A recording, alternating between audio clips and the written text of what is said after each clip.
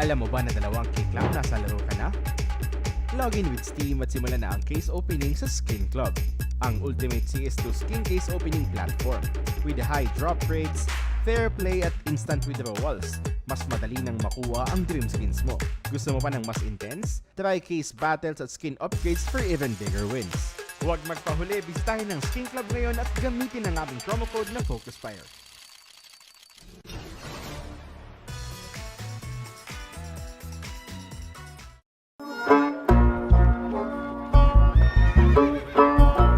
Bawal ang baril dito sa bahay namin. Bitawan nyo na yan. Akala ko kasama sa dress code ang mga baril sa major. Kalma lang mga cowboy. Walang kahit isang balang pwedeng pumutok malapit sa salon ko. Hindi pa nga nagsisimula ang map veto. Pupunta sila para sa karangalan. Pero isa lang ang lalabas na major na gantimpala. Payong gabi, FocusFire, kami si Josfave at si MLO. Welcome to the official Filipino broadcast ng ating Blast Major in Austin, Texas. As you can see, we're never gonna get tired of that commercial. Yep, definitely not. Still is the best and will always be the best commercial that I will ever see in my shoutcasting career. And honestly, not the person that I expected here on CS. Oh, yep. But well, yun nga, we're now getting into the later stages of stage 1, and we got a few matches happening today. For us in particular, it's gonna be 3 series na, so medyo magsasawa kayo sa amin ng konti. Hindi lang. We are gonna be starting with the first matchup that is going to be BetBoom versus Legacy right now sa ating unang matchup. And this is gonna be a best of 1 nga, for right now our head-to-head Magnolias versus Lato. Both, of course, very high-rated players, you can see on the screen. Pero kung mapapansin mo, they're also not just in terms of numbers, but the impact that they have on the game really is very consistent. Now, you would always look towards these two players to kind of turn the tide kung ano ba yung takbo ng round. Yeah, I'm gonna have to agree. Pero looking at the stats, they still do look pretty even, and basing it on the odds as well, seems to be leaning towards BetBoom. But with that said, for this matchup specifically, for me, I'm leaning towards BetBoom as well. Pero how about you, Josfave? Do you have any favorites for this matchup specifically? I mean, I'm gonna have to say it is BetBoom. Remember, we talked about consistency here, and with the volatility of best of ones, pare, yun talaga, kailangan ng consistency. If you cannot perform at your best all the time, then that will eventually show up, especially in best of ones. But yeah, right now, Legacy kind of gonna be on fraud watch here. 1-0 nga sila right now, parehong teams for our for this side, and either of them, at least for now, is gonna be on the better side of our bracket. No, that is this is the Swiss stage. Yeah, definitely true. With that said, just looking at how both of these teams play, I would say they're both very aggressive. That's BetBoom. We've seen them play against, if I'm not mistaken, Nemiga. Towards Strain, they somewhat prepped Nemiga in a very macro type of strategy, in a way na they played slow at first and then just pushed on forward almost the whole game. And I feel like that is something that Legacy does as well.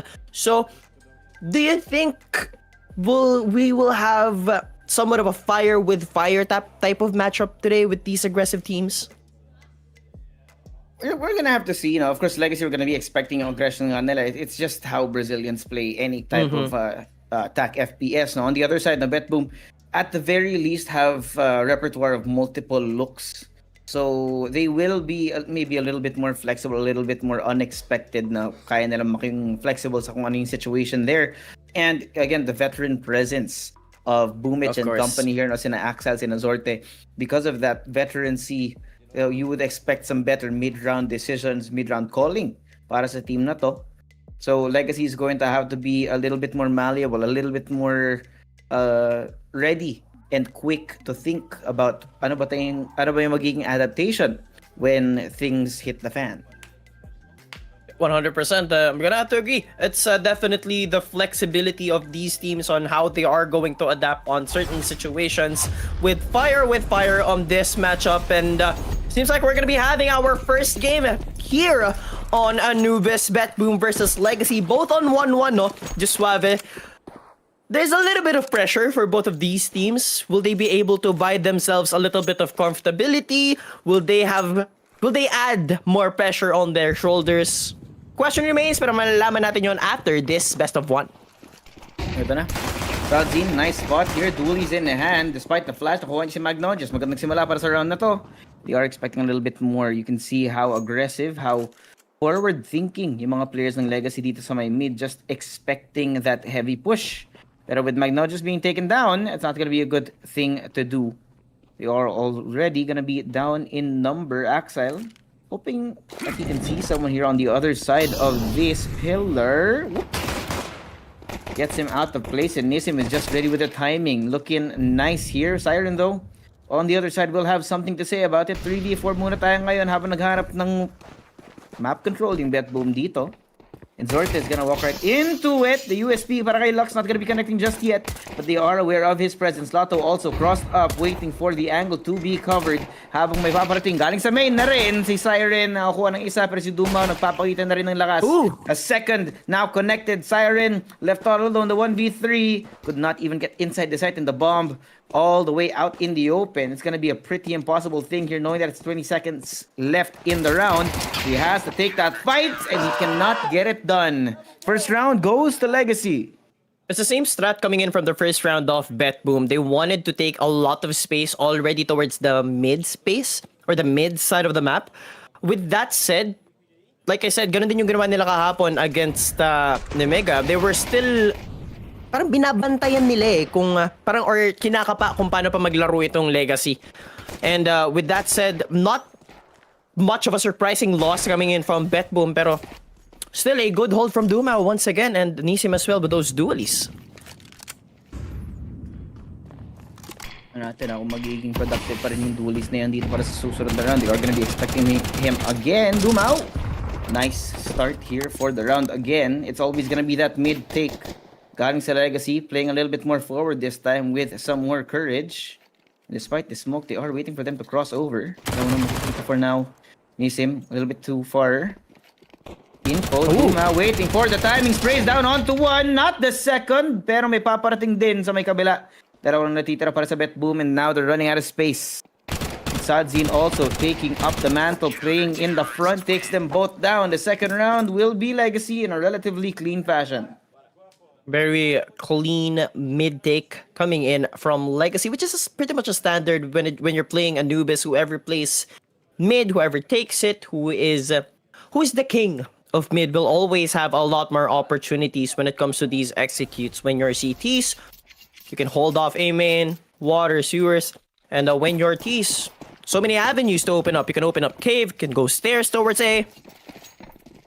Good take. I think it's a play from both teams that we should be expecting on this matchup specifically. And with that said, not much of an aggression towards from both teams. We will only see 2 smokes on that, but heavy defense towards A side here for Legacy. Yeah. Tignan kung saan ito paparating.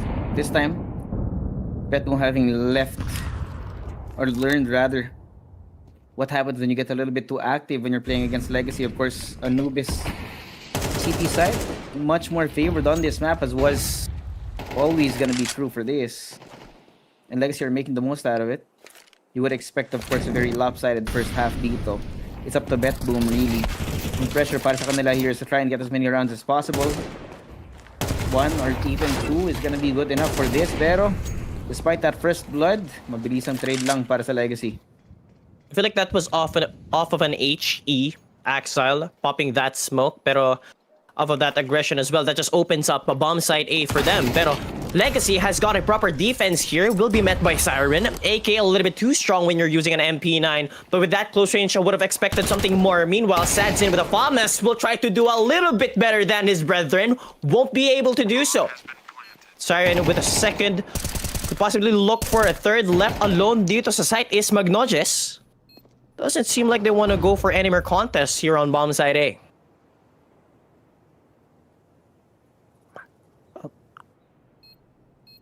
2v4. With the bomb down like this, it should be a pretty good one. Legacy gonna have a hard time doing it, and with Boomich coming in from the other side as well, tamang pincer lang, Nissim will be gone. Si Dumao na lang natitira dito. He's so far away, aware of the presence of BetBoom coming in towards him in spawn. Try and play above. Not gonna be expecting that peek out, but Boomich still gets that hit. Third round, para sa Boom, sa BetBoom rather. I keep seeing Boomich, tas bumabaliktad yung pangalan nila. Kala mo sinadya eh, no? Tongue twister for the player and the team.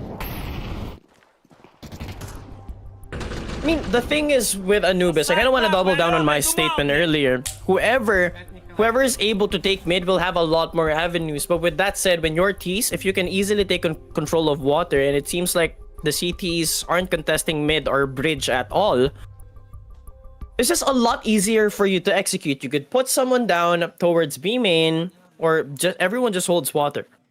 You could go towards connector if A seems weak. How is Legacy going to approach this? I think I'm somewhat looking for a little bit more of an aggression from the defense. Yeah. And to be fair, that is gonna be the round na expected na mapanalo ng BetBoom just because of how the economy works here in CS, but it's gonna be up to them whether or not they can actually make something out of it, no? As was seen earlier when they're on an equal footing, medyo naging problematic para sa BetBoom to play on the T side, pero iisa lang nga naman yung tao dito sa loob ng B if they do choose to go all the way in. Not to mention, of course, that it's an eco para sa Legacy. We're gonna try and go for a 5-man retake here, most likely. Not, of course, expecting Nissim to be just around the corner. Bomb's gonna go down. Should be heard. And there you go. Rotation should be coming in momentarily. Will it though? I mean, they're slowly scaling, very cautious. If someone's towards mid, Legacy possibly just going to look for an exit frag.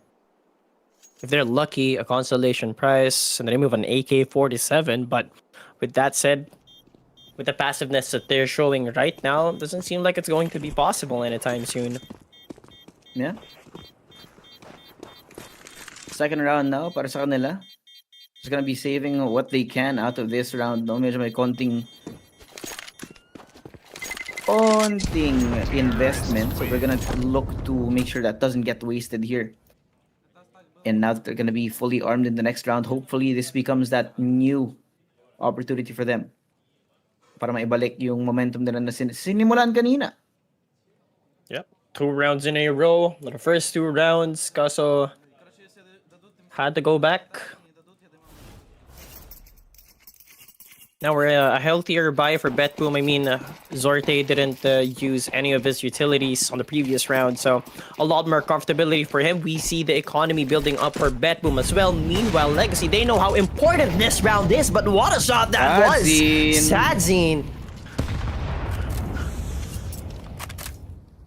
Dandang panimalamin. This time they actually catch it. And remember, when we see Legacy getting that first blood, get the man advantage, usually they can close it out. But this time, with the big boy guns. That was a really good opener, and I feel like this somewhat builds up a little bit pressure for a BetBoom. Just showing a little bit of presence towards market. Just to pressure them a bit. Meanwhile, Dumao on mid will be met by Boomich, but that AK-47 on that crouch peak will always be as deadly as ever. Now with Dumao dead, opened up mid. Just a bit more pressure coming in from BetBoom as well. It's that pressing factor here on Anubis. They're somewhat losing each and every side of the map. Sure, Sadzine was able to open up the round with a kill towards Zorde. Doesn't matter. I mean, now it's just slowed things down. 39 seconds here. It's going to be a 20 second take para sa BetBoom para makapasok dito. Lato has a great cheek little angle here. One and done, of course, as he's going to see this. Util being thrown out. Lato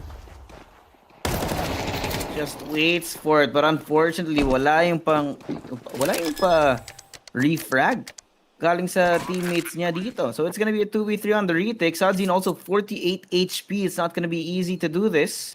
It looks to me that this is gonna be a call to save. Third round now and the lead para sa BetBoom.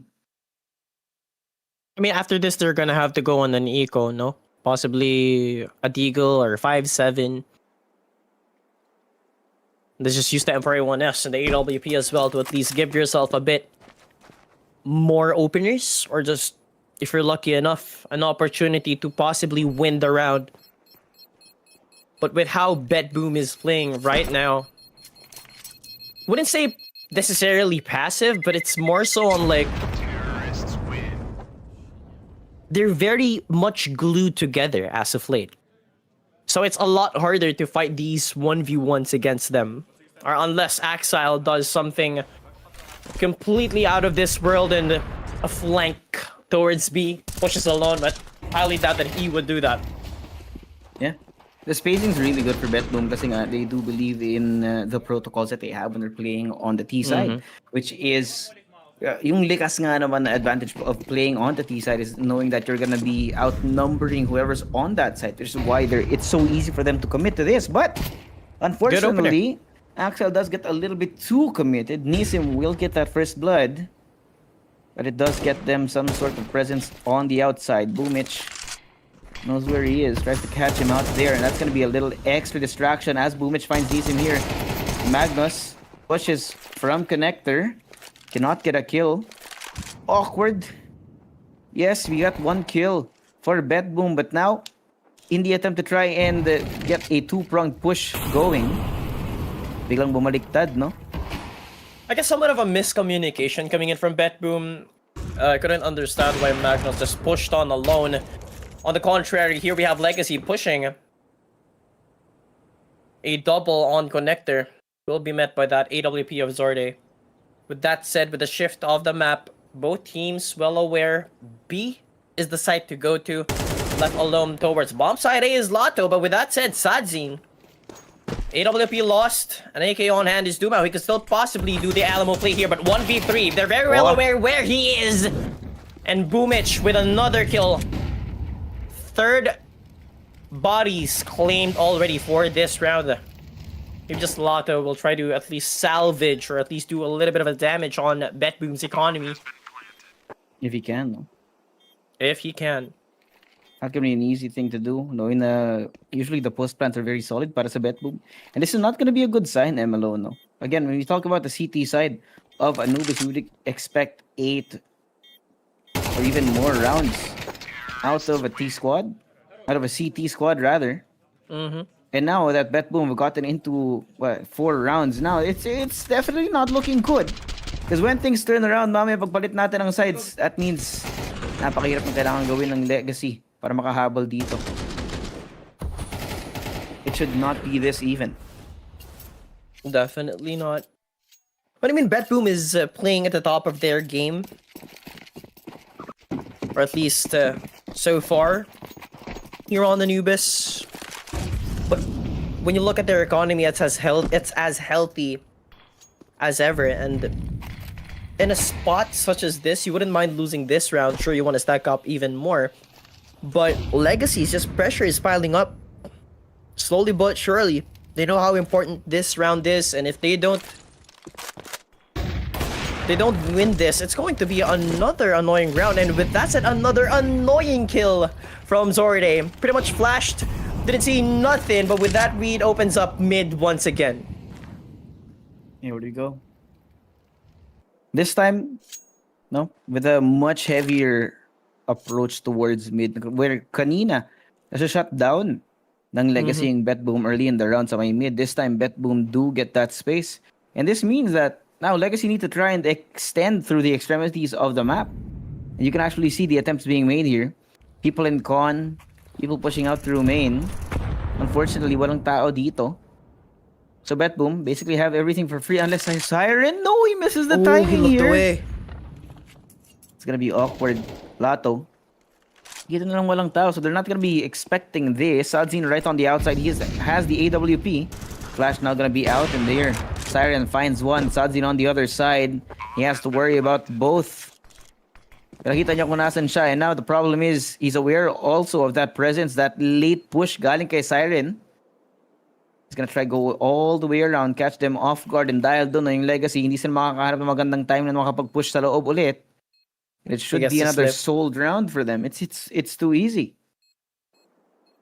It's a really good insert from Siren there, just single-handedly won them that round. Because if not, or had Siren lost that fight against Lado, would have given Legacy the opportunity to go for this retake. But with the pressure piling up, like you said, it's just a lot harder for them to at least approach that retake or even think about that retake. Another clean round. One body lost in the name of Boomich for BetBoom. I mean, for Legacy, you can't really do, or you can't really let the economy get this broken. You can't lose any more rounds. Yeah. And it's bad, man. It's bad. If you're on the CT side, your opponent should not be getting this many rounds. 5 rounds on the T side is remarkable if you're playing on Anubis. Kaya talaga mag-aalala ka talaga dito kasi this is supposedly the easier side of the map para sa Legacy. And they're really having a hard time. Sadzin though, does get rid of Boomich, who has been a pretty good first point of contact for BetBoom so far. Might be what they need to actually convert it. Most of the time, it's actually Zorte that gets caught out in the open. So we'll see whether or not that makes a difference here for this round.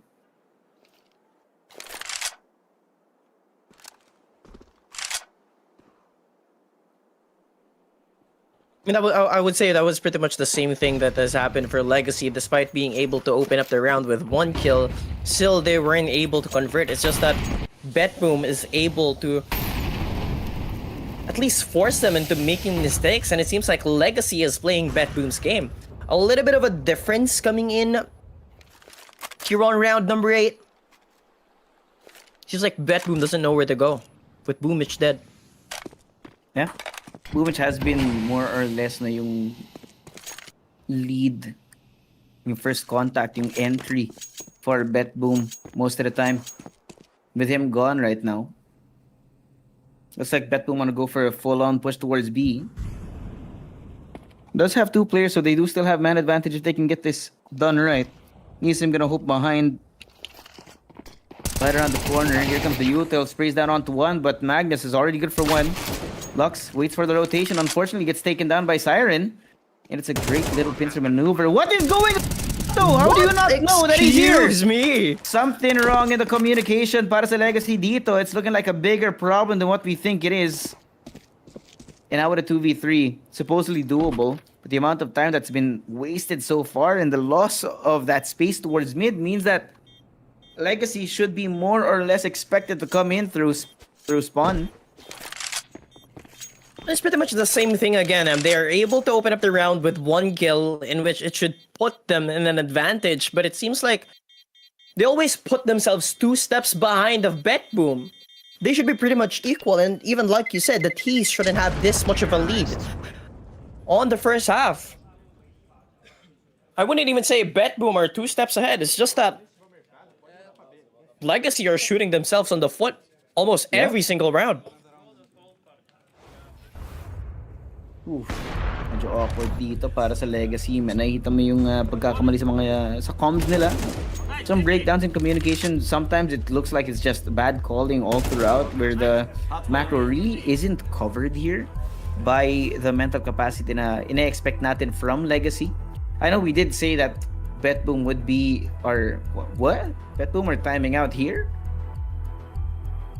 But to be fair, no, having this lead nga, sabi ko kanina, when you're on the harder side of this map, you want to invest almost all the resources you have here to try and get as many rounds as possible so that when we switch, madali na lang yung kailangan nilang gawin. No? Just play some normal CS on the CT side.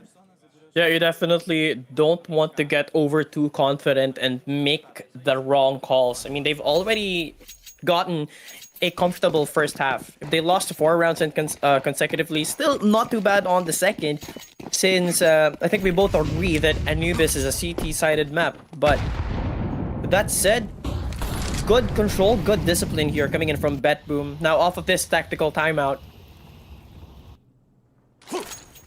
I would say Legacy would have had a proper opportunity to at least recuperate or reassess on how they want to approach this round. Yep. We'll have to see. Kasi medyo nauubos na ng oras dito yung Legacy na makakuha ng any kind of value really. Because it's because of how that economy has been broken down to this point, no? Even if they win this round, what do you even expect to get out of the next few? Knowing right now that Legacy seem to be just falling apart at the seams, no medyo, oh boy, it's not gonna be easy, it's not gonna be fun. That's for sure. The pressure towards bomb side A from BetBoom does force a rotation coming in from Lux, but once again, they're prepping Legacy. It's just the outsmarting of BetBoom. There's only 2 bodies. Sadzin alongside Nisum will be able to meet 3 members of BetBoom. Nisum will be the first point of contact. She'll shoot a shoulder, misses the op shot, and now they swing out.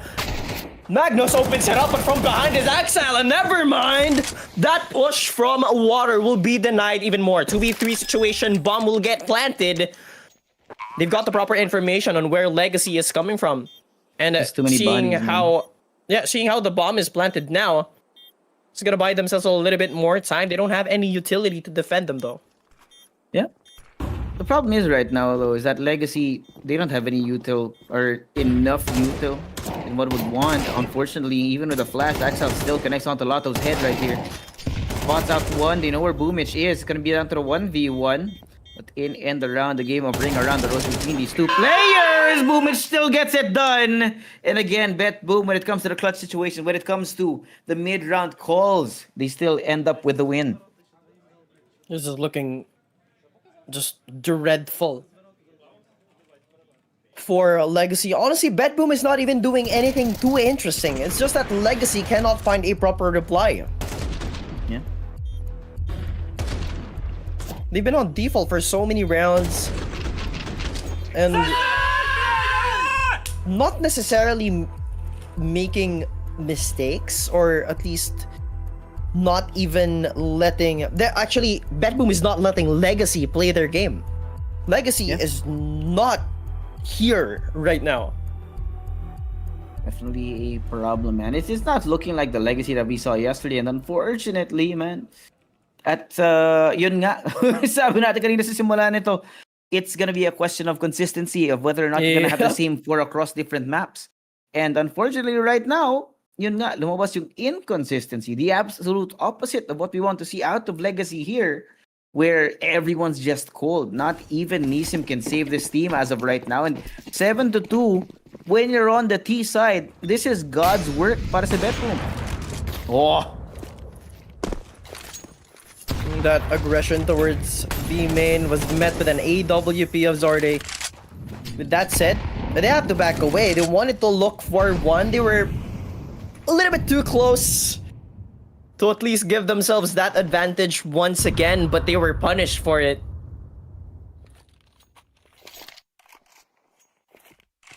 Another mid take here coming in from BetBoom, but Sadzin would say that Legacy is aware of this presence, but no, Duma goes for the white swing. What was that peak? There was an AWP holding on to that angle, but why do you have to do that, good sir? 3v4 situation? They're so focused on mid at this point. I don't think there's gonna be enough time here for Siren, who has been pretty good playing as the lurker for the team. Knowing where to insert himself kung kailan may pressure na binibigay yung BetBoom across the map para hindi siya bigla-biglang nakahuli. And just look at this, the amount of pressure. They've pulled the entire 3-man roster that are still alive towards A. And BetBoom might just be walking into that. It's going to depend on Boomich. He does have the bomb, so it's going to be a risky maneuver to try and push forward. But with the smoke here, you do have it covered. Lato also, with the SMG in hand, might walk into it. Have to be careful, Boomich. Marami to. They don't have a flash. At 1, 2. Here you go. Anti-flash play coming in from them. But Axel! How do you even get those 2 kills? Ow. Si Sadzin na lang natitira dito. AWP sa may hawak niya. And now, they're gonna try and run it down with the bomb going down. No! The time! It has to be done! They have to kill him! Oh He's still no! away. Oh my god! Absolute murder. And you can see the loss of hope in the eyes of the Legacy players. They've lost all the life in their eyes. There is nothing else. That round was a little bit too close to my liking, but BetBoom still managed to steal that round from them. Oh, And as you've mentioned, just how did Axile get that double kill off of that flash as well? Legacy was pretty much prepped. And I'll just say it again, that was a little bit too close to my liking, but another heartbreaker for Legacy. Then of course they gotta go on a timeout. It's an absolute mess. They need it. I mean, they needed it much earlier. If we're being for real, man. It's oh boy. It's not just that. It's desperate. It's horrendous. It's terrible. It's somebody pull out a freaking thesaurus because we don't have enough words to say how bad this looks. Because with an 8-2 on the easier side of Anubis, pare. Oh god. Ah, man. Let's remind everyone, this is a best of 1. We're gonna have a best of 3 later on, but still an important game nonetheless. You know, Swiss stage, not day 1 anymore. So if you're playing at this form, if you're playing at this depressing, what type of adjustment can Legacy actually do? Oh boy. What can they do at this point, man? I mean, the mental's probably tanked. The economy is in the gutter. Not to mention, BetBoom are looking very confident in how they play this. Sorte just... It's turned into... This entire game has devolved into a game of deathmatch at this point. It's 9-2. And it's looking like BetBoom are gonna get the 10th as well. I am at a loss for words for Legacy. I don't think there's anything that we can say to at least make them feel better. Legacy fans out there, I hope you guys are okay. yep.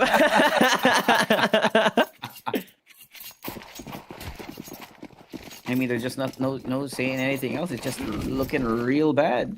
What do you even do at this point? I guess play the 9-3 and hope that you can turn it. Yeah, maybe. We'll have to see. Now though, ate kung saan to lalabas. Sadzin, waiting, patient.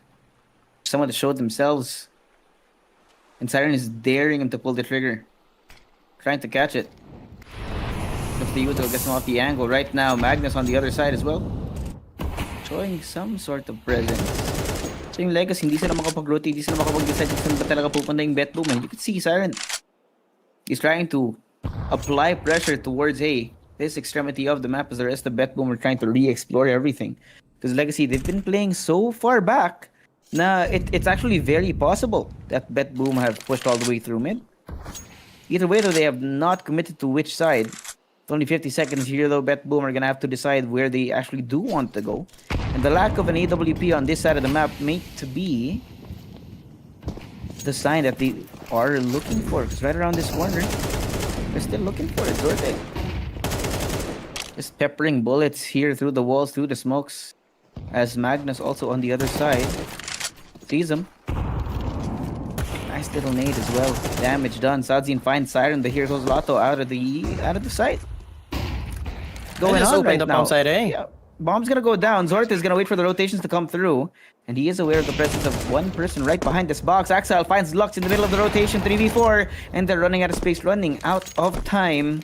The lack of people, the lack of manpower that they have right now is gonna be very problematic on that retake, knowing that medyo marami na silang nagamit na util dito. But Magnus will fall to Sadzin. They are aware of the presence of Zorte up through mid. So they're waiting for that rotation to happen. Pero he walks into Nisim here. It might be doable. Bubich is only 12 HP. Si Axel sa may kabila din.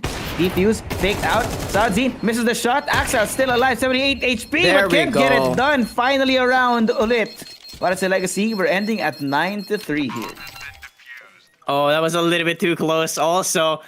Oh, man. Of course, you just had to take it that long. It's a good thing that they were able to deal with Zorte towards that rotation cutoff. But with that said, 9-3. Still, I guess a little bit of hope for Legacy. Not too far, I might say. But it's the consistency, it's the morale that really matters in states of games such as this.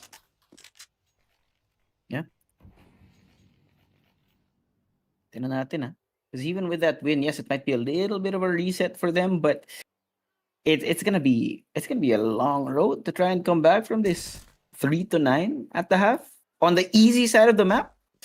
Oh boy.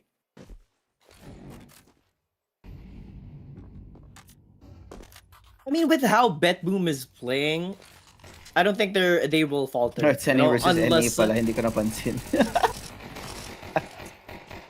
Of course, they just have to. May kamukha si Grim saka si Boomich. Siguro sa Yes, you are salamin, correct. but Grim's head is just a little bit bigger than Boomich.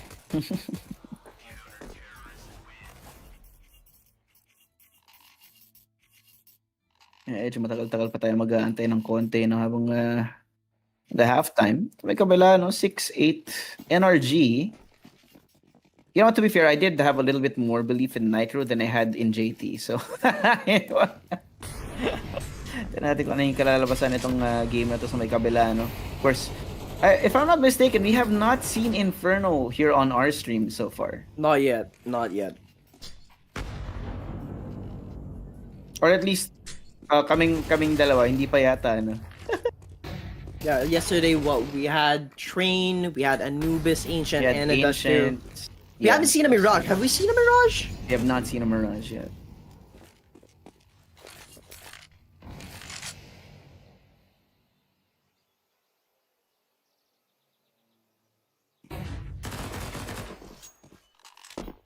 What about for this matchup specifically, Josh? Any favorites?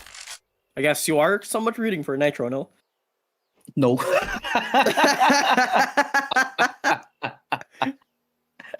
That's the funniest part, man. I believe in Nitro, but not enough to say that I believe in him winning, It's just that the amount of experience this guy has had. It's because, but I think we all know here the sheer number of times that this guy has not only changed teams, but he's changed games. Yo. Parang every year, iba yung game niya. Now, sometimes he's on the more colorful bang bang, and sometimes he's here. Hey, CS is colorful. It is now. Yeah. Back in 2022, 23. Kailan ba tayo nag-switch to CS2? I think it's 23 yata. It was 23, yeah. Back in 2023, hindi pa. Grabe game face talaga yo. Ang legacy. Burrow is serious because they know that they are gonna be in the gutter. It's not looking good at all.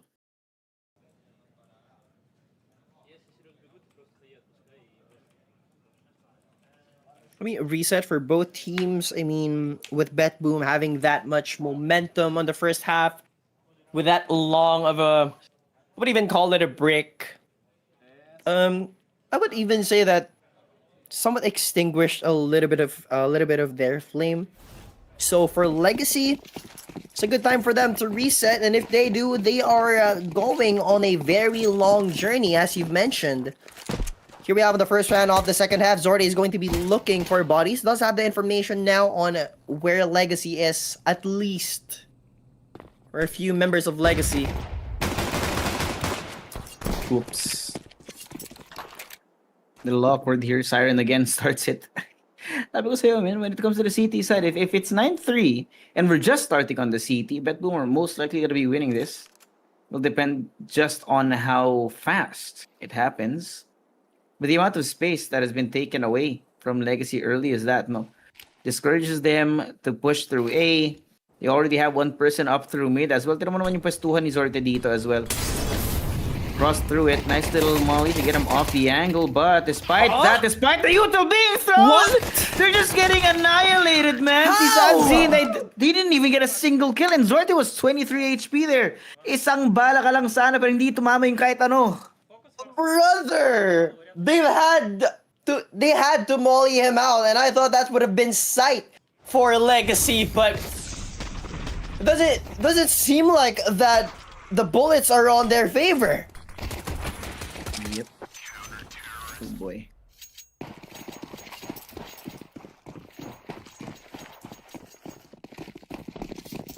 At this point, what the hell is going on? Like I said, they seem to have just fallen apart, and it looks like no one's gonna be picking up the pieces. Should be a pretty free second round para sa BetBoom here in the second half. But then, Legacy maybe have another chance. But even then, no, 11-3. What, 8 rounds in a row? 9 if you want to bring it to safe zone OT. It's looking very unlikely. Boom, it's 1, 2, 3, 4, and 5. Nice little crossfire they had could not be broken. They had no chance in winning that. They had no chance of being able to enter. They had no util. Nothing whatsoever. And I feel like no matter the discussion that Legacy is going to have or will have,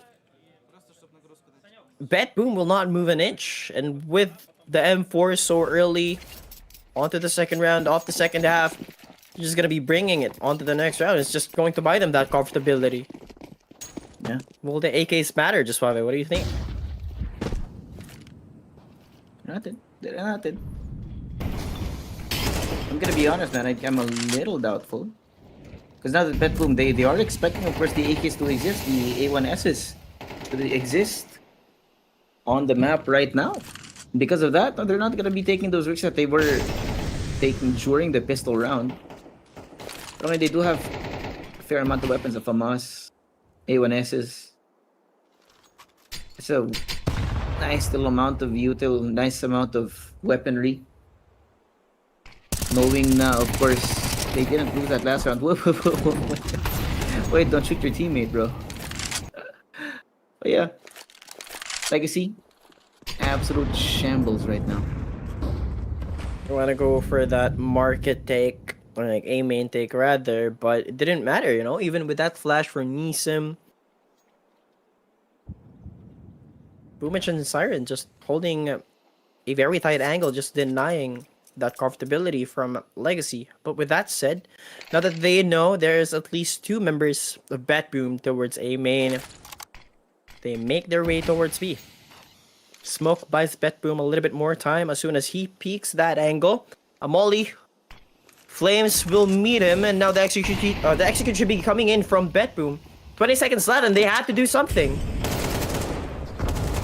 Ooh. Oh no. Oh no, that's not good news. Boom gets the first. And Magnus. Saan magawa? What the? No! There! No! No! Oh my MLO. It's gone Just from adding bad insult to to worse. injury. That's absolute cinema right there. Down to the last round here. BetBoom not even giving Legacy the opportunity to get around in the second half. All they need is one more. They're broken.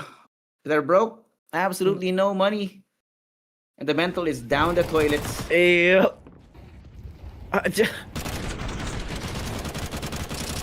am at a loss for words. I don't think there's any amount of words or team building or whatever it is you want to call it to at least salvage Legacy from where they are. And once again, from connector, someone falls to the AWP. The big green opens up the round. And as hard as it is, Zorte makes it harder. 4v5 on the possible final round of regulation on your Anubis. Yep. Life is not going to be easy from here on out. Having lost Nisim as well, who's been a pretty impactful player for the team, is not going to be good for them. Ano na ngayon yung problema? Ano ngayon yung gagawin nila?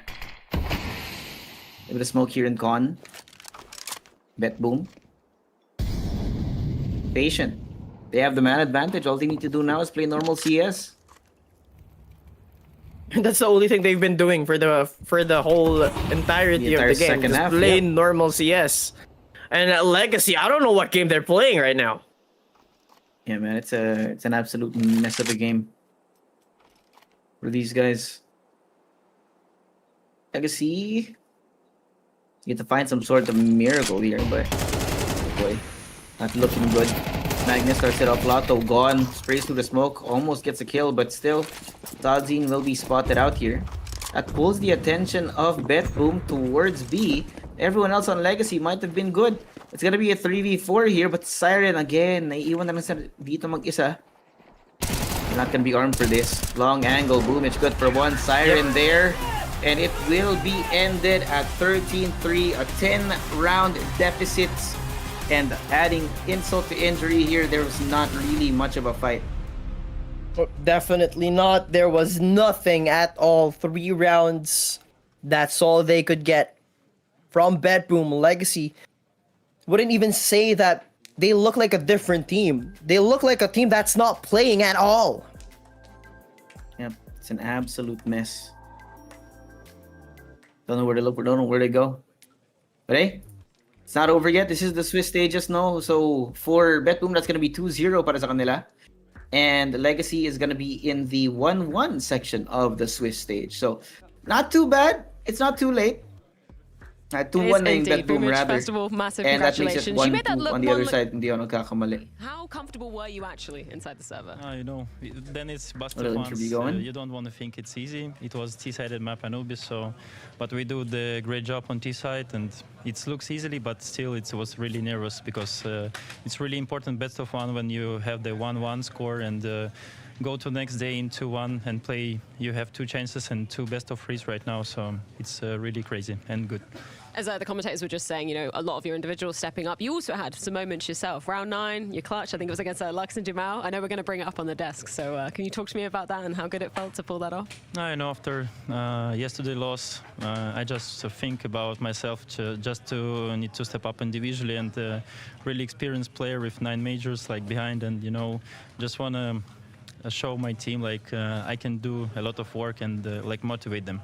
You mentioned that level of experience. I think we'd kind of argue that, you know, BetBoom are one of the most experienced teams in this stage 1. How much of a benefit do you feel like that is to your team? You know, it's first LAN for our team and just we're enjoying, you know, we don't think like we're so experienced. We just want to go through the next stage, and like I said in the first interview, we just want to, our goal is playoffs.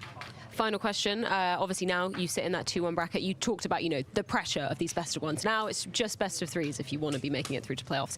How much does that, you know, take off a load mentally for you? I think, you know, mentally 2 best of 3s, and we understand like we can play really great. So we'll see what happens tomorrow, and I hope we can do the next stage. Well, either way, Boomage, best of luck and thank you for your time. Thank you. Very humble guy. Experienced man. Looks like Eggsy. 100%. Yeah. Pero yun naman talaga, no, when you're playing in the pro scene for quite a long time, you know that you don't need to think about it in certain situations. So just stick to the game plan, no? Knowing that, of course, this is not the best team. They have not been together for a long time, despite that veteran presence on the team. They focus on what's right in front of them rather than thinking the overarching long road that they have to go through here at the major. Long road indeed. But with that said, we're gonna have a long road ourselves, Josuave. But with that said, we're gonna be taking a quick break. It's your boy Amlo. Join me on the panel list, Josuave. We'll see you guys on map number 2.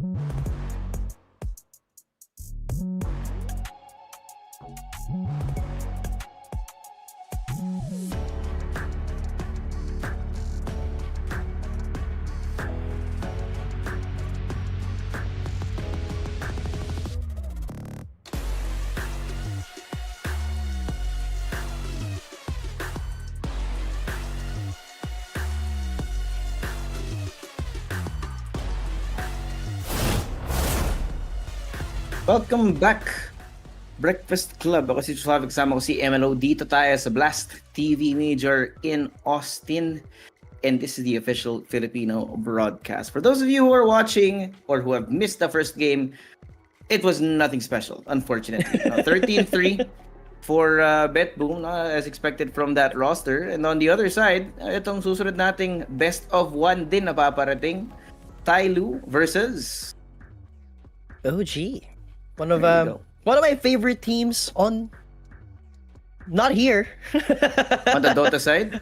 Yep. Always was, always will be an OG fan. But with that said, what is there anything else that we can actually look forward to on this matchup? I mean, Chinese CS. I mean, Chinese qualifiers, and OG won the European qualifiers. So still are pretty big teams, you know, big names. Yeah, fairly large names here. Of course, when you talk about China, they have a very a different style of play. No, so makikita natin whether or not that does end up getting them some good spots in the major here. As here in stage 1, medyo mas mahirap yung mga kailangan nila pagdaanan dito, and even going through X amount of matches through the Swiss stage, dadaan sila stage 2.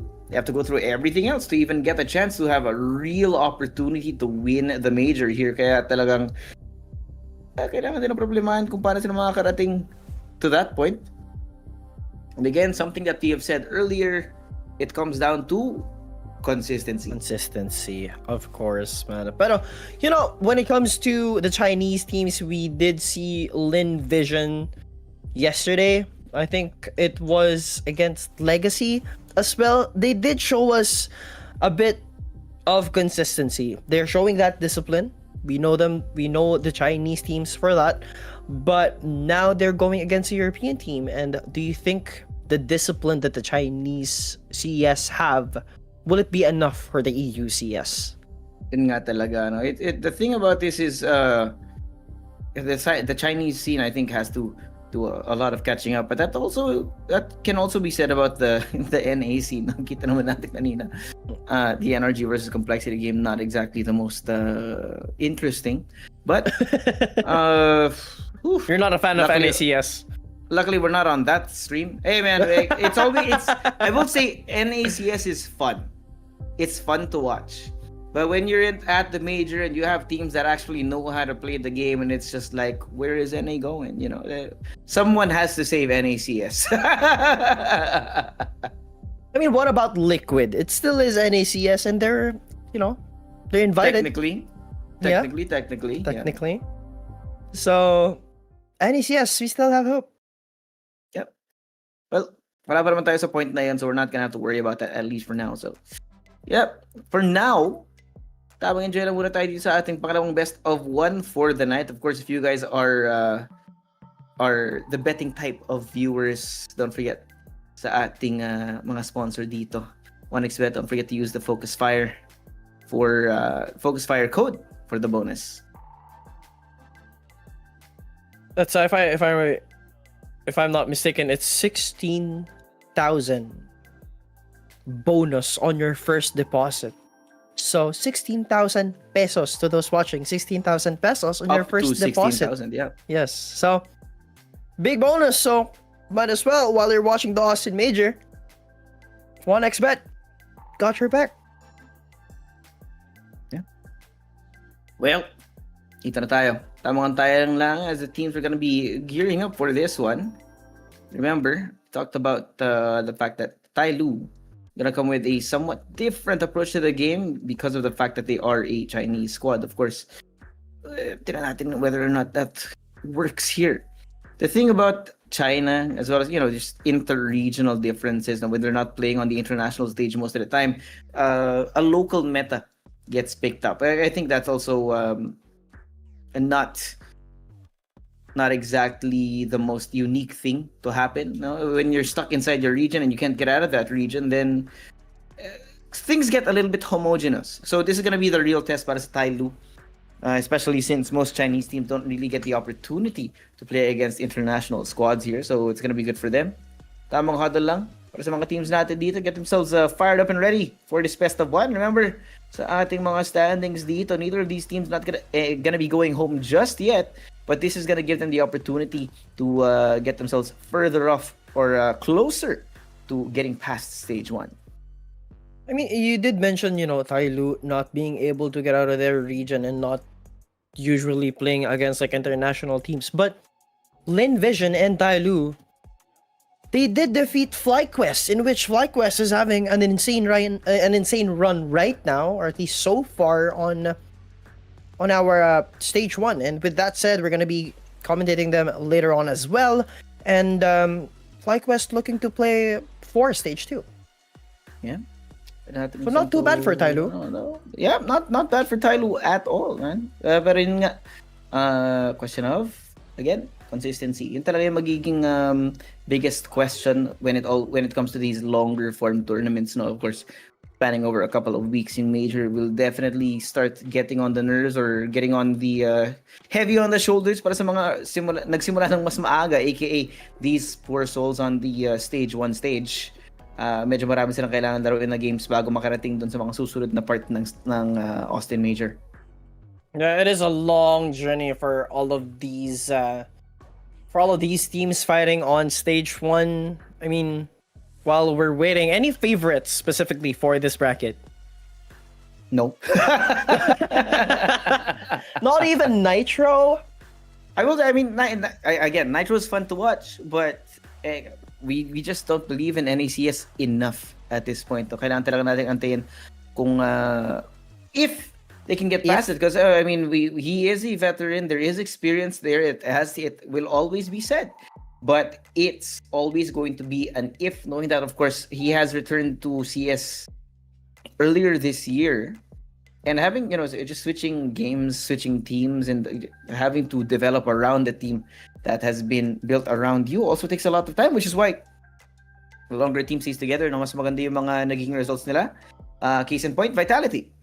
Yep. And who else? Navi, not in their top form, but they are doing pretty well. And FaZe Clan, Simple is back. Once again, I've said this yesterday. Simple is back, the GOAT himself, but can he be the GOAT here on CS2? We don't know.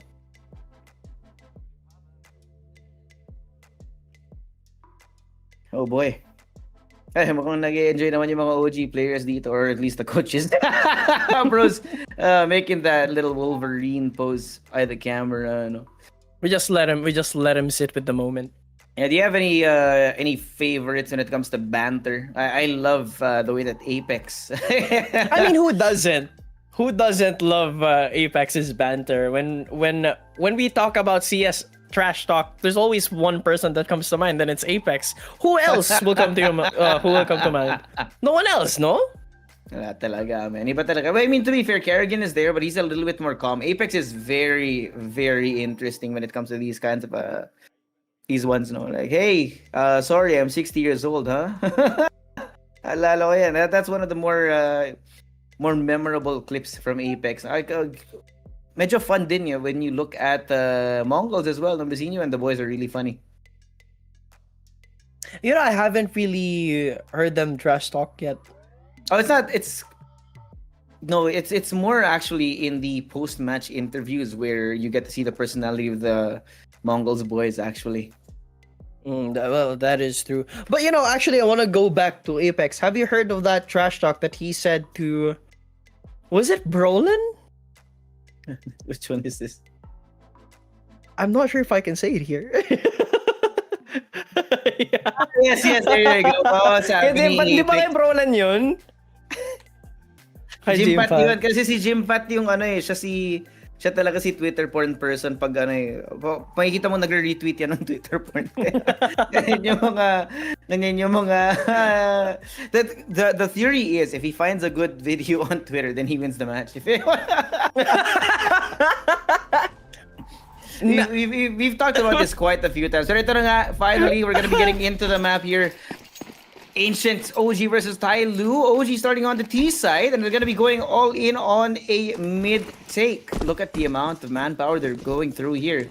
And TyLOO are nowhere to be seen, playing on the extremities. I don't know if they're expecting this.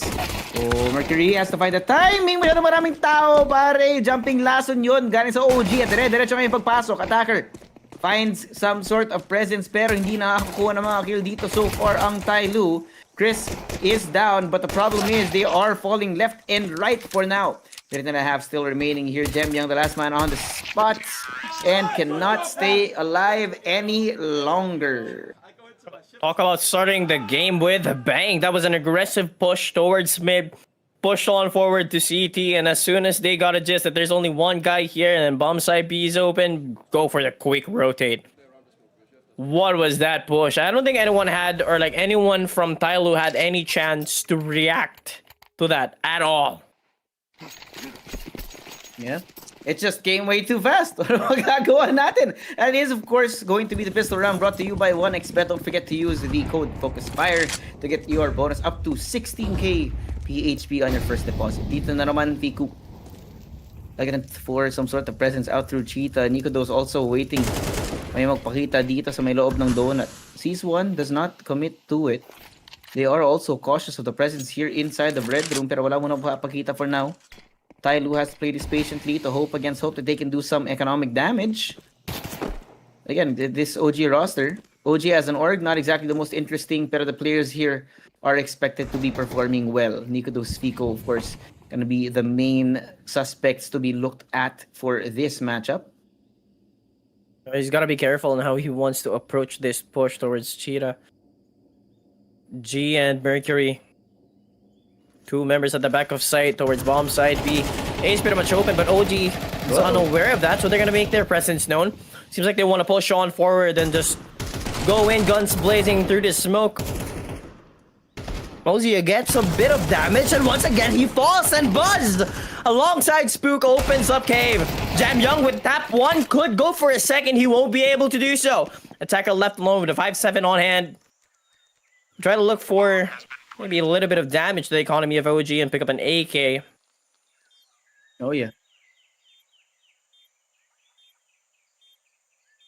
Not gonna be hoping for anything else here, Attacker. It's too bad they didn't get any more damage here. I mean, one is good, but if you could have gotten 2 or 3, that would be much better. Leading into the third round, knowing that TyLOO will finally get those guns up. Attacker, hoping for some exit frags, maybe.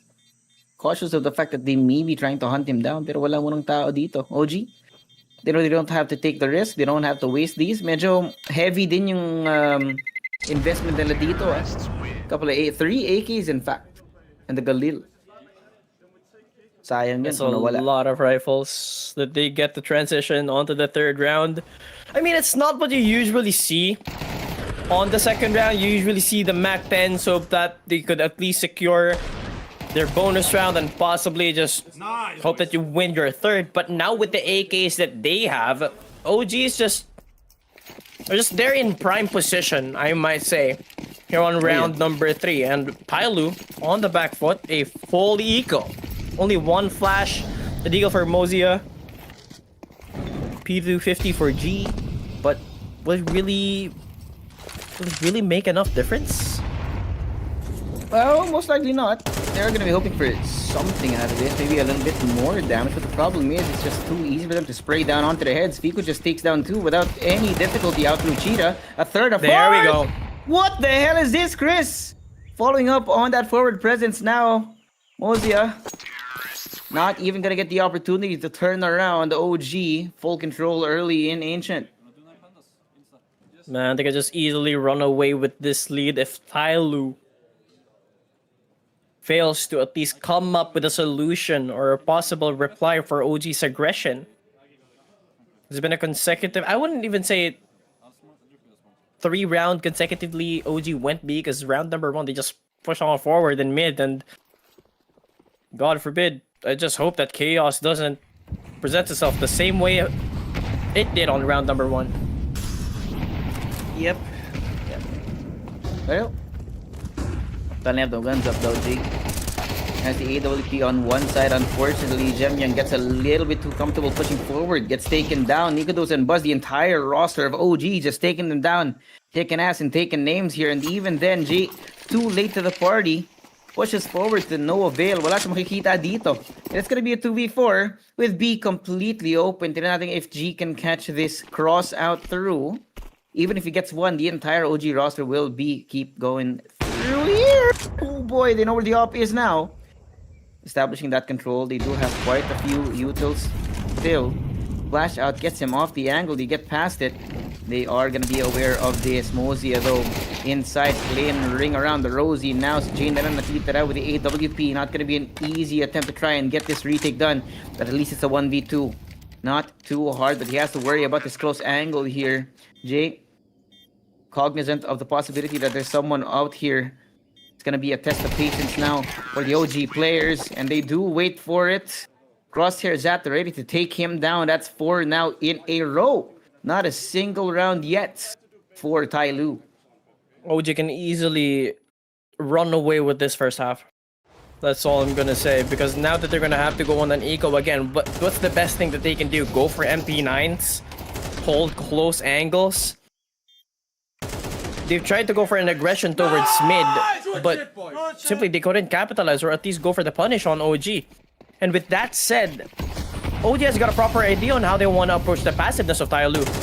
Now, once again, the aggression towards mid. Spook takes down Jemyoung. Could possibly go for a second. Doesn't seem like he will, though.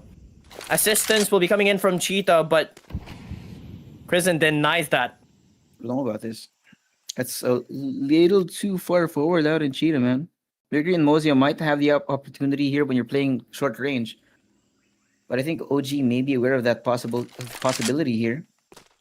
Might be. Crossfire. Piku. Hears it. Sees it. And shown barrels. Exposed. Mozia and Mercury will fall in quick succession. And now with Nikodo slowly taking up this space over towards the main entrance. Where do you even go? Molly's out, gonna be covering one of the entrances here through Cheetah as the rest of OG move to find the way inside the pincer maneuver now as Spook just waiting, arms wide open. OG are fully in control. Talk about consistency, man. I mean, you brought it up before. I'll just bring it up again. OG has been consistently dominant, at least on this game. They did win the European qualifiers. Kind of unfortunate that they lost to B8, but now they are hungry. They are on fire. 5 rounds in a row. Nada for TyLOO. I mean, another buy round for them, but at this point, what's the proper approach? So far, not an answer to that has been found para sa TyLOO. Even through these early pushes, even with the aggression that they're trying a couple different looks as well, none of it has been successful in so far. And even then, Jemyoung walks into it. Kill after kill after kill, trade after trade here. OG just have the better spacing, the fundamentals here. Really, it's nothing special if we're being honest, Emelo. It's just normal CS para tayong nanonood ng Premier. And OG are just dismantling the defense that TyLOO have here. Even with the crossfires, even with the good ideas that they have, the silver lining of good ideas that we've seen so far. The execution just seems to be the problem every time. And now they walk into the crosshair once more to continue to be executed by the OG players. Jay and Mozia. There you go.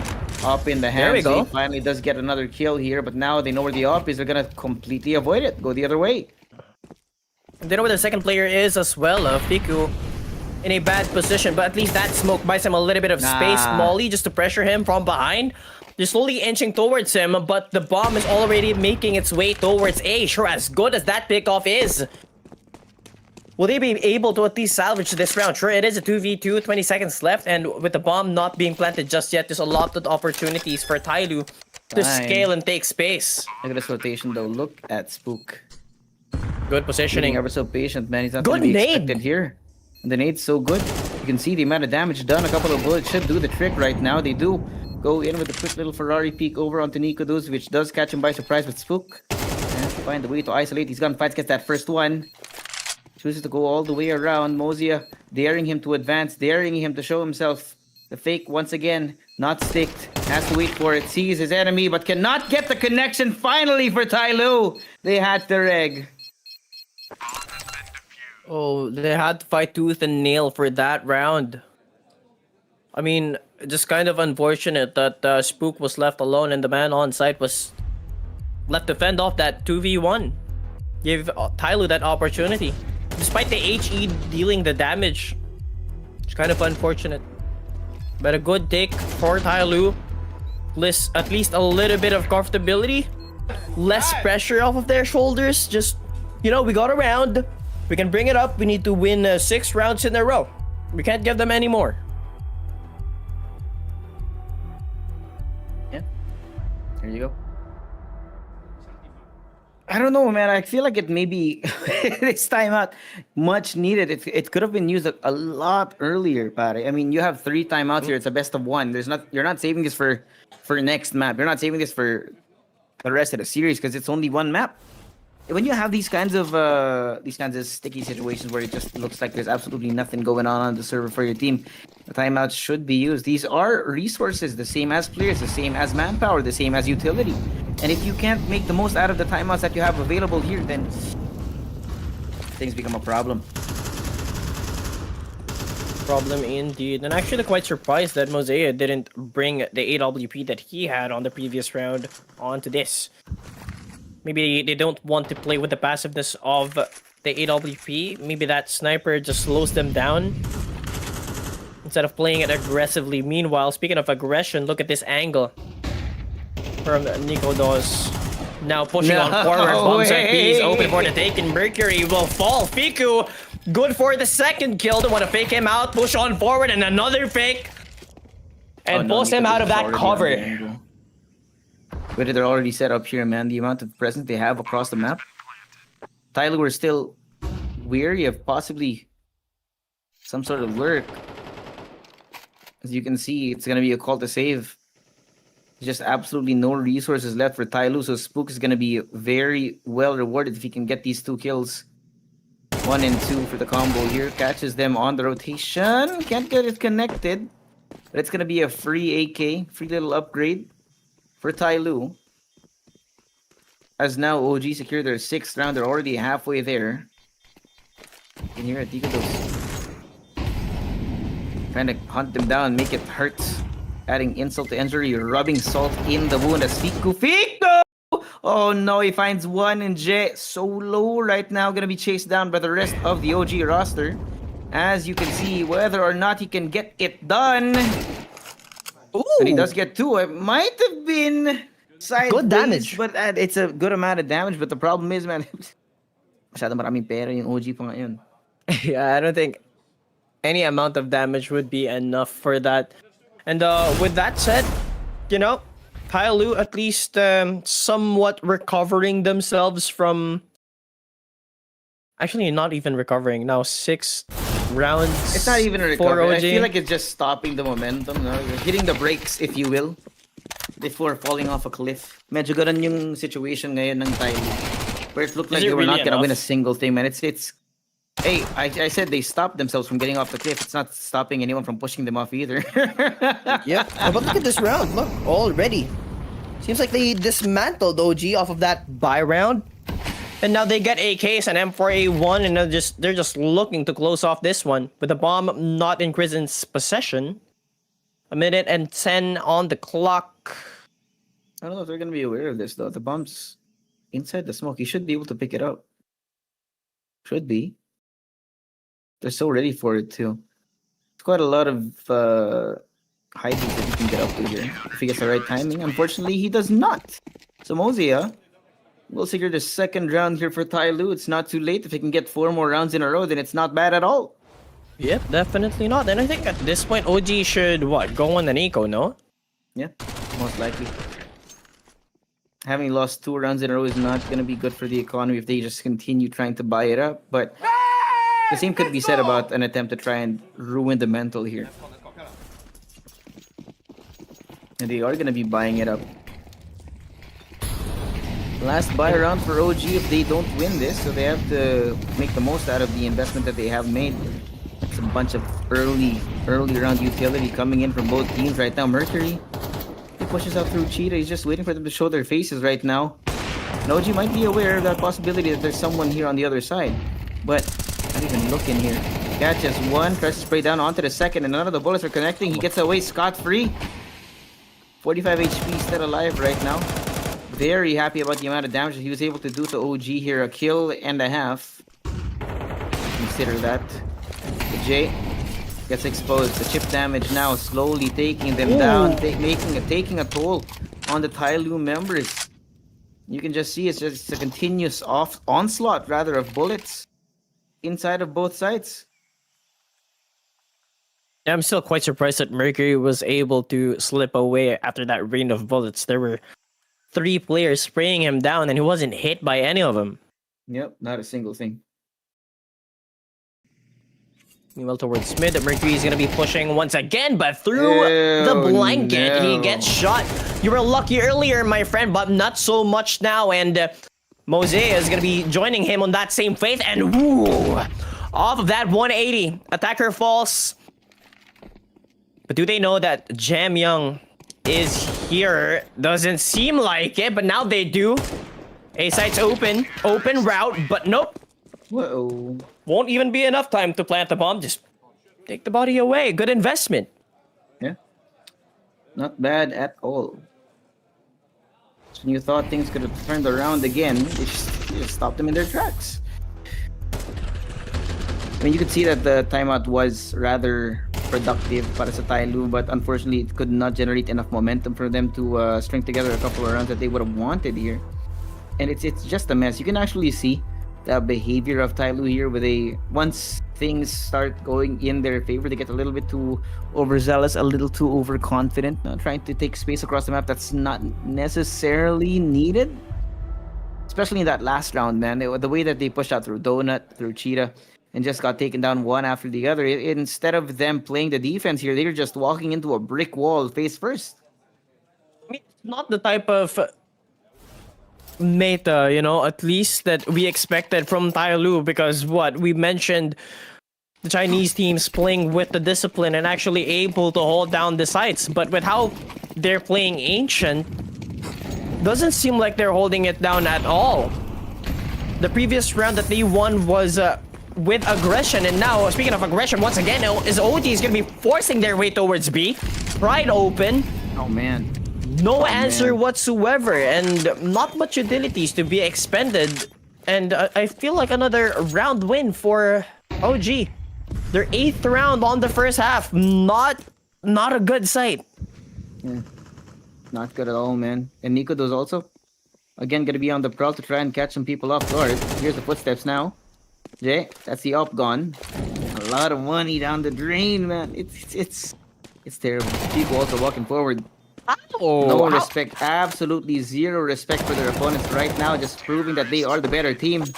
8-2, not only winning the round, but just taking them down one by one. I don't know how he lost that fight. He was holding an M4, he heard the footsteps, and Fiku had no idea that he was there. Sure, I checked the angle, but look at this. He was supposed to win that attacker and not... Yeah, he is an attacker, not able to defend it, yes. But this is just absolutely... It's horrible. It's a bad look. It's a terrible look, man. Like we said, TyLOO have not had the opportunity to play outside of the region. You can see it. It does show.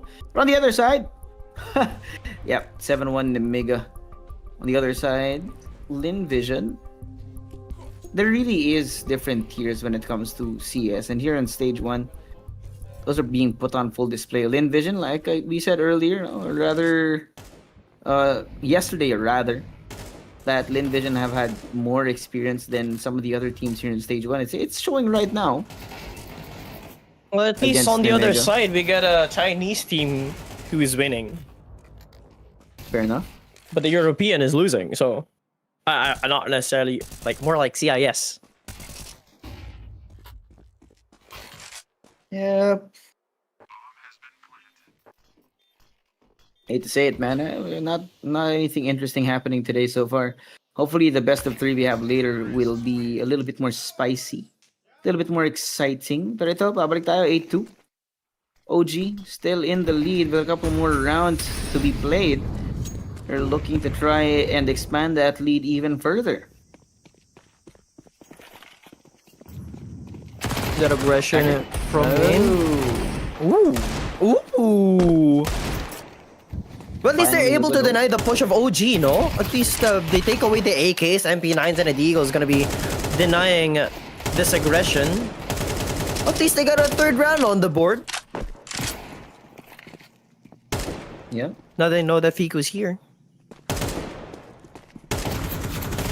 Will be pushed in from all angles. He's able to take one down, but nothing else. There we go. TyLOO showing a bit of life. I was just about to say that TyLOO, or at least OG, couldn't let this round slip because with the buy of TyLOO, they had nothing.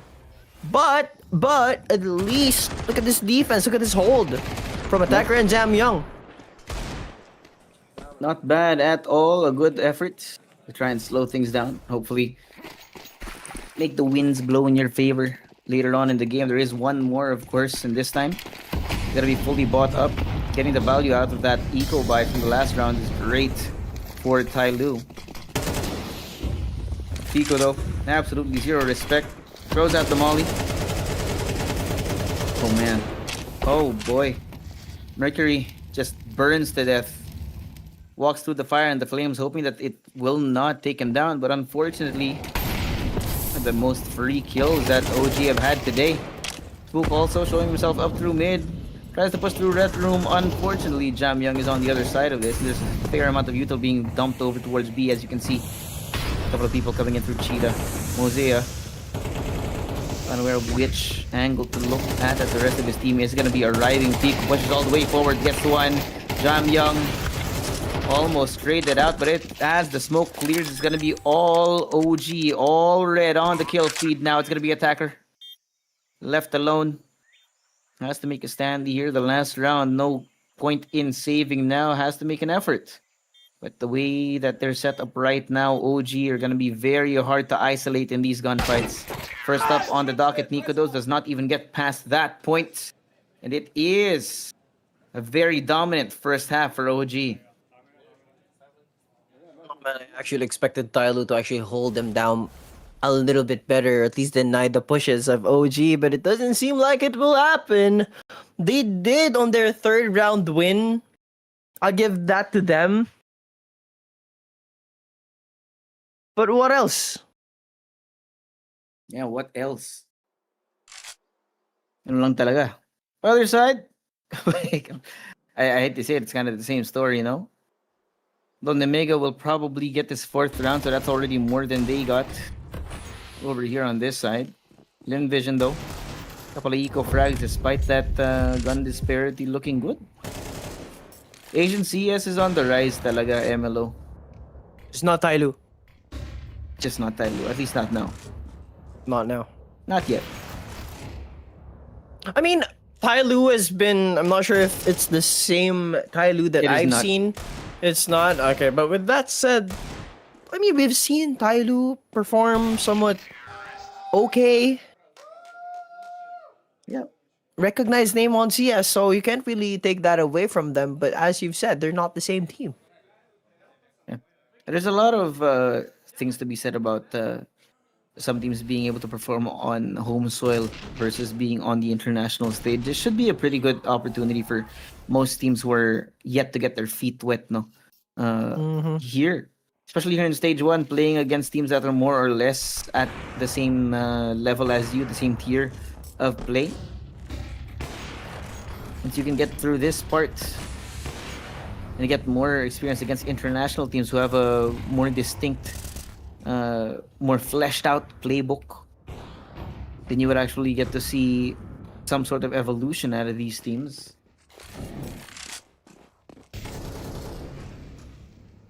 They gotta do something different, at least for OG and TyLOO.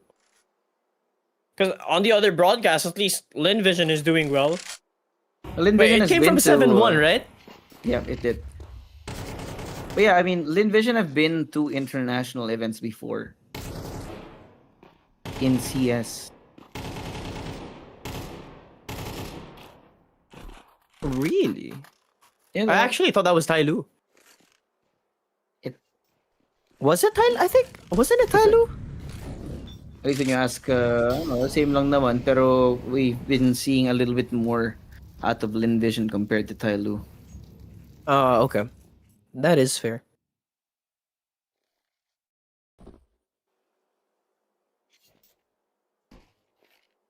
I mean, both teams given an opportunity to reset. Same question. Will OG keep their flame and push on forward, take the map away? For TyLOO, maybe a reset? No way.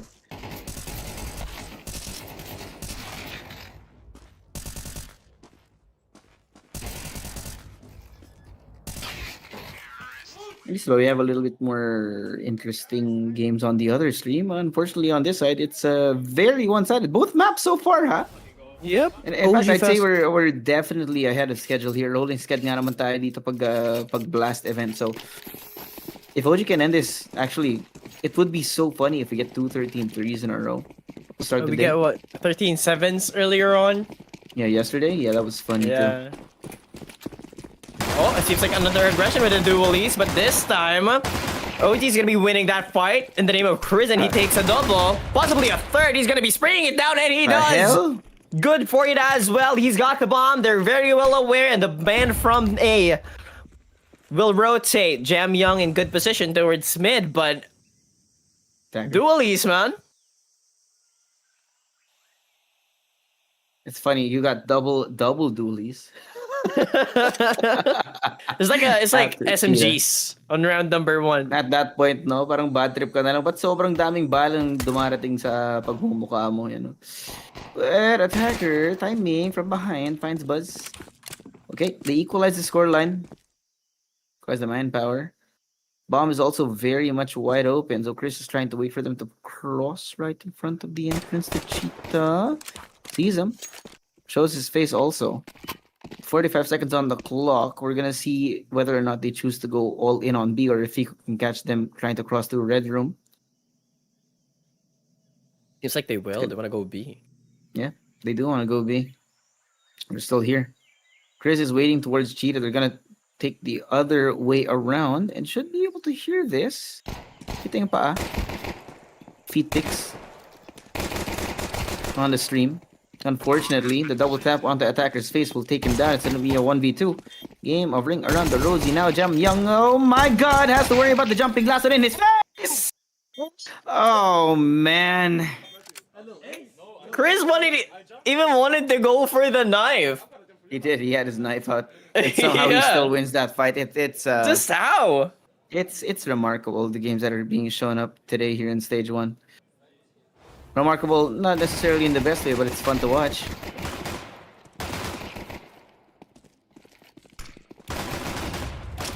Look at this mow down from Chris. That was 4 kills. Was that an ace? I think he got 4. Not sure about who got attacker there. That That's one table thing. slam was so nonchalant. Bro, I could not.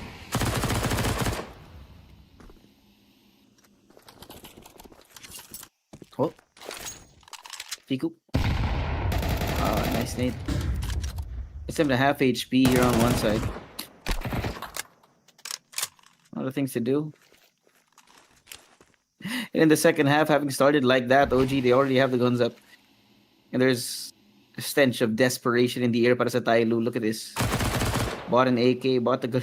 Oh, Chris. A little more to the left and it would have been that kill. They're trying to do the same thing from round 1. This time just a little bit closer. A little bit more bullets. And OG just daring TyLOO to walk into the crossfires here. Not seeing it. Flash out. Boy, I like this. Chris is trying to bait them out to push forward, and they do not check the corner! Oh, 1-2 no. here coming in for Chris, but the trade does come from Jam Young. Either way, they do have the man advantage here. Chris expected on top of the box as they push forward. Fiku. Patience! Gets ahead and the bomb. And down to a 2v2. Jay is 44 HP right now as Nikodos is making his way around this. He doesn't know. The timing has to be seen. Oh, Mosea. Mosea have to be careful. No! Why would Walks you right into peek? the AWP here, and Jay, less than half HP right now, has to worry about two different angles. Sees Buzz. Isolates it. The 1v1 now. Possible, but unfortunately, he walks right into it, and it's these small situations where things turn around for TyLOO.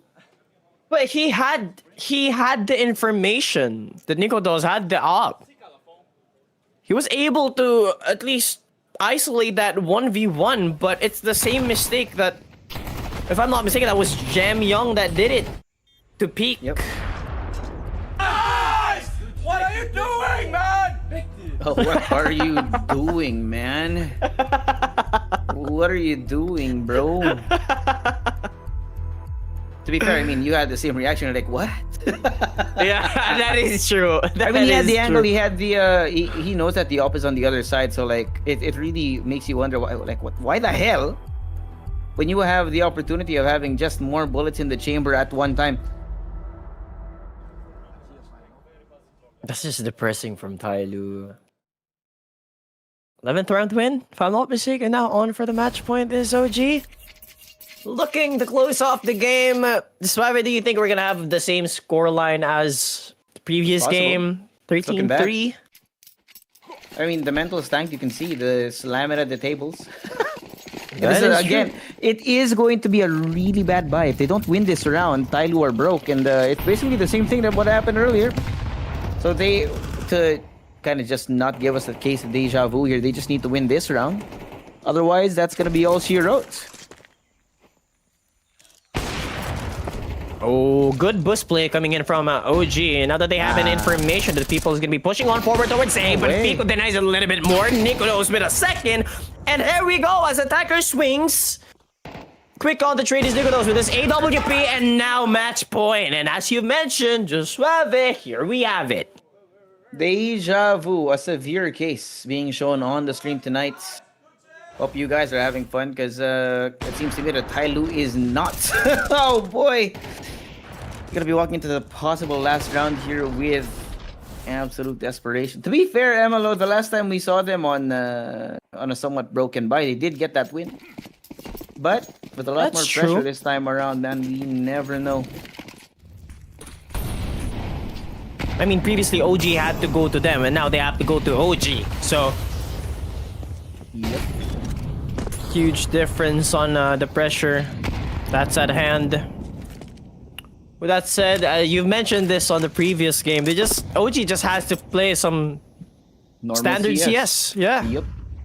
Play Premiere for a bit. Turn off brain, play default, and just don't do anything stupid. Nico does though. Control the red room being established here. The molly as well to make sure that no one comes in from the direction of Cheetah. So he only has to worry about one angle. That is also, on top of just establishing that presence, it slows down the attempts from TyLOO to get some sort of space. Speaking of space, doesn't seem like TyLOO will be able to steal away anything from OG.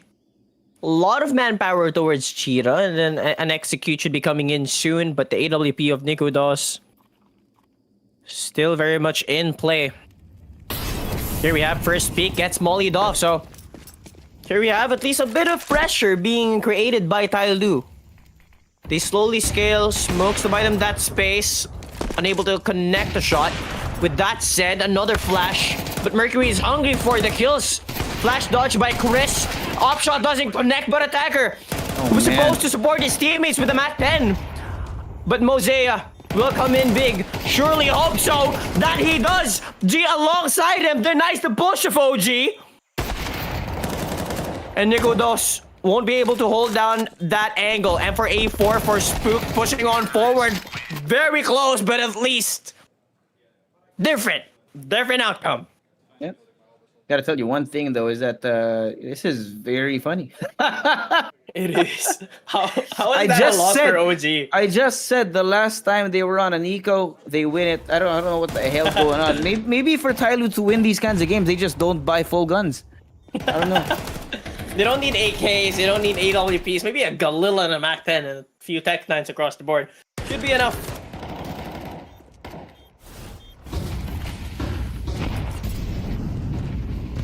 But oh boy, on a full bias, TyLOO doesn't look too good, but Mosea The hell, almost took Fiku? down Spook, but what was that tap? Just blows Mosea's head straight off. That's giving them permission to push all the way forward now. Map control slowly getting away from them as they walk right into Nico. Those who's waiting, arms wide open here inside of red room, looking for a third as well. Pushing forward!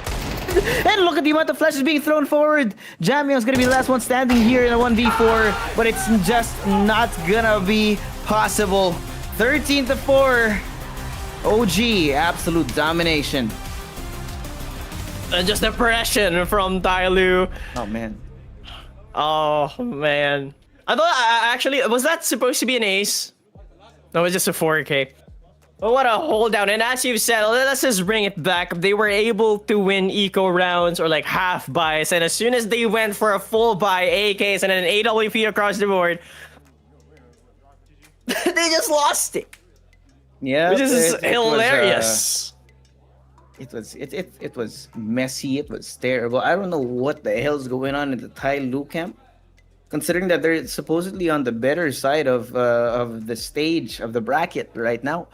But sometimes when you're just out of your depth when you're in the major, and even stage one, there are different tiers of play, different levels of play, when you get to watch these teams play here on stage. First of all, massive congratulations, Buzz. I feel like there's something about you guys on Ancient. You know, you did it to Complexity, you do it against the TyLOO. Tell me about that map and why you feel so comfortable. I mean, I think we've always been comfortable on Ancient with this lineup. So yeah, I don't know. It just feels like a good pick for us. Is there anything in particular that kind of makes you feel so comfortable on it? I think we are good at playing, like we can play different play styles on the map. We can play fast-paced or slow-paced. So yeah, I think that's really suiting for us. Tell me about yesterday, because obviously, you know, absolutely demolished Complexity, then Bait, they get the better of you. What were the conversations that kind of happened overnight within the team? To be honest, I think we had a really good idea of what to do against Bait. It was more the smaller things that went wrong, such as like microcoms, talking like what we're entering, like who's looking where, small nades. Like it was about the small mistakes yesterday, I would say. So we didn't really put too much thought into it. We just had to go do the same today and then do it 2% better, and yeah, then it works out. Definitely paid off. For you, just looking personally, you know, you're a major rookie right now. You're sitting 2-1 up in stage one. Does that kind of lift any weight off of your shoulders? Do you feel any less pressure now? Yeah, I mean, of course, I don't feel like we feel that much pressure in the team. We're pretty good at focusing on ourselves and what we can control. But yeah, of course, it's better than being 0-2 or 1-2, so for sure. 100%. And just looking at you again personally, you know, I think a lot of people would be familiar with your name because of your time on Astralis, and it's been a little bit of time since then. So can you tell me what kind of was the biggest learning coming off of that team and now coming into OG? I think it was a big transition from being the smaller voice in the team to being maybe one of the bigger voices. Obviously, I came into Astralis pretty early in my career. I would say I took a big step up, and I learned a lot of things there. So yeah, now I'm trying to maybe give some of that experience to the other guys as well, and help where I can. Well, thank you so much for your time, Buzz. Congratulations and good luck moving forward.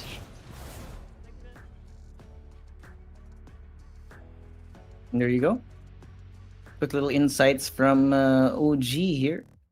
Na makita natin kung paano nga ba yung mindset nila going into these, and of course growing as players. Now Fiku and Nico, those of course are not strangers to the big stage. Unfortunately for them, they have not been able to get too much success as of the moment. So 2025, this Austin Major might be the opportunity para sa kanila na makakuha ng placing in the upper echelon, you know, just making themselves known, making the statement that they belong here at the internationals. But with that being said, that's going to be the end of this best of one. We're going to go to a quick break. I'm Josuave here with MLO, and don't go away because we got some more Blast Major Austin coming your way right after this short break.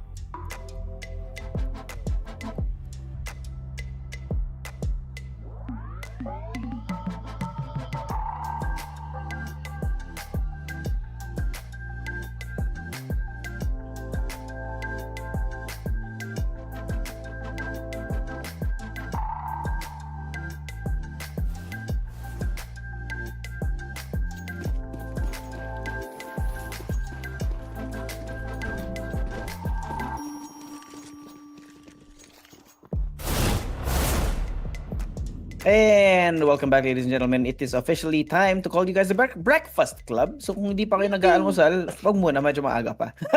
Ako nga si Suave, kasama ko si Emelo. This is the Filipino broadcast, the official Filipino broadcast of the Blast Austin Major. And here, we have the first best of 3 of the day. Medyo interesting to, no? FlyQuest. Oh god, it's gonna be so funny. FlyQuest versus Heroic. Emelo, right now, FlyQuest have the opportunity to do the funniest thing ever. And what is that? And that is to beat Heroic here. I mean, to be completely honest, I don't think FlyQuest, or at least anyone expected FlyQuest to perform as well as they did here on the stage. But here we have it. They're going to be playing against Heroic. Yep. Regali opens it up, and Vexside as well. It seems like they want to push on forward towards Donut. But X-Floud with Dualies, he wants to mow him down left and right, and at least finally secures the kill, 2v4. And now look at the rotation coming in. I told you. This could be so funny. It could possibly extremely funny. X-Cloud though. What? Taking himself known here with the dualies. Bombs down on the other side of the map nonetheless. Emelo. This would be the funniest thing ever. If X-Cloud gets a Dualies ace, same way that Vexside did. Good tap, but he's looking away. Not the best angle, but now he's very well aware that they both should be on ramp. Bomb's not planted for them. He's good for 1. He's got 74 HP. Waiting for him to push on out, but that ace is denied. He wants to do the same thing that Vexside did on the day previous, but not as good as that, man, I guess. First round that goes in the way of FlyQuest. Yeah, funny. I'm telling you, Emelo, that is gonna be the funniest thing ever. Pero yun nga, sinasabi natin. This is the pistol round brought to you by 1xBet. And if you have not already, use FocusFire, the code FocusFire, to get yourselves that bonus up to 16k PHP on your first deposit. Gorgeous. Huge bonus. Now, of that first round win, Heroic has got the M4A1. It's going to be looking towards mid, but there will be no presence from FlyQuest. But with how they're positioned towards the map, they want to go for this aggressive A execute. That M4A1 is going to be making it work. And I think with that kill, should give Heroic that information that FlyQuest would want to go towards A. Hard to see though. FlyQuest unfortunately walking right into the hands of Tiner. Kapag upgrade pa nga, problemado dito having a Galil like this at this point in time. Not gonna be the best, LNS. ENG. Oh my. Ooh. Perfect range here. Takes down INS without much ado. 2v4 Heroic. Well, gusto na lang mag-stabilize dito in round number 2 rather than getting it too far away from themselves.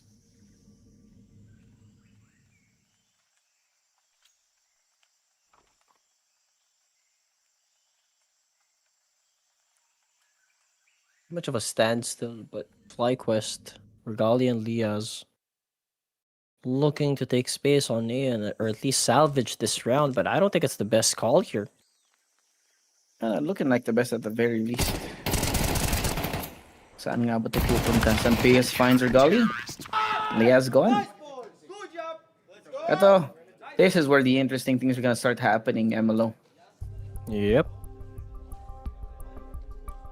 I mean, on the contrary to other teams, they go on attack pause. So fast. They cannot make mistakes, or at least they look to not make mistakes and aim to play perfectly. But with that said... Oh, it's attack pause. Never mind. Huh. May problema ngayon.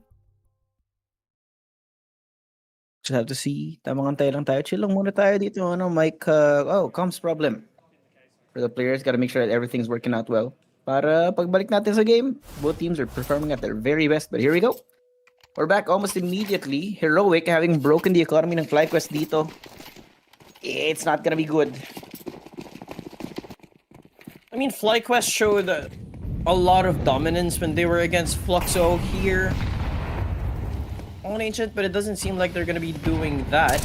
Meanwhile, xFlout a little bit too overconfident on that M4A1. Man thought he was a one-man army, but he was met with 3, even 4 members of FlyQuest.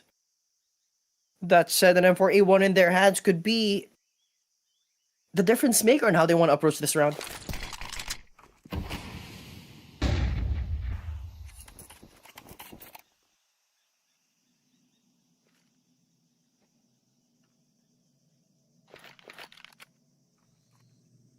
Slowly scaling, but heroic. No proper reaction just yet. But a little bit of a shift from LNZ towards mid, but now the execution is a little bit late from FlyQuest, but they go on a step back. Yeah. I do like this though. They've pulled the attention over towards B. It's caused him to rotate away, giving Sunbayas, leaving him the only person up through red room. He's aware of this. Here comes the smokes. Should be blooming out as he does wait for them to walk into his crosshair. Netic, not gonna be the most fortunate there. Will absorb those shots. TN1R. 1, 2. Playing around the boxes here, but cannot get the third. There comes Sunbayas making himself known as well. A 2v2, not bad at all. FlyQuest somehow turned it around, despite the fact of the economic and weapon disadvantage here. But, oh no, Hyenas, what have you done? Caught out in the open with a bad timing right here. Heroic eventually get that round done. I actually thought they were able to turn it, but as you've mentioned, INS, what have you done? That swing was so uncalled for. They weren't able to trade. But still, you know, damage done to the economy of Heroic, not too bad. An eco round to be had. Sure, he could have stolen it, but not too bad. Nice one. Not something that you are going to be complaining about, for sure. Yeah. And again, FlyQuest, not the best in the economy. 4th round, not gonna be easy for them. That 3rd one didn't go easy either, so fair is fair. Now though, Heroic are getting very aggressive. Look at the amount of space Flout has gotten out through mid. Oh, and it makes him eat the nade. LNZ follows up on that for a kill over onto Regali. Now FlyQuest are left scrambling like ants in the middle of nowhere. Stepped on the anthill right now. Vexite does find Cloud, but TN1R is following up with a couple of kills, looking for the last one as well, and that's a 3rd for Heroic. Clean round. I mean, if you're going to go fight that mid angle on the map, and you're going against the big guns, especially on Ancient with that elevation, so it's pretty much impossible for you to win that round. Tech 9s, sure, they're insanely do a lot of damage close range, but not from that far.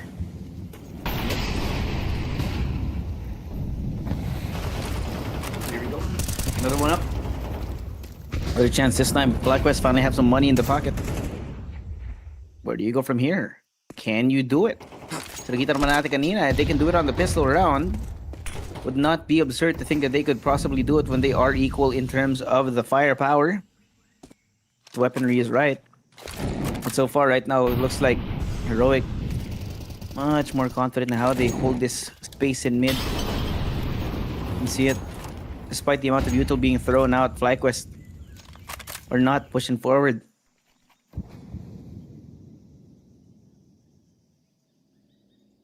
Arm and elbow. So, guessing FlyQuest is still unsure, but now with the shift, with the rotation, maybe execute should come in soon, and it's only LNZ with an M4A1 and a smoke to push him. Deny the push now. Presence known, presence made. I mean, they've got to commit towards B, right? Heroic is already pinching them towards mid, and I feel like xFlout should get one here, and there we go. Lee has to fall. xFlout with a quick second. Ooh, Vexite not making the proper place, but Netic looking to salvage this round. Won't be able to do so. Now it's Regali left alone. He's got the bomb, but there's no time. Yeah. No time, no space either. Walks through this, and there you go. LNZ finalizes that round here, and the Heroic are gonna be going on a streak. And this is why you can see why I said it would be very funny if FlyQuest win this game. Because you're not expecting too much out of the Aussies. Oceania, of course, as a region, they're very fun to watch. The IEM City was fun. It was fun to watch. The crowd was great. It just so happens that the talent in Oceania is few and far between. Yep. Crowd is good. But I'm guessing the players not so much. Oh, okay. Now it feels like they're gonna be doing the same thing, but at least they're able to steal a gun from San Payas. But Youngster comes in huge with their own AK at that. Regali once again in the same situation. Tech 9 on hand with the bomb as well, but at least this time he's on site. Regali?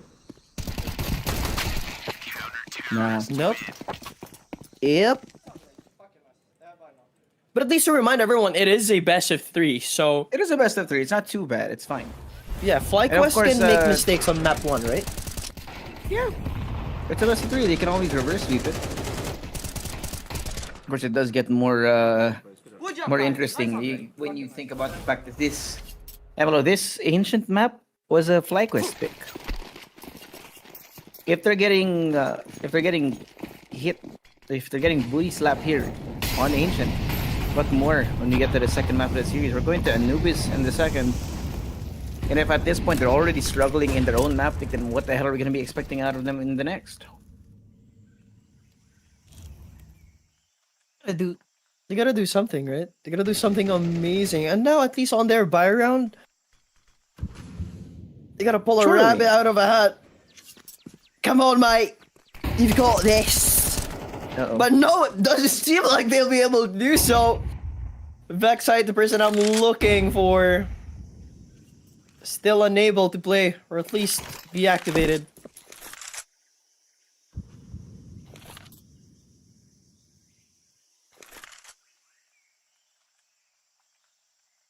It's slow though. FlyQuest have realized that they are out of their depth and they're taking it very slow. Just desperately trying to find some sort of opening. That might be it. Oh, that's good. TN1R, that's going to be opening up a lot of space, and that means that the rest of Heroic have to rearrange themselves in order to make sure that they have control over these parts of the map that are being taken up. The territory though, what is that? Flau takes down Nethic. Oh god, it's terrible. The amount of space now being taken. LNZ playing all the way in spawn. They're just waiting for it. The flash is out. No, INS takes him down. Might be possible. There's one more. 3 here, but Youngster is waiting so patiently inside of B site, waiting for them to cross. They should check. They have to check. They should be suspecting this, but they're not even looking. The spray down. They know where he is though. The exit. Vexite finds Flau. The bomb. Youngster. Nice little kill over here. Tries to prevent the bomb from getting planted. No, not gonna be fast enough. And Youngster, the trades. It's just so good from Heroic. As you've mentioned, man, they should have checked that, or at least they should have been aware. But I don't know what they were doing. Someone was holding Cheetah. They wanted to scuffle and just rush the bomb plant, and I don't know what just happened from FlyQuest. This is not the team that we saw yesterday, at least. And as I've mentioned, also FlyQuest was so dominant against Fluxo on the day before. Yep. And that's a strange thing, though. Seems to me that there is a this is either a clashing of the styles where FlyQuest are out of their depth just because Heroic are very different in how they play this. They're a lot more orderly. Let's see actually how they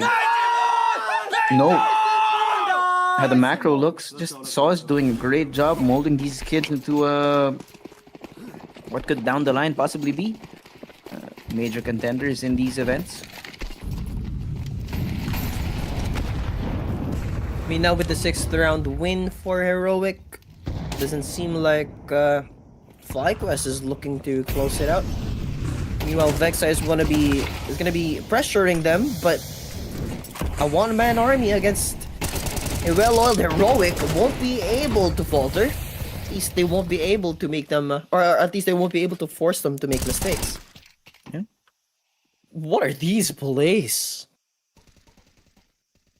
One by one. It's like Premiere all over again. And it's just the thing about this, man. It's just how it goes. In the early stages of majors, you see potential and you see potential falling flat also. No, Natic, lucky to prevent the 7th round from coming through. Unfortunately, cannot get it done. And it's ice cold out there, and not in the good way.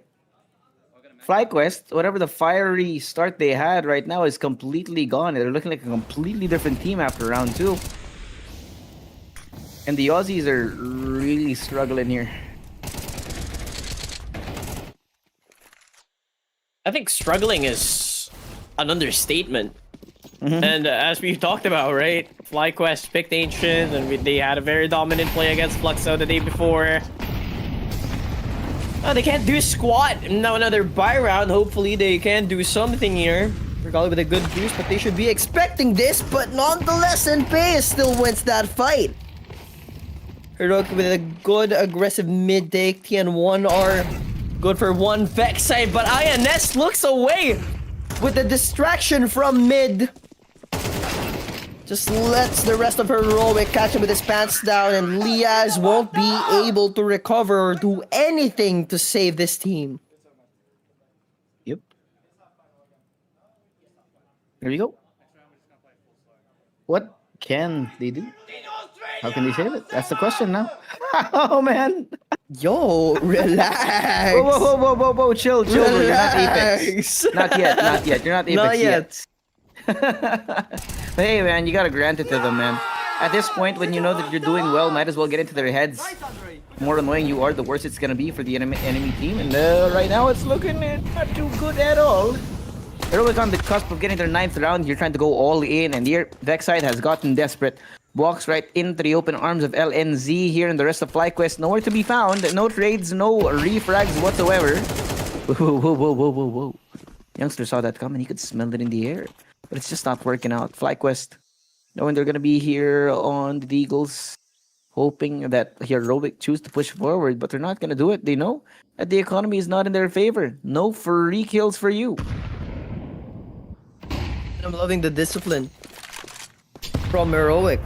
They're able to hold him down. They've got the AKs and M4A1. The long angle is going to be deadly, but Regali at least takes down Youngstar. The back of side, but now they just had to deal with the guy in A. Now Cloud will make his rotation. Now pressure building up. Regali playing left and right alongside one another. But brotherhood and friendship won't be able to salvage this round, my friend. 9th round win secured.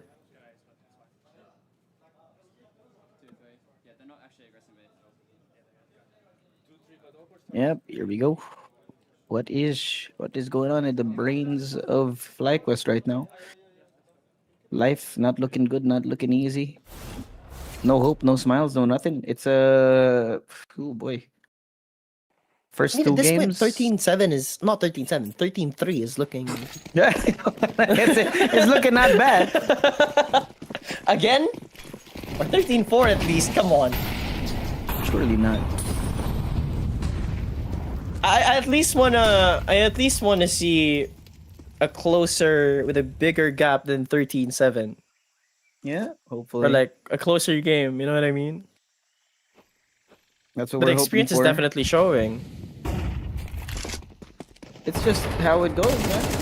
Here, Epic one trade going on somehow. Never mind, it's too soon. Yep.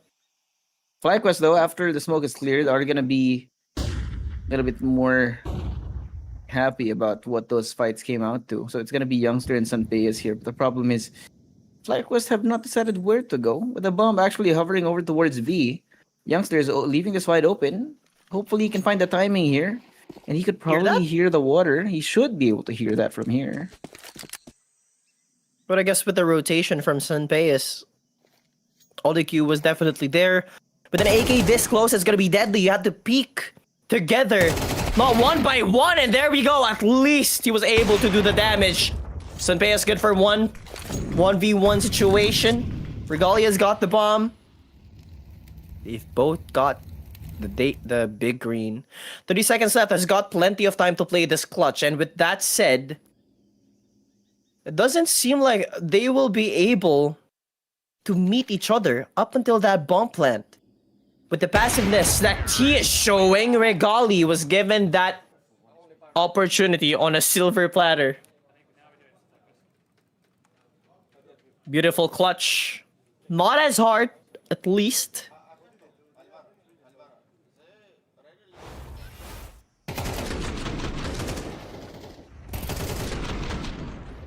Second round win now, though, for FlyQuest. We might see the similar 9-3 scoreline going on to the second half. Both teams have got a proper full buy. FlyQuest, another opportunity to put this game closer. First half, Vex site, another entry towards site. It doesn't seem like he will be met by pressure, and now Heroic is going to be giving FlyQuest that respect. LNZ looking to kill from a flank, but Netic in a tight corner won't be checked, spots the gun barrel, and there we go. Vex site as well, takes down Floud. INS holding behind this smoke, and Youngster quick to follow, but he will be smoked off. With those spam through the smoke, he will get found, but still he comes out on top. That elevation, that high ground gave him that advantage. Flash on forward, Sunpace, but the AWP takes one down. TN1 are to fall, but still you thought you were good for more. It will not happen. 9-3 scoreline on the first half. At least a little bit more life coming in from FlyQuest.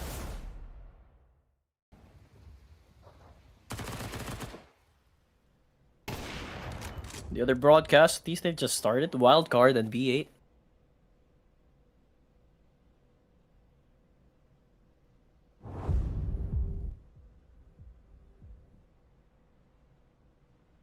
To give everyone a little bit more context, FlyQuest picked Ancient, and now they are on a 3 or a 6 round deficit going on to the second half, which is super depressing.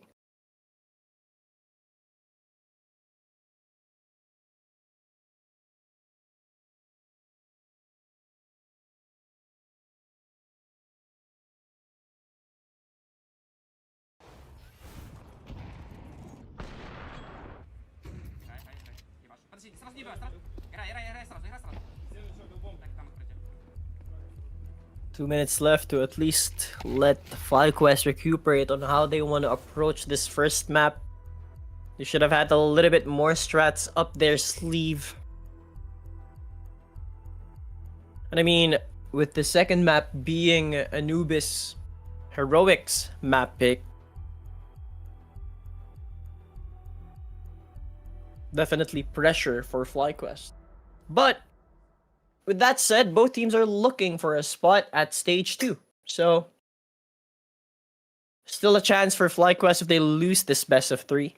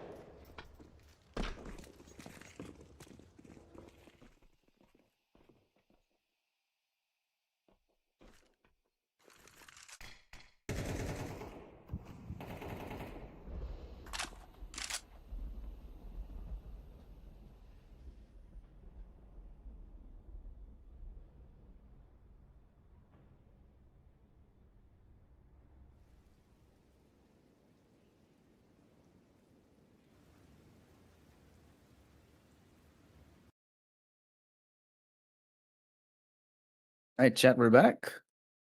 Welcome back. A little bit of a rest para sa mga players natin as we're gearing up for the second half here. Hand warmers daw, nilalamig sila. What season is it in Texas? It should be I summer. mean, it doesn't snow. Does it snow in Texas? It doesn't, right? It doesn't. Oh no, it doesn't. But it does get close. That means malamig sa Texas ngayon. It's a little bit awkward. And jacket nga naman yung coach ng FlyQuest, man. 9-3 is not bad. It's already better than the other two teams we saw today. So For sure. I mean, heroic though. I sure do hope that we're not going to see the same 12-3 scoreline. You're lying. FlyQuest does fightback. You're I lying. mean, I do. If Like, it's- especially on Ancient. but Come on. Listen. Hear me out, right? Mm-hmm. Honestly, as a caster, we hope not. But because it's 1:14 a.m., we hope so. Yes. Actually, yeah, I get behind that. You get behind that. Either way, you're still a winner. Either way, we enjoy the day. And now, though, I like this. FlyQuest, I hope this isn't going to be the trend from now on. Or FlyQuest can get the pistol, but not follow it up.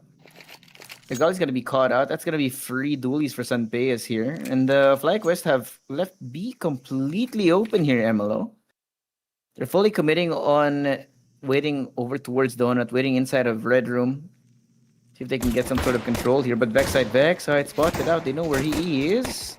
It's going to be a lot of heads to try and tap on. Netic finds one. They're going to run it down. The backside so good shot. here. Nice and clean for FlyQuest.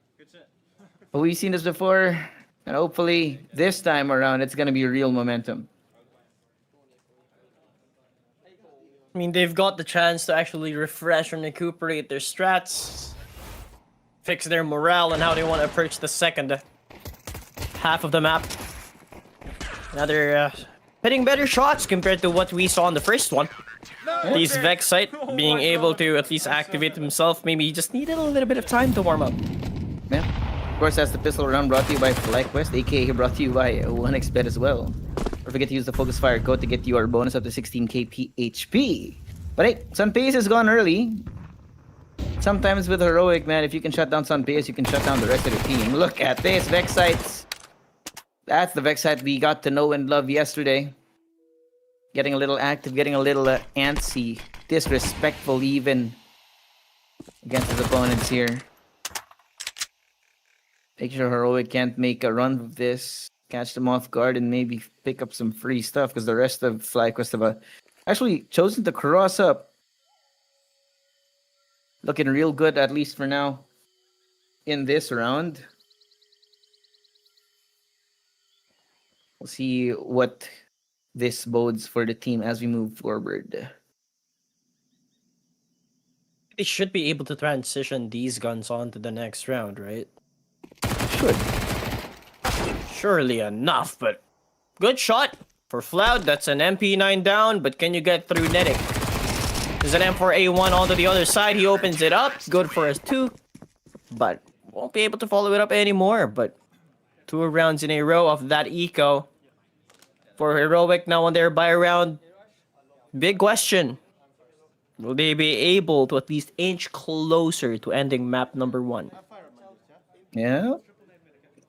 We'll have to see. Of course, now having lost a couple of rounds in a row, Heroic should have their guns up this time. This is where the real test actually happens. Like this. Early smokes. Yuto being thrown out through mid, which we have not seen previously out of FlyQuest. Unfortunately, Heroic are not going the other direction. They can hear it coming. Regali waiting for it. Sprays down onto one, but it's going to be a flurry of kills coming in. Ooh. And bodies hit the floor one after the other right now. Clearing with the 2v2 here. Netic staying around. They know that the plant's going to be coming in, but he's not going to be able to hit anything through this box. The retake's going to be an awkward one. Sunpei is playing far off in TNR. So close. I like this though. He's going to be repositioning into Donut to get himself into a protected position. It's going to be planted for him and Sunpeias. Sunpeias. That's the patience here. Should be able to hear them drop down as we wait for it. Oh, he First swings. one here now taken. There goes Netic as well as he's waiting inside of the smoke. He's smoked off. TNR, not going to be expected. He's waiting inside of Donut, but they don't know where he is just because of where the smoke is. They just need to wait. They're playing the time perfectly. And Ethic sprays down, cannot find them. And that's gonna be the round for Heroic. Good round. Good round, good aggression from Heroic. There we go. Off of those eco rounds, off of those losses as well. Sure, FlyQuest has done the damage to the economy of Heroic, but will it be enough to stop their dominance? At least, you know, a little bit more light from FlyQuest. They fought that round tooth and nail. Can you stop the whole team from being activated? And TN1 are in such good position as well. That was a really good call from them. Hide behind the smoke, but I feel like that smoke came from FlyQuest, no? Yep, it did. Unfortunately. But here, Heroic are gonna try and double down on it, keep it going. The momentum, the speed, it's just high octane plays all over here. Teener, I think it's here towards Cheetah now.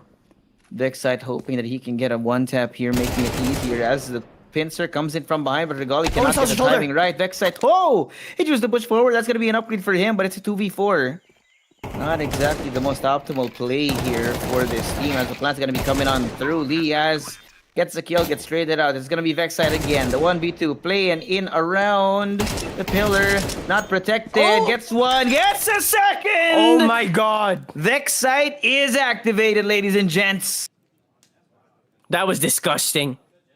He was able to isolate the 1v1 and just quick transfer, quick flick to the man in ramps. At a round that I thought that should have been lost for FlyQuest, Vexite still comes out on top and pushing on through.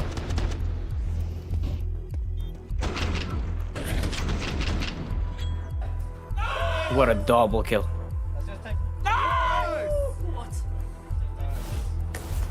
Nice, mate. That was a great play. Insane.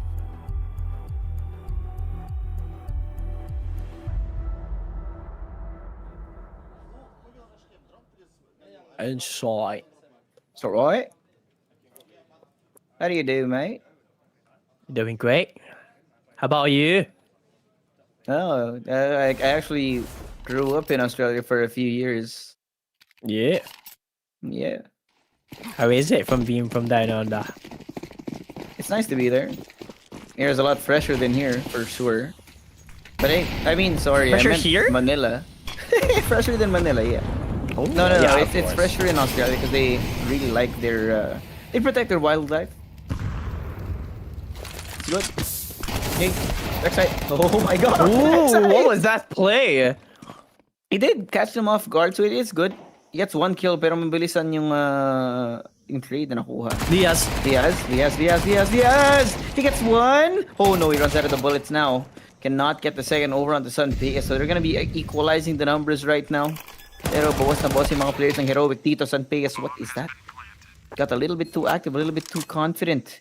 Youngster playing in from mid, waiting for that flash to come out, but he cannot connect the shots now. Youngster inside of Donut. Unluckily rather, it's not planted for him. And he shows himself a little bit too early for that. Molly's out. Has to wait for it. Trying to spray, hoping against hope that he can catch them. Defuse. 5 seconds. Halfway there. He gets one, but the time is running short. He can't take. No! He stops! And it might be possible. The 1v1. Regali 13 HP here. Gonna run for the hills. There's no time. Somehow, Youngster, he finds a way to clutch it out despite things not being set up for him. How? Oh my god. They didn't have a kit. They did not. And composure from Youngster. That second kill, look at the time. Less than a second left. What the fuck are you guys doing? There you go. Of course. Of course. This is the beauty of it, man. CS, you can say whatever the hell you want on the stage. Yep. And you don't get fined for it. Hey, 6-11. Heroic. Very close here. The amount of util being used early as well from FlyQuest is not going to be a good sign when it comes to the retake. Got a couple of A1Ss. Might be good for them on the long range, but the heavy 4-man defense on B might be sniffed out considering the amount of util that's been thrown so far. Ooh, look at this aggressive four-man push coming in from FlyQuest. And I feel like the noise that have been made should be known to Heroic. And with that said, they want to pick up that gun, but unbeknownst to them, there's Lias, but it won't be as effective. Cloud and TN1R, they peek for themselves. And now they put themselves at an advantage off of that death from LNZ.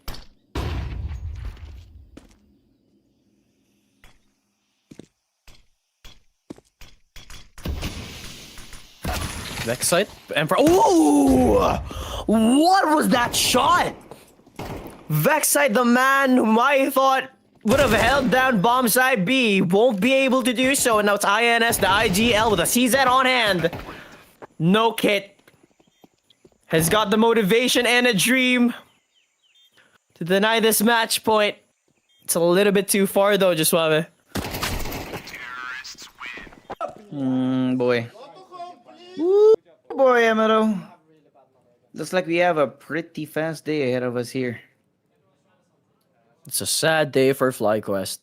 Yeah, I mean, to be fair, they're not going home yet. But going up against Heroic here on your own map and just really struggling to this degree is definitely not going to be good for the mental here. You lose your own map pick in dominant fashion as well, then walking into Anubis is not going to be fun. How the hell does Tinner find that? It's just so disgusting. I know, right? The way that these micro adjustments just don't work out here. Cloud. Ooh.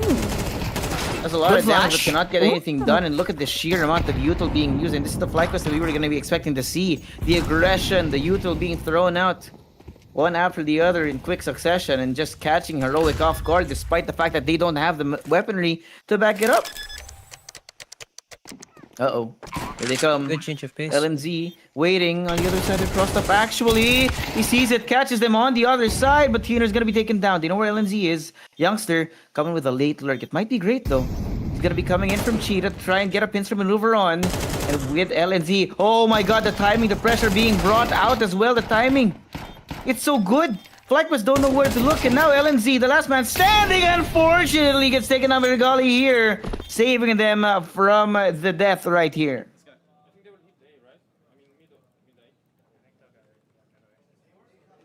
That's a good change of pace coming in from FlyQuest, so at least make Heroic falter a little bit. But with that said, they got a long journey ahead of them. Nice, boys. Let's fucking go.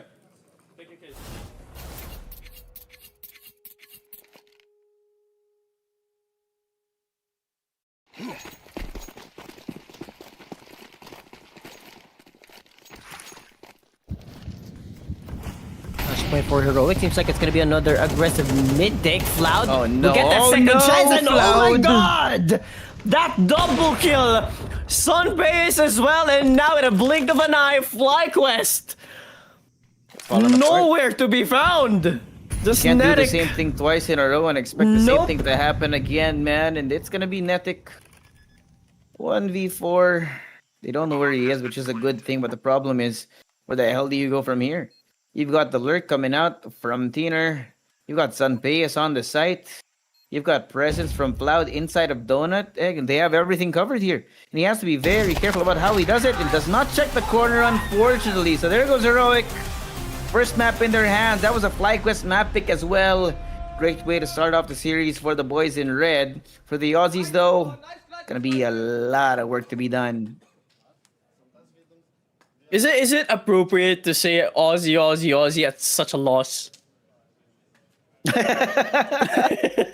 I don't know, man. It depends on the context, right? If you're cheering them on, why not? But they can't hear us. Yeah, that is true. Honestly, it's just kind of depressing that Vexite wasn't able to at least do what he did the day before, because he was definitely more than insane. But now when he's faced with Heroic, not as good. Not as good.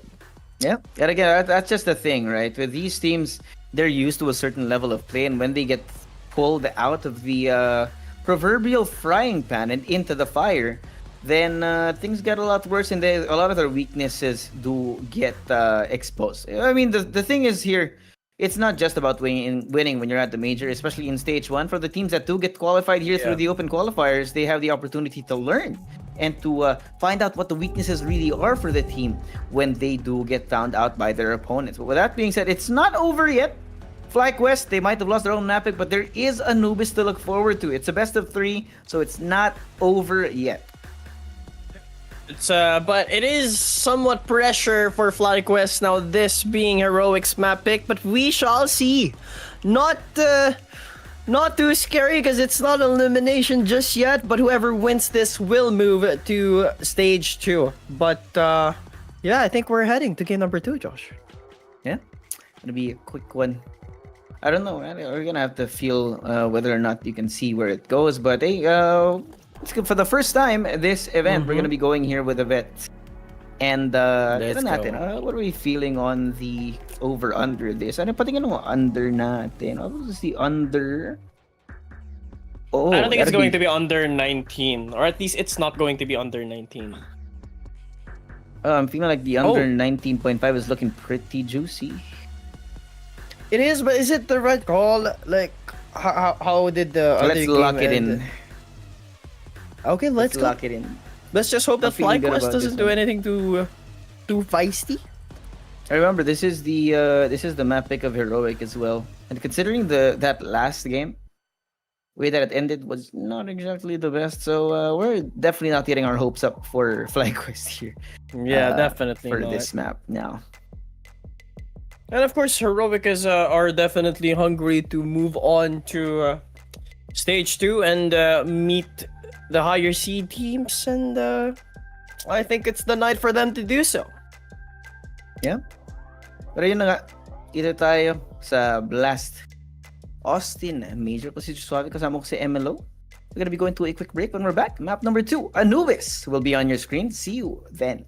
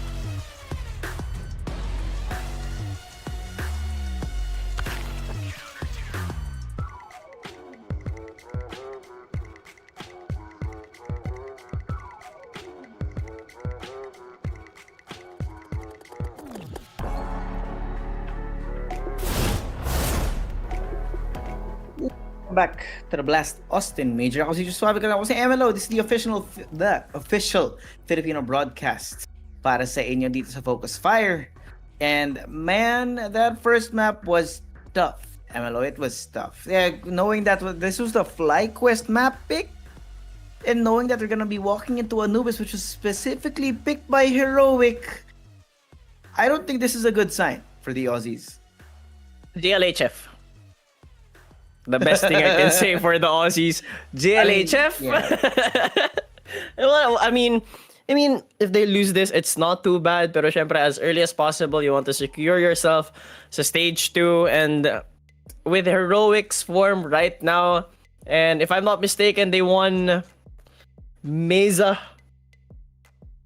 Yeah, Mesa Nomadic Master Spring.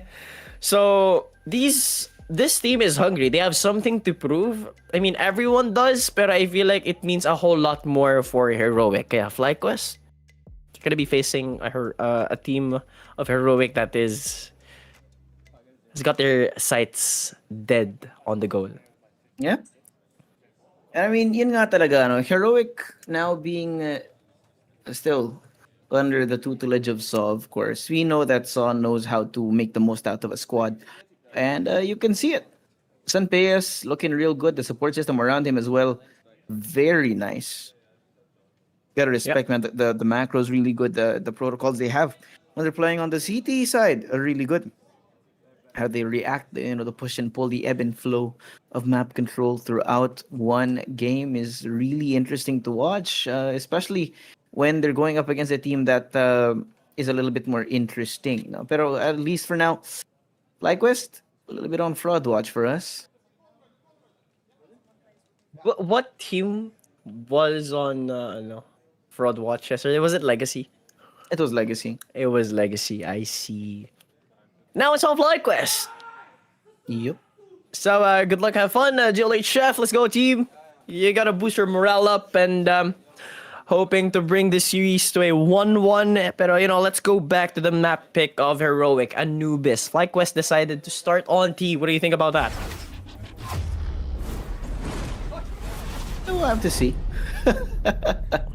I have very low hopes for FlyQuest here after that performance over in Ancient. I mean, getting slapped around like that on your own map pick is not good. And going up against a team that's, well, I wouldn't say they're more experienced, but Sanpeyas is over there. Is not the easiest thing to do, man. It's not the best. Trying to come back from a loss that was rather not exactly the most competitive map either on your own map pick is not a good sign. But hey, here we are. Second map, now gonna be on the way. Anubis, the Heroic map pick. And like we said, T-side FlyQuest is gonna be starting. I mean, a lot of people would argue that Anubis is pretty much T-sided, but let's see what FlyQuest have for us to offer. Yeah. Maybe that said, it seems like I want to go for an aggressive A push. Loud assisted with that smoke. Will be able to take 1 point of damage from that Molly, but at least he does live to fight another day. Mance is hungry. But look at the positioning already from FlyQuest. They've got so much mid control. The rest of Heroic are still in B. Not a good angle to hold, but it'll be a double tick for Netic. But Flout to fall the man with the dualies. Sanpeyas is here too. Gonna be following up with that control with the usage of the Molly. And now Thinner is gonna be aware of that. Sees them passing through. Good Quick shot. little headshot over on INS to slow things down even more. Now, manpower advantage established for Heroic here as they push forward now. But unfortunately, a couple of kills do go the way of FlyQuest here. 2v2, awkward, 1v2, isolated LNZ. Spotted out, they know where he is, and he has to find a way to suss out where they are here. First round to FlyQuest. But I hate to say it, man. Possible deja vu. We'll have to see for FlyQuest. I mean, when it comes to Anubis, and as I've mentioned, a lot of people would argue that Anubis is T-sided. But with that said, FlyQuest could, it still is very possible for them to run away with this map and Good first round win, and that first round win, that pistol round was brought to you by 1xBet. Use code FocusFire to get a bonus up to 16,000 pesos on your first deposit. Yeah, Good shot. good little start. FlyQuest. We're taking down TN1 like that is gonna be a good sign as they're gonna be taking over the side. Cloud waiting. No, not like this. There you go. Yes, takes him down. Sprays through the smokes, and what is going on? No one can see anyone, but still the kills are going on in the feed. Youngster gonna be left alone 1v3. Does have an upgrade. He's gonna be coming in all the way from spawn. It's gonna be a decision of whether or not he looks to the left or looks to the right. The high-low that they have set up right now should be pretty good for him. Timing. Whether or not he can peek out, they see where he is. INS underneath as well. Game of patience, game of whether or not you stick to the game plan. He finds one. Got two more to worry about. Jumps up, sprays down, but cannot get it done. The second now here for FlyQuest. Finally! Couple of rounds strung together by the Aussie squad. Here we go. It's first two rounds, pretty much what has happened on the first game, but question is, will it be different now? And hopefully they do run away with the lead that they have. But I feel like the buy round from Heroic should be coming in sometime soon. Hopefully. Nope, not just yet. And like I said, I feel like FlyQuest could easily run with the lead and somehow live comfortably, you know, if they keep up this kind of pace. Oh, never mind! Oh boy. Not like this.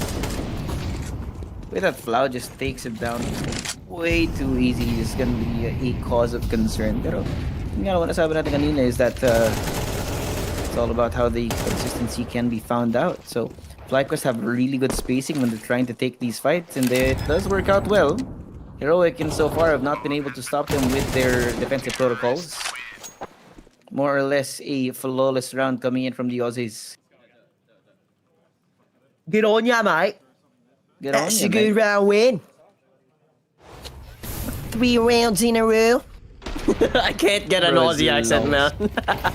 That was closer to, I think that was closer to maybe a Kiwi accent, so that's the funny part. Yep. Yep, 3 in a row now for FlyQuest. Finally some guns here for Heroics and Payas, picking up the op this time.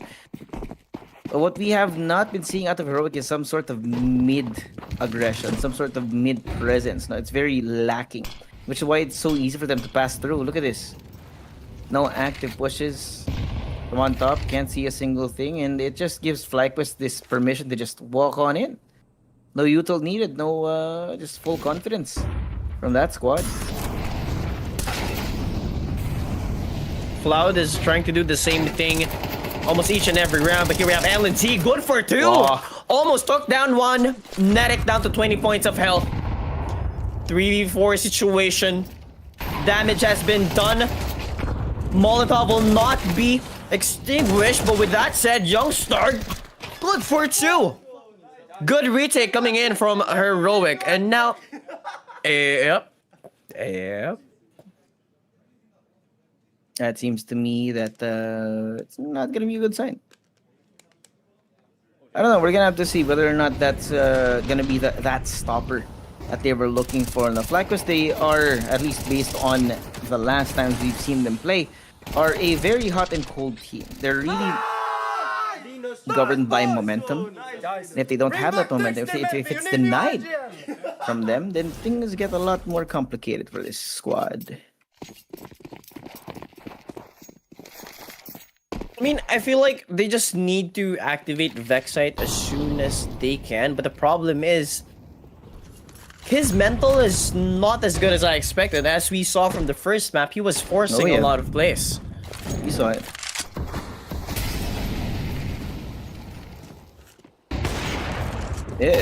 Sanpeyes. As the up has repositioned now, the rest of the team gonna be setting up on the... Whoa! What is that? Liaz finds the head on Sanpeyes. Blasted into a million pieces here as the rest of FlyQuest are gonna be doubling down on this take. Nice amount of util being used though. Some delay tactics from Heroic. Vexite, INS. Have to be a little bit more careful. Vexite finds Youngster. It's a little bit too easy for this squad. FlyQuest bringing in the high-octane plays that have been catching Heroic off guard. Maybe they need to do this a little more.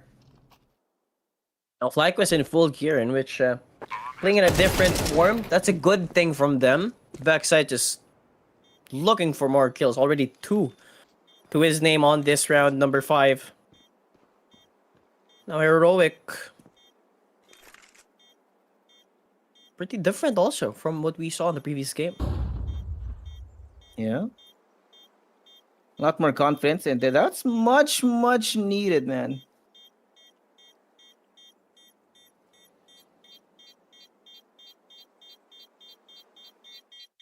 Flood should be able to bring this A1S onto the next round, and hoping to make more plays with it.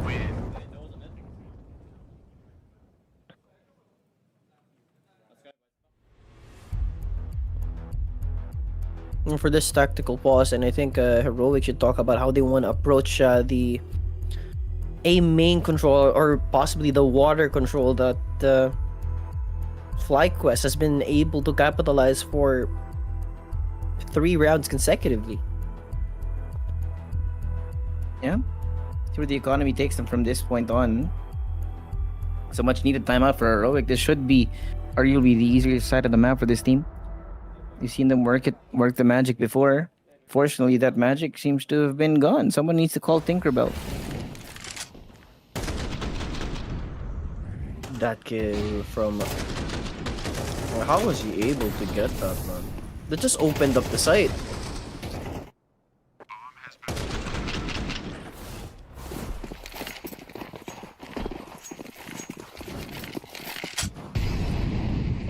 Now a bit more life coming in from FlyQuest, definitely what they needed. Good reset, good reassessment on the morale. But now on this round specifically, it seems like they're not taking water as much as they wanted on the previous rounds. That said, you know, Vexite in good insert position. But I don't think there's much leeway for them to at least approach this. It may be a little bit too slow from FlyQuest, but they know how to play this, at least so far. Floud has spotted out at least one. We're going to be expecting that kind of presence. Liaz gets a little bit too active. Walks into the flash, and Liaz is crosshair, but medyo mabilis yung reply ni Regali dito. Vexite, 1. Looking for the second, cannot get it done. Not enough bullets in the mag here. But look at Netic, look at his position. They have full control of mid. All they need to do now is decide where the hell they want to go. And for sure, Youngster can hear this coming. They need to check this corner. They should check this corner. Gonna walk forward. I don't think they're gonna be expecting him. No! Oh no! He can't get a double tap done. Does the damage, gets a dig, but can't get it done here. Plan's gonna come here. LNZ 27 HP, Tenor. Also on the other side, it's gonna be a save for Heroic here.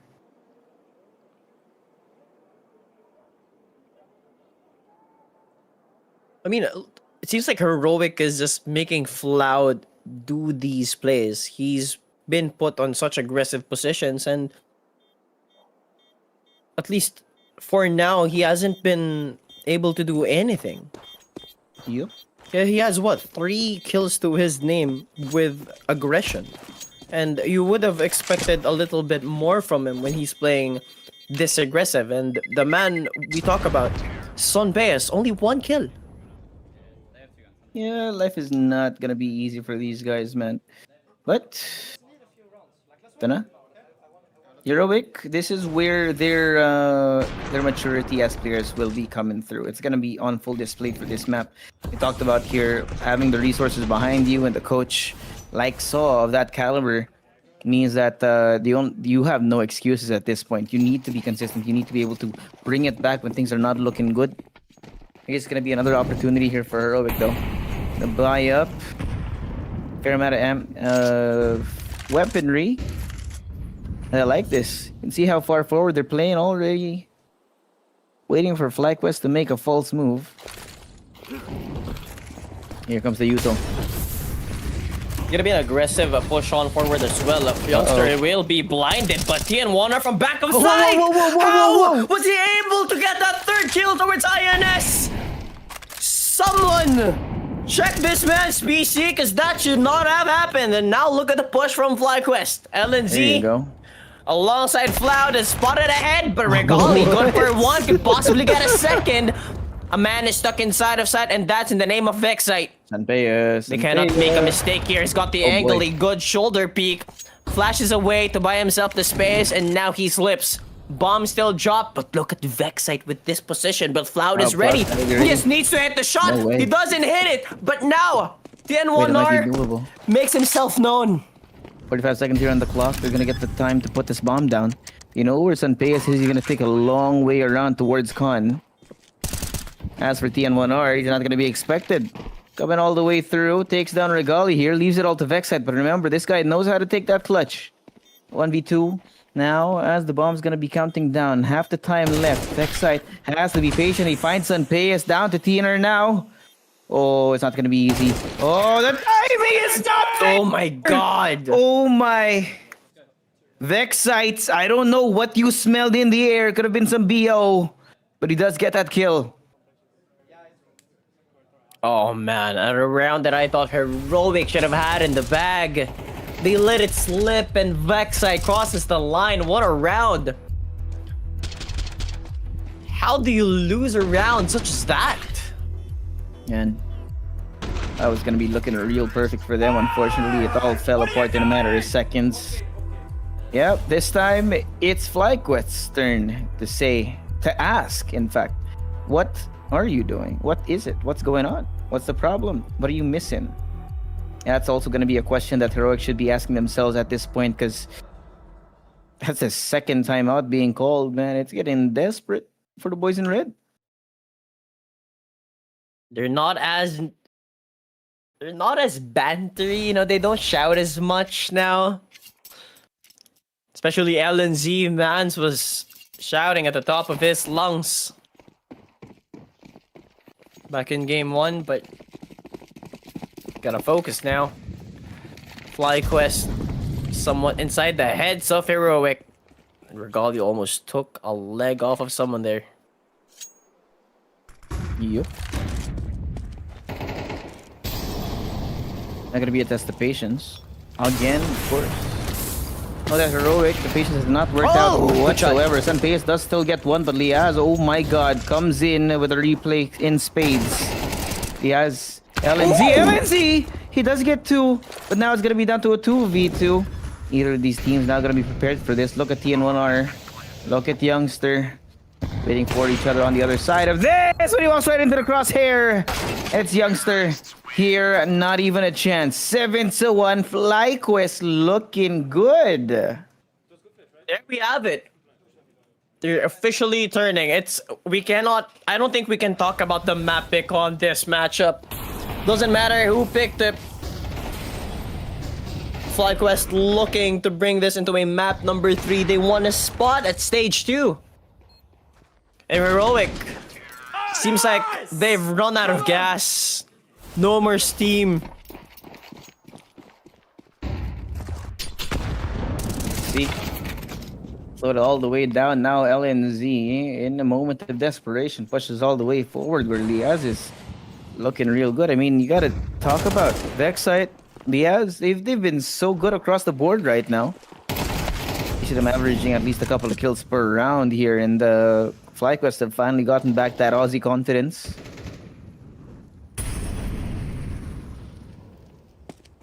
Tinner though, from behind, making an attempt to try and catch them unawares, but Netic is there. There's just too much manpower for them to have to worry about all these angles. But Floud, possibly gonna be saving this HE for the next one. I don't know. We'll see. Down to half the time for the bomb here. Oh, what is the call? Do you look for exits? Do you try and die? What is the idea? Throws it out, not gonna be able to find anything. He chooses to back all the way off. What was that name though? I think it was an attempt to maybe catch Liaz, who's like half HP. Like a shot to the moon. Yep. That was it. Yeah, you never know. Flat. Oh, not bad. Ooh, okay. Okay. All right, all business here for the FlyQuest boys. They know that even if they win this game, they can't be celebrating too early because they still need to complete the reverse sweep.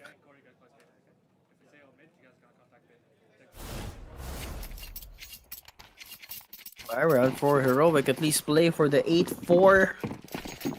But with the momentum that FlyQuest has, they've got to do something amazing. They've got to do the impossible. Sunpayas, he's got to hit these shots, man. 2 kills to your name, and we've talked big about you so many times on this broadcast now. Sometimes you just get cursed by the casters, you know. It's all Yep, I think it might be our fault. Yeah, you can blame it on us. Probably not gonna know that the Filipinos are the reason why he's losing this game. Hey, it's not too late, man. Again, Anubis is a very, very lopsided map. You never know what's gonna be happening in the second half. Vexite. That is true. He's so committed to holding up through mid, trying to just find a couple of frags here. He does get the first. Uh-oh. Timing! No, boy. That was messy from Vexite, but at least he does get one. So it's not too bad overall, but the problem now is Vexite has been a core part of the team when he tries to get all the way inside of the site. He's usually the first point of contact, the first fragger, the first entry. Now Netic, I like this. He's lurked his way all the way towards mid, maintaining some sort of pressure towards that area, and that means that the rest of Heroic can't fully commit to defending here. Sunpayas, first point of contact, takes down Regali. Youngster, uh-oh. That's a problem. Look at this backstab. Sunpayas is waiting for Netic to show it. Oh, the timing! He sees him out of the open. Oh my god! Sunpayas somehow hits that shot, but now it's gonna be a 1v3. INS somehow still alive. Takes out Sunpayas. He does have the bomb on his person. Plant's gonna be coming on through. Sees it, fakes it, does not get the shot connected. 7 seconds left.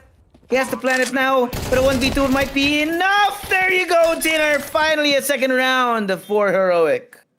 Oh man, they had to fight with the skin of their teeth to win that round. And the solution, I guess, for that round win from Heroic was to take care of Vexite, and we saw the aggression, X-Floud, and LNZ as well, and TN1R was in water as well, just to take care of Vexite, and I don't think you're gonna be able to do that on the next coming rounds. You've got to do something different. Possibly hold down A, because they've been punished with the aggression that they've been doing. It's 8-1, 8-2.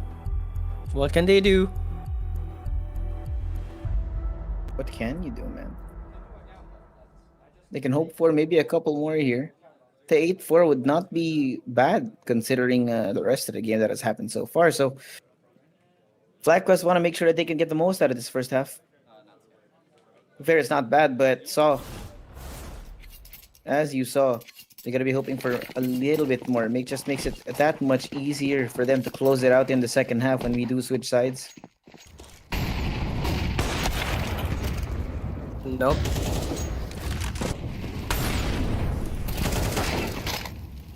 Uh-oh.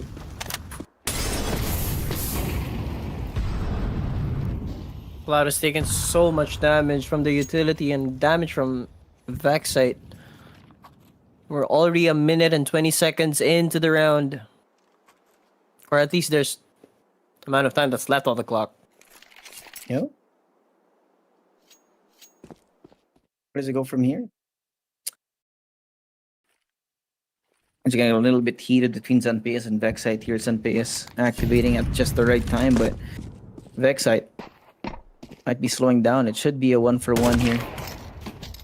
Regali, unfortunately, will find LNZ, and that opens up a whole new land of possibilities for FlyQuest to push all the way in, and Tainer, despite all this, cannot assist his teammate who's playing inside of the side. Sprays down onto one, gets the second, but here, Youngster, perfect on the timing, down to a 1v1.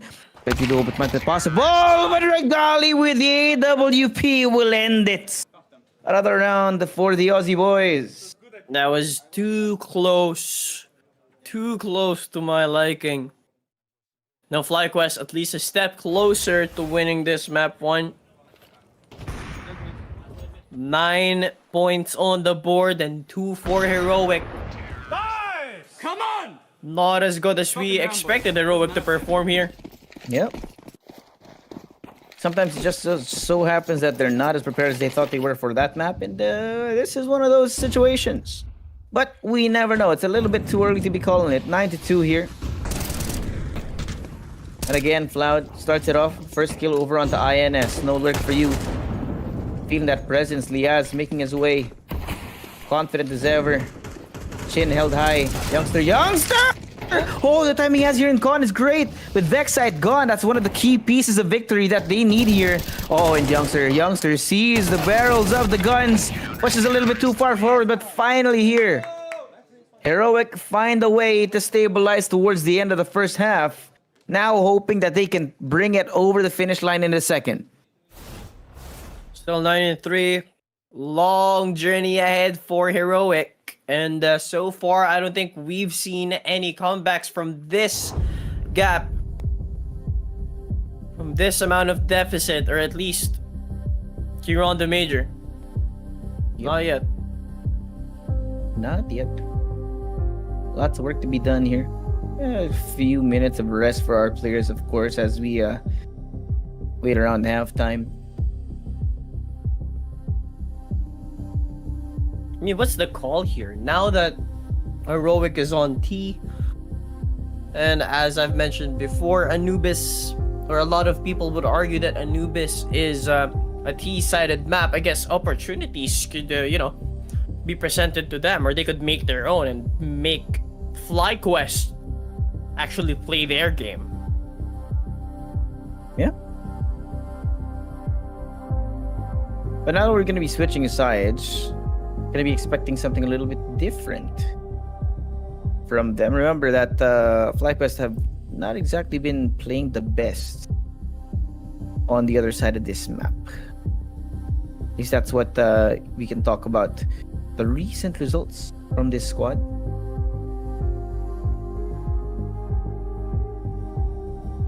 Both teams are hungry for a spot at stage 2. I mean, who wouldn't?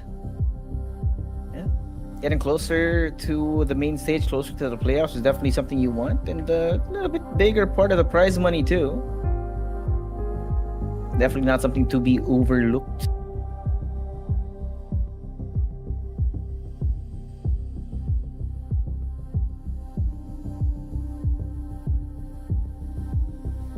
I mean, if you think about it, if Heroic is already struggling with stage 1, I can only imagine if they have to face like higher seed teams.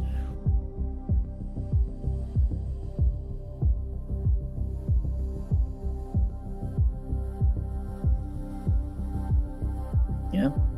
About a minute now left. Hopefully these teams have been able to use that time to productively think up how they're going to approach this second half of the map, especially for FlyQuest. It'd be heartbreaking for them to get the 9-3 here and not be able to bring it over the finish line. Look at that death stare.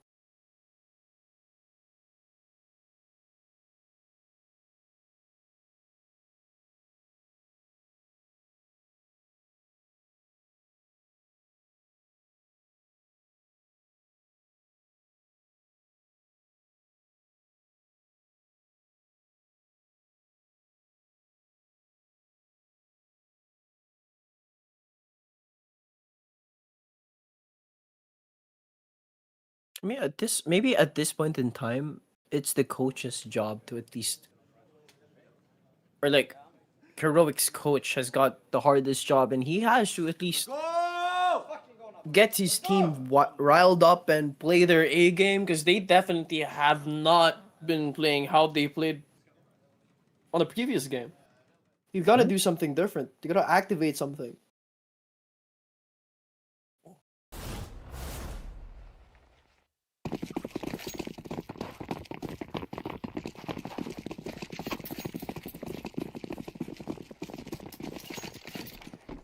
First round of the second half, a little bit of an aggression towards B. Bomb side A open. FlyQuest wants to give this to Heroic on a silver platter, but towards mid, no proper control. Vexite wins it. Sun base to fall. TN1R can make the opportunity to at least delay the rest of FlyQuest. Oh boy. Yep. Oh boy, Vexside is just doing Vexside things, man. When he has the dualies, you gotta be scared. They're just falling like flies here. That's gonna be the 10th round, most likely. Unless LNZ pulls a rabbit out of the hat. Oh. Wait. He's alive? Whoa. I may have spoken a little bit too soon. He's so committed to this, but that double backstab's coming through as well. Reward, you can hear the footsteps coming forward. Oh boy, Regali trying to buy the time, but does not need it. Takes him down eventually. FlyQuest gets to double digits here. There we go. It's a Vexite once again with the dualies as deadly as ever. We saw it yesterday.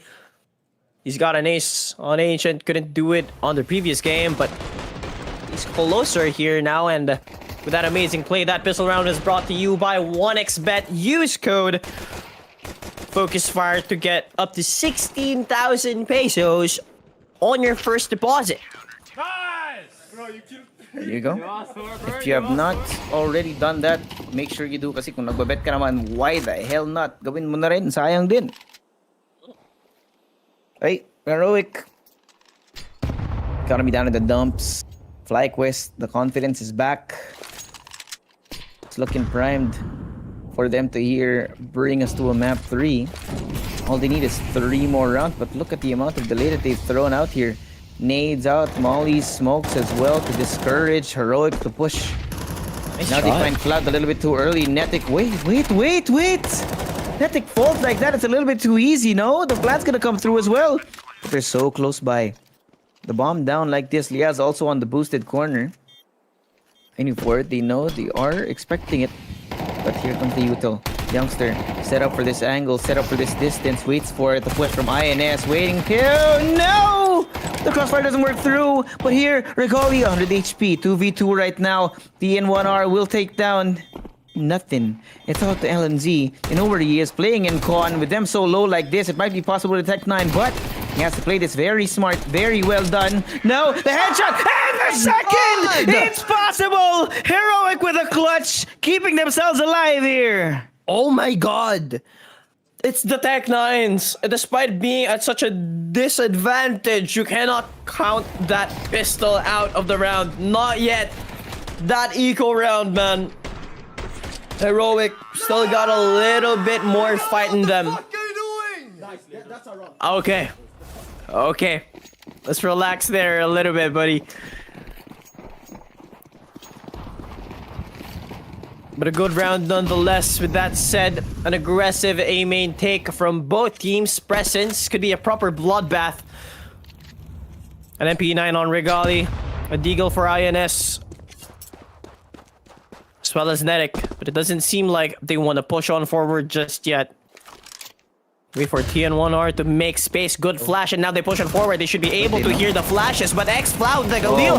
St. Baez as well with an M4. They mow him down. 3 dead for FlyQuest, and now INS backs off. Yeah. The trap play was set up very well. They know that FlyQuest was going to try to go in for the kill, and unfortunately, they walked right into the bear trap. Now Liaz cannot get it done. So INS is going to be the last one left standing here. They know where he is. So Heroic are going to go the entire other side of the map. Full rotation coming in from them. And look at this. They're also leaving Youngster as a secondary guard to make sure that there's no insertion coming in from behind them. Leaving it now to INS to decide where he wants to go. But every corner, every avenue of retake is going to be taken up here. Pushes out. Rooftop. Sees one. And Sunpace will end it. 10-5. There you go. Heroic is back. Let's not jinx it here, my friend. Still a journey for Heroic, but now FlyQuest will be able to buy here on round number 16. Will Heroic keep up their momentum? That is the question. Nope, doesn't seem like they're going to be buying.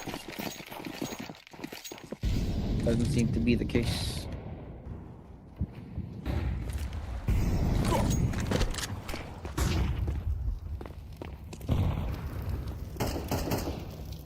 B is wide open for Heroic. No contest just yet. Bomb slowly making its way through. USPs of FlyQuest, how much damage can you really do? Right? Question has to be answered. But the plant going on through like this, seems to me that FlyQuest are gonna try and make a 5-man push over onto the site. Remember, knowing that you have 5 barrels pointed at one direction, I mean, it's a pretty good bet that they might be able to do some damage. Whoa. Be careful. Little bit too early for that, man. Ain't no St. Peter for you. You seen the St. Peter Pikachu ring? It's hilarious. No, I have not. What I should look. There's a full Pokemon setup if you want from St. Peter. A Pokemon setup? Yeah, it's hilarious.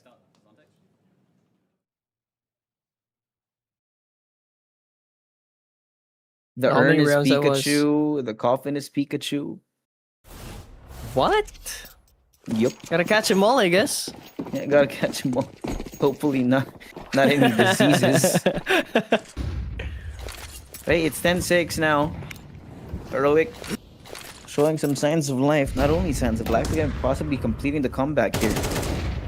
And again, they're just punishing the very aggressive, very forward style of play from FlyQuest. Good The flick. damage done here, unfortunately. Still falls to INS for that one, but they're trying to prevent any sort of map control being taken by Heroic here. They're coming in from all sides.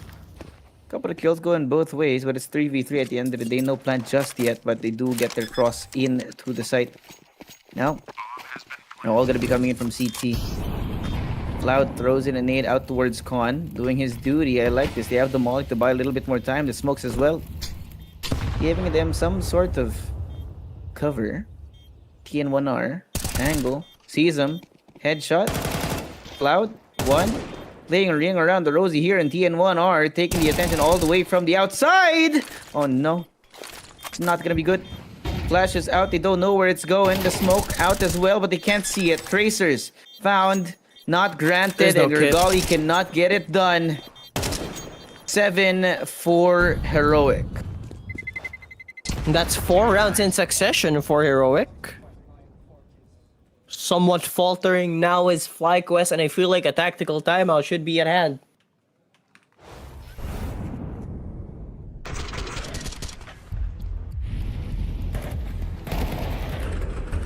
There we have it. As expected, I mean, if you've lost so many rounds just like that, and you see Heroic being this fired up after being on such the back foot, basically. Yep. We've seen grim on their faces. And But- this is where the experience and the support system behind you really Yeah. comes in. When you have a coach that is as effective as Saw, knows how to keep your emotions in check, knows how to keep your players functioning at their best potential, is where that sort of experience, that sort of quality of coaching comes from. And that's just a product of Heroic having that support system, the support staff around the players. It's just absolutely amazing, and we're seeing it at work right here, right now.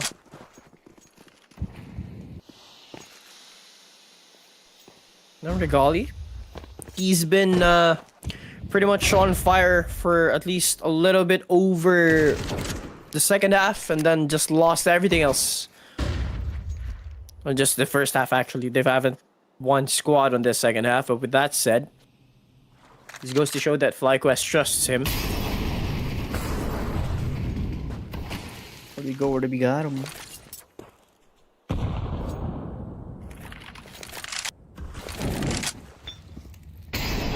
Looks like FlyQuest may have learned their lesson here.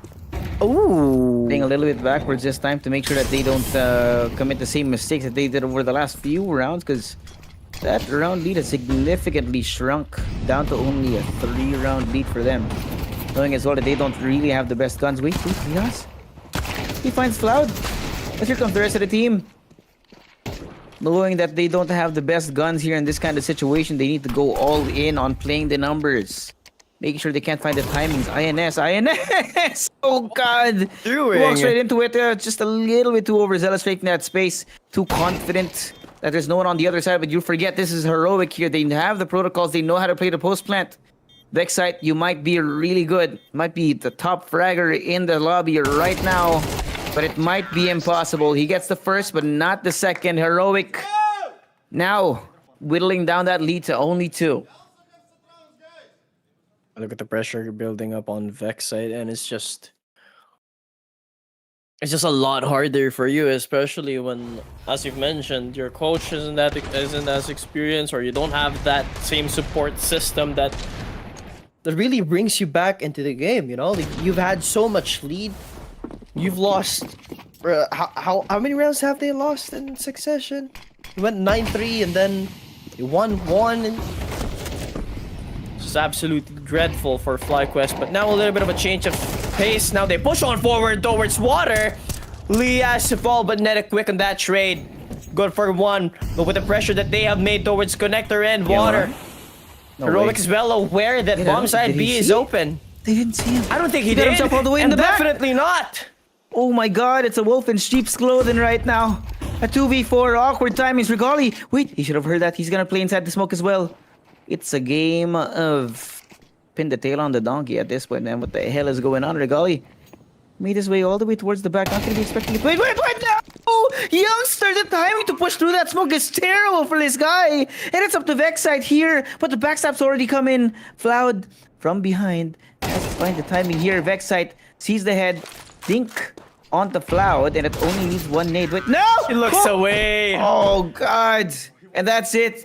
Heroic 1 round away from completing the comeback. That's just sad. That's just sad.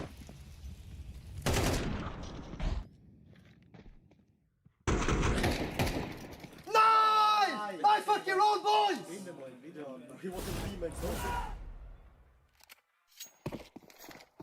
They've got to go in the Nico again. I mean, got the proper loss bonus. Heroic should be able to equalize, but at times like this, anything could happen still.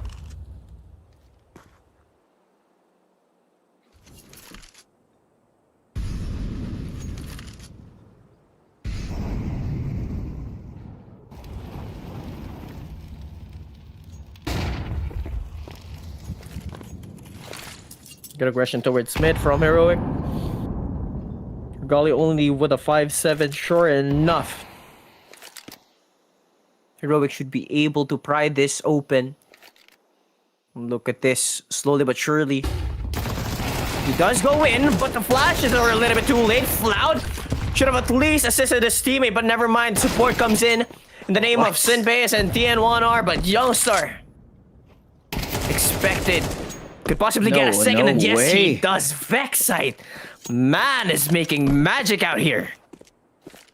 Alright, Sinbase. From where you are, unfortunately, does not have the gun for the situation. Tech9 ends it now 11-9. Only 2 more here for FlyQuest, but at least for Heroic, it has renewed their energies. It's not going to be an easy one. It's not going to be domination. They've shown that they can fight back here, but a few missteps in this last round have cost them that momentum. As I've mentioned, anything could happen at times like these. Heroic somewhat forcing it in FlyQuest, finding their footing, I might say, once again. But you know, this is the last time out for Heroic, and they've got to do something miraculous.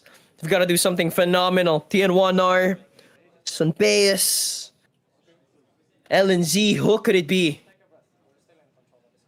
Who needs to stand up? Who needs to pop off? For FlyQuest right now, it's Vexite. You know, they can depend on him. Regali as well. For Heroic, it's more of a team effort, but I mean, looking at TN1R, who was primarily the lurker for Heroic so far, it's definitely not going to be a good sign. You need to see something out of the main pack here. Heroic going to be playing as a default.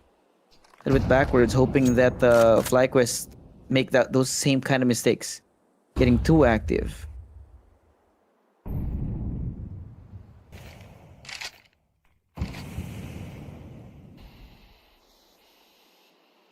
Better placements now from both teams. FlyQuest has got their feet dug up really deep in their own sights. Want to give up mid for free, and it seems like Heroic wants to go for this A main execute, and I don't think this is the best call for them. Smokes, flashes as well to buy them that entry, but Regali with a good position with an AWP, the big green. Will you be able to hit the shot? One shot, good for one. What else is there? HG. Throw that out there. They do equalize the numbers, but Youngster finds the timing out through the smoke. Vexite, he's waiting, looking to see what he can find. But Sunpayas, Oh my God! And it's like this that it falls apart for FlyQuest. A 2v4, the bomb down like this, and they're split up down the middle. Netic coming in with a little bit too late of a lurk, and Liaz trying to find some sort of purchase out through the smokes. They know where he is. Sunpayas, no respect, pushes all the way forward. Rubbing salt in the wounds of FlyQuest right now. Netic, this is going to be a call to save. And again, Heroic, they fight back. This is where the real game begins. Shouldn't be a proper full buy from FlyQuest after this round, no? What else can they get? Like M4's half armor and a bit of utility. Or possibly they go for a full save because they do have the loss bonus still. But a step closer to finally equalize. Heroic looking to deny FlyQuest here on game number 2, but they want a spot at stage 2 right here, right now.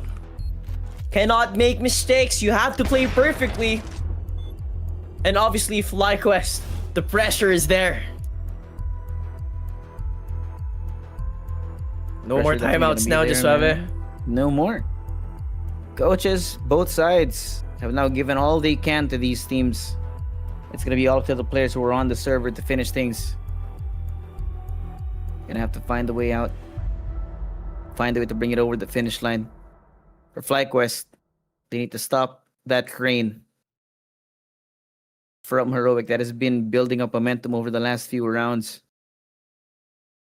And for Heroic, it's to stop them from getting over that finish line.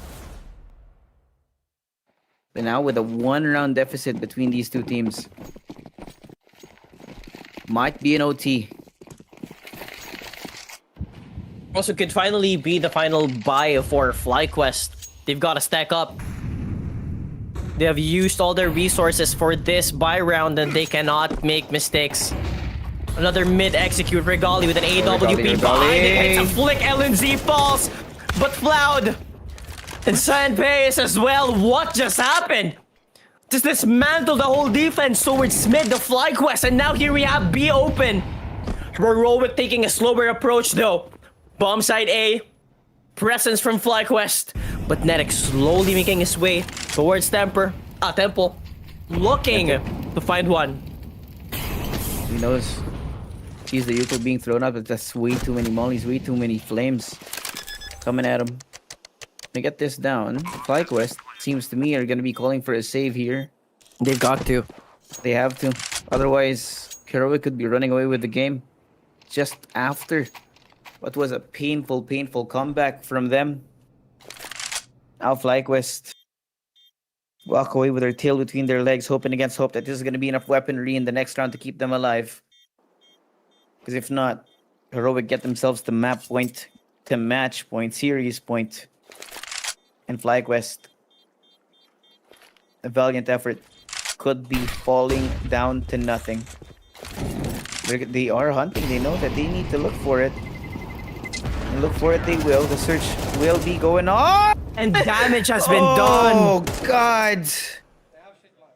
Cash strapped right now for FlyQuest, man. The AUD is not going on. Complete robbery on that final round. I mean, not final just yet, but now they're equalized. And with the buy, with the resources of FlyQuest, they have nothing else to offer. Sure, Netic has got an M4, an AK, INS with an M4A1, Vexite, despite having a 5-7 in the previous round, he has been able to make it work, but the aggression from Sunpayas does not hit one. He wants to go for more, but Leah's able to go for the punish. TN1 Catches one down.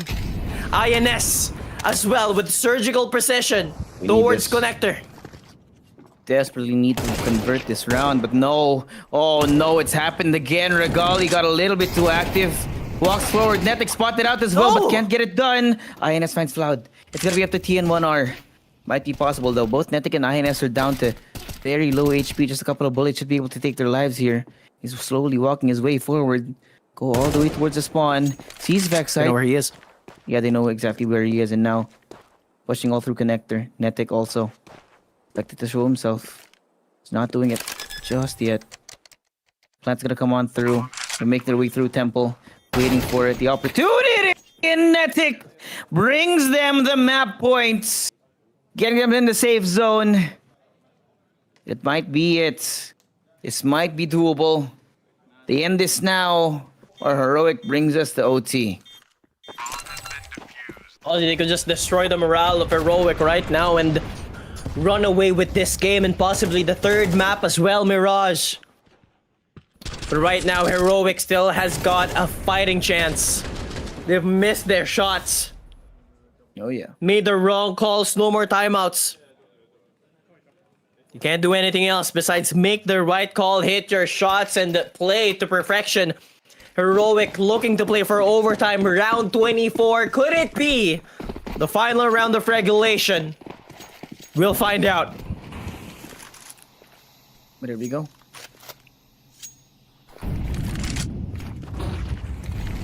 Pressure now gonna be going in. Netic, very aggressive, pushes all the way through, but Heroic, they've pushed their way through mid. There's absolutely no defense here. Walked in like it's a cakewalk, absolutely no resistance. And this could be terrible for them. Look at this. They're making the rotations now. Now through mid, have not seen anything. LMZ might find the timing here, sees the head. They are aware. Pushing all the way through. Liaz, good for one, but Sanpeyas is going to be showing his presence on the other side of this. Ooh. And it's just going to be trades after trades. Floud also. Oh, the bomb! The bomb's in mid! It's all the way out in the open now, and FlyQuest have their hands all over it. They have to find the way to pry them wide open, but Vexite is waiting, sees him, headshot over onto Floud. The 2v3, it might be falling apart here for Heroic. Molly out, trying to slow them down, and it does work. Trying to zone them out, make it desperate, Vexite. make them, force them to make mistakes. It's gonna be a Young Star who cannot get it done. We go to map 3, FlyQuest. It was a hard fight, but they do get the win. Man, what an absolute heartbreaker though for Heroic. They fought their way. They've clawed through so many rounds. Tooth and nail. A little bit too close, but they still bring it to map number 3. Could it be a reverse sweep, Suave? Could it be where FlyQuest finally makes their way towards stage 2? And here we go. A real test is now coming for both these squads. We said yesterday Heroic was going to be on fraud watch. They get a really good win on the first map, but on the second, their weaknesses are starting to show. But here we go. Last map for the series is going to be Mirage. First best of 3 of the event is getting real spicy, MLO. And for Yes, it everyone is. out there, I hope you guys are enjoying the show here on the official Filipino broadcast of the Blast Austin Major. It's me, Suave, here with MLO. We're going to go to a quick break when we're back. The last map of this series.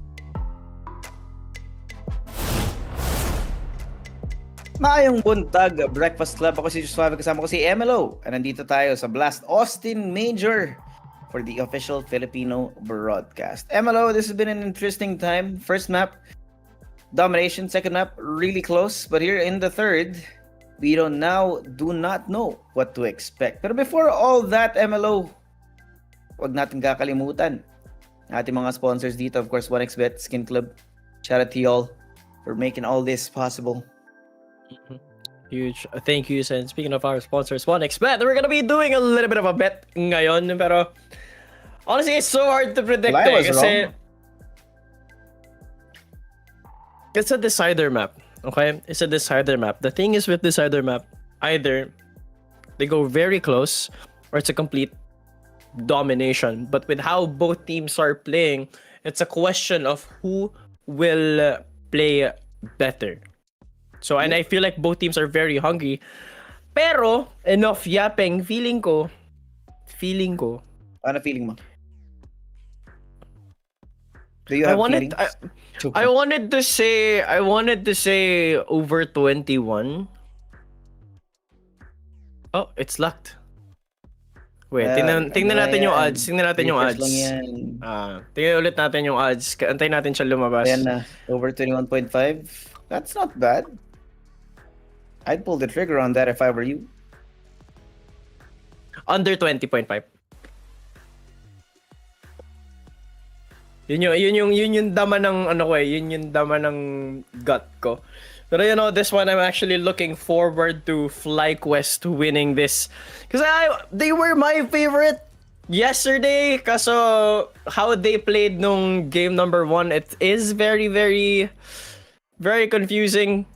Pero Yep. game 2, still, they brought it back on the map pick of Heroic, so not bad. Yeah, sometimes you just never know what's gonna be happening on the map, but that's just how CES goes. By the way, if you guys have not already, don't forget to use the code FocusFire to get up to a 16,000 pesos bonus on your first deposit sa 1x bet. Pero ito na nga, no? Game time, game on! FlyQuest versus Heroic, map number 3, the decider. It's gonna be here on Mirage. Surprisingly, we're not going to see any dualies from both teams. Vexite not letting it happen. Sunpayas as well. Pero ayun nga, the standard Mirage. Ano bang usual dito? Mid take, rush B, A setup. There's so many new avenues. Pero the great thing about Mirage is a lot of teams have experienced on this map. And speaking of experience, Heroic, I might say, is they got an upper hand on this. Yep. Live is going to be starting it off here. Of course, the mid smoke has to be there, making sure that there's not going to be any awkward angles covered, or uncovered rather. Para sa Heroic, a little cross. TN1R here. It's going to be a very heavy on the A side. Vex side? Ooh. That's a fumble and a half right there. And Sun PS finds Netic on the other side of this. But the rest of FlyQuest come rounding out, flooding out through apps. Seems like Vexite was used to the dualies that he had. That P250 didn't do the damage that he wanted to. Pero ito na nga si Liaz. Great swing, takes down Sonpeas. Pero Youngstar took the second guy out. Now with the bitch coming in from short. Should buy them that pressure. Pero Liaz still able to hit that shot. 2v1. Will want to save the incendiary that he has and the half armor as well. It's gonna be too bad here. Fair amount of damage. Making sure Heroic is not gonna be looking good. If I'm not mistaken, I'm alone. I don't think Heroic have won a pistol round yet this entire series. Have they? Have they?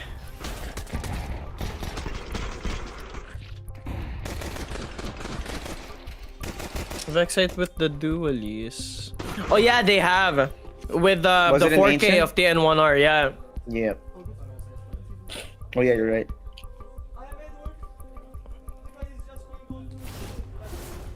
It's an early... Oh, it's a tech pause. Never mind. May natapan natang tubig. Sino may problema? Natapon yung drinks. May natapon nga. May natapon. Oh, that's Regali. Natapon yung tubig.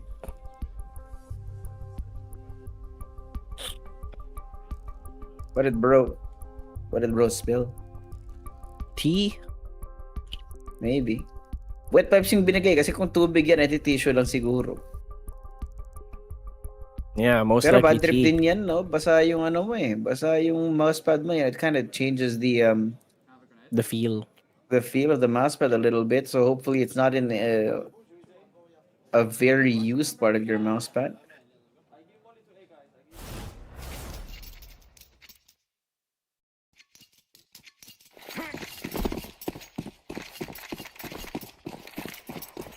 All right, round 2. TN1R. Ooh. I like this. It's made it quiet, done very, very slow, and Youngster also slowly taking up that space here from FlyQuest. This is if they have realized this early. They execute coming in. The standard smokes do come in, but they fail to check Sandwich, but he's only gone for one. X-Cloud swings out that smoke. LNZ as well, but the HE will deny any bit more information or any more kills from him. Youngster. But Youngster, Hey. it's expected. Was he spotted? Sunpass? Doesn't seem so. At the very least, they are gonna be suspecting him. Look at this. Long way around out through Ticket Booth. They're not gonna be looking this way. In fact, they're convinced that he might be coming from mid, so they're not looking at that direction. There's a peek out. Whoa! The spray transfer from San Payas. Excuse me, sir.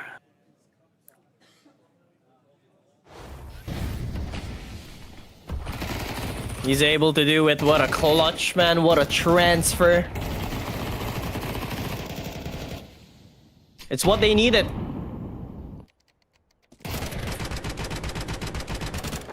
Yep. Oh my god. Yep, the heroic boys needed that after what was a good rally back, but not that win on Anubis. Now, of course, FlyQuest gonna be struggling in the financial department here. You have to try and find a rather roundabout way of trying to get this round one. Sanpeas, they know that he's here, so he's gonna be the center of attention. Floud, though, is gonna be that secondary. Teasm does not get any shots done, but that does give him quite a lot of info. So they're gonna smoke this off. Avoid any altercations over in that direction of the map. The rest of FlyQuest now looking to reunite with their brethren. Surprisingly enough, there's not much mid presence from either of the teams here, other than Sanpeya specifically. They're gonna have to look for a play here. Should it be another standard A setup? They only have they only have one smoke at that actually. But with that said, should be coming in towards jungle. But Youngster with the MP9 holding it down towards default. Molly off to secure the angles, but you should be able to clear him out. But there we go. Tech9 making it work, but a little bit too close. These long range angles will be able to be won by the rifles, but INS? not so much. INS comes in huge. That double kill as well. He does get brought down to 19 HP. I'm at a loss for words. How the hell did INS get away with those 2 kills with the Tech9 of all things now? He Should not have happened. Oh, the timing. Flash is thrown out. He does not expect LNZ to come out through mid. And it's going to be Regali, the 1v2. Not exactly planted for his convenience, and LNZ takes him down. Heroic. 2 rounds in a row.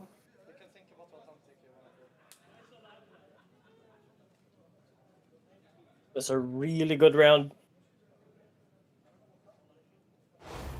But honestly, INS should not have gotten those kills. Nope, he had no business getting that. Absolutely zero business getting those 2 kills, but Heroic found a way to stabilize that. And it also seals the deal that FlyQuest are again going to be on an ecos. Not going to be good, not going to be easy to get themselves back on track here.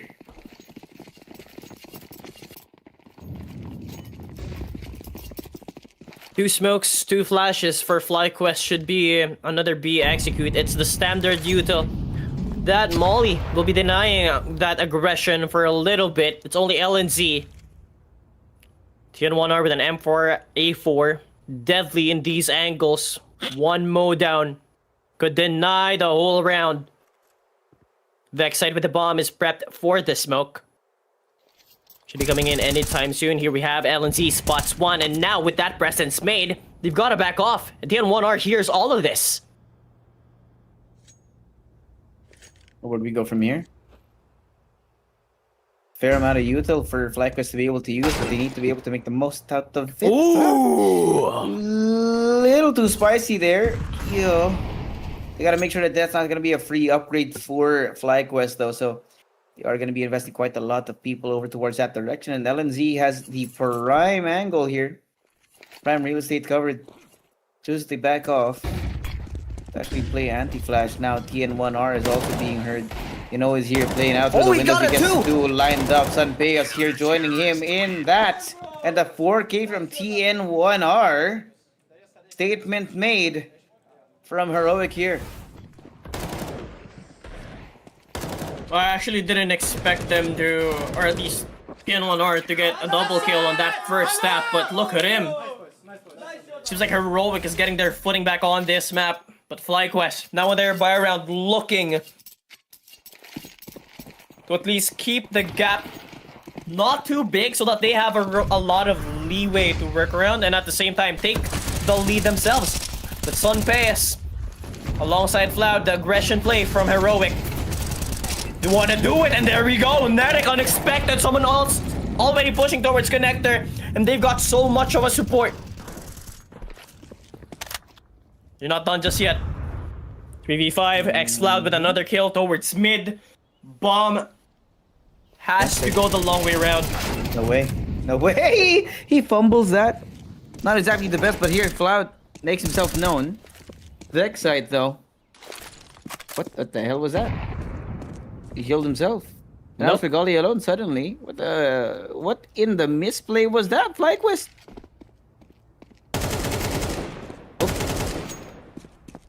Yeah, 1v3.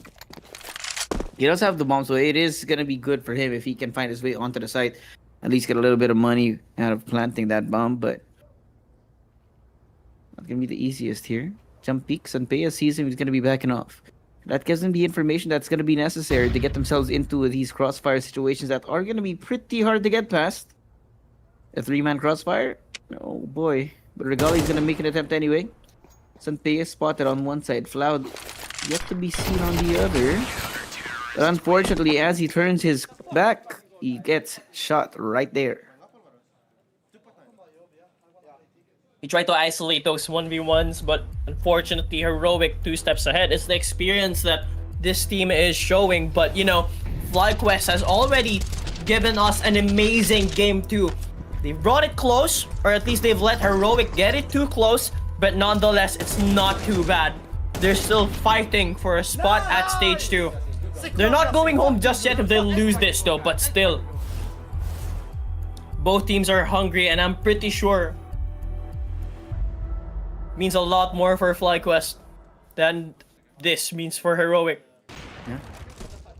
We got a timeout being called out here, so sino muna tayo sa kabila? Oh, Wildcard actually won map 1 here, but... And we just witnessed the point at which we get to the third map. Huh. Ew. Anyway.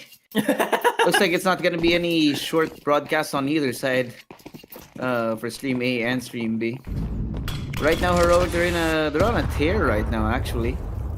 FlyQuest being down again. Man, the economy is just not working out for FlyQuest just because of how much they've been investing between these rounds. It seems like whatever play that they've been doing, it's just not working right now, and I feel like it's due to the experience of Heroic and how they want to approach this map Mirage. With that said, you know, still, hat tricks are always possible. Anything could happen, especially in a best of 3. Map number 3 at that. Lesser buy for FlyQuest though. Not sure how they want to approach this.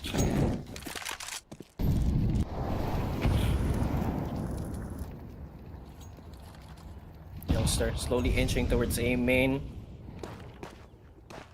There's still 2 members towards mid. It's gonna get re-smoked sometime soon, but X-Cloud should be ready to hold this down. He's got an AK on hand. Spots one, and a quick transfer won't be as successful. Youngster with the same situation behind the smoke has got the cover, but will be denied. 3v3 situation. An AK and an M4 on the side of T's. Vexite takes damage.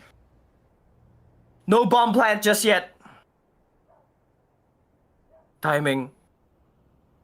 Oh, they're not looking, but he should have taken the shot. This just gives TN1R that opportunity to shoot him down. Once again, they have their backs turned. Lee has to fall. They re-swing and triple kill for TN1R. What can they do? Amalo, I hate to say it, man. We're getting a severe case of deja vu from map number 1.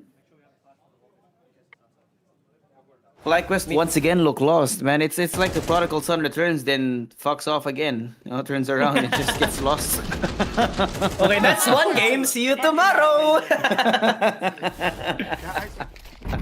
But man, it's not too late.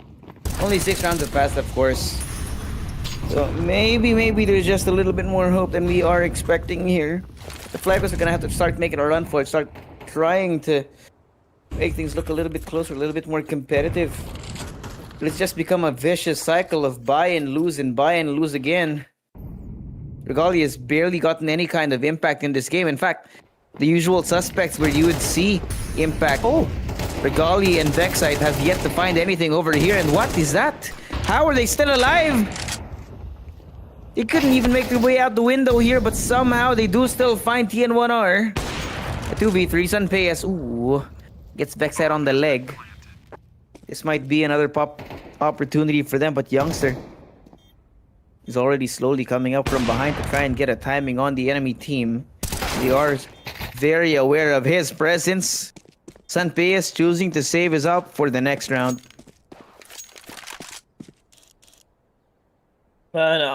LNZ, just quite unfortunate. He made himself known. He thought he was going to be able to hit that shot on the entry, but on that flash as well, it was just punished. That just opened the side up for FlyQuest, and here we have at least a bit more light from them. The round is not too far, at least the half is not too far, the gap is still there. 3-round deficit is not too bad for FlyQuest. Can still turn it into a 6.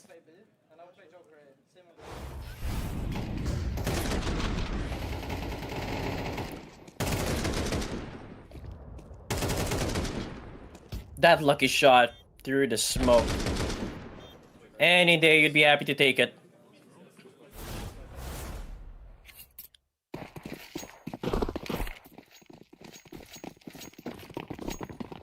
Right.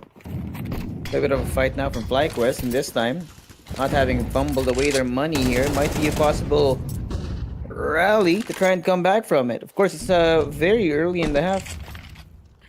Barely out there. Regali, though, gonna be spotted out. Needs a little bit of that shrapnel from the HE. Sunday is just waiting. What is that? Regali walks right into it. Remember, this is Sunpayas we're talking about. Then a 1v1 on the up. It's most likely that you're gonna be taken down. Regali probably thought that Sunpayas was flashed. But the quick reposition, that is true.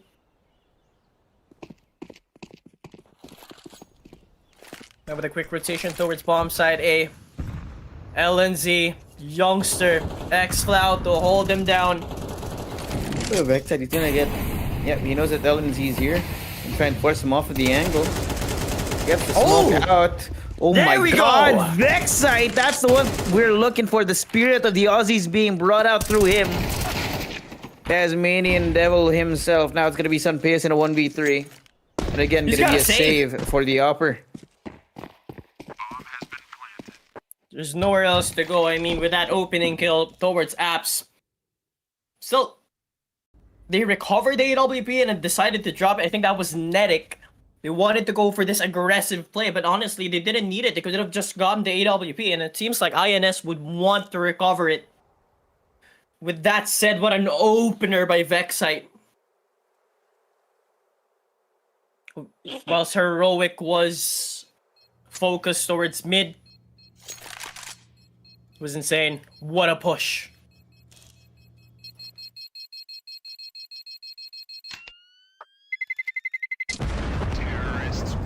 There you go.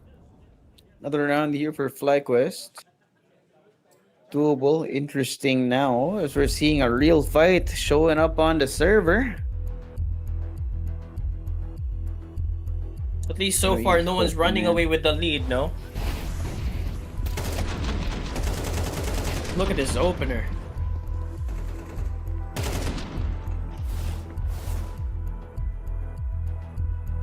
Here's the thing about Mirage. If you get too focused on one side of the map, specifically mid, it's a trap. It's a strat that almost everyone knows on Mirage and Heroic, somewhat falling for the basics. Might have gotten so much experience under their belt, but with that said, you're also overthinking it. Yeah. Like we said earlier, Heroic have a lot more to lose here than FlyQuest. At this point, FlyQuest should be just happy they've gotten this far, but they gotta keep trying, of course. You still have the up here for Sunpayas, but they're gonna have to try and get some sort of value out of it, knowing that right now FlyQuest is just looking at a really good rally of trying to come back here. Sunpayas again gonna be first point of contact out through. No one's really showing themselves, but be careful. Oh! Sees Liaz. That's a great first blood. Knowing that Liaz, again, he has been the one guy that has been consistent on this team alongside INS. Regali and Vexite, of course, on the other side of this, have not necessarily been the most productive for this team. After making his presence known towards apps, Sunpeus rotates towards mid. Now it just feels like Heroic doesn't know where to defend and missing those shots the first few ones, but still secures the kill. LNZ, oh my god, what a shot! Sunpeus through the wall, making a quick 2v5 at a round at which FlyQuest should have had. Heroic, Sunpeus does something. TN1R gets a shot, gets damaged, but now Netic, they're all aware that he's towards Van, slowly tapping away. He's gotta push on through, and there we go! 6th round win for Heroic and FlyQuest. How did they lose that round? And all on the back of Sunpeus getting that first blood out. It's looking real good here. Needed to activate the players again. This time, FlyQuest, they've been shut down once more. Talked about here right now is the lack of consistency so far is starting to become a problem for FlyQuest. We want to see a little bit more out of Vexite for this map, a little bit more out of Regali as well. They've been really struggling ever since we stepped foot here on Mirage. Ooh, speaking of stepping foot on Mirage, it's a standard push. Everyone knows this play. Eco rush B, semi-eco, it always works, and now they open it up. Sunpeus takes down Regali though. He's a star player time and time again. But still, LNC, the man who's been making noise within. Can he actually do it? TN1R, you've got to be cautious on how this man actually inserts himself towards side, and there we go. They can deny it. Lias, Youngster. well aware. Look at this positioning. He gets spotted. He's got a proper read. Sunpeus wanted to do more, but he won't be able to do so. No more, good sir. Yeah. Emelo, we have a game on our hands. Both teams really swinging at each other here. Mano a mano. It doesn't seem like my below 20 is right. Expected someone to at least falter, but both teams refusing, or at least for now, FlyQuest refusing for Heroic to run away with this lead. Nice! Good job, Corey. Oh,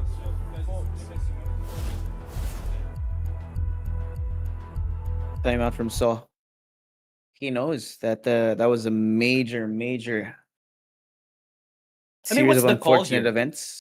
What is the call? The call is calm the hell down.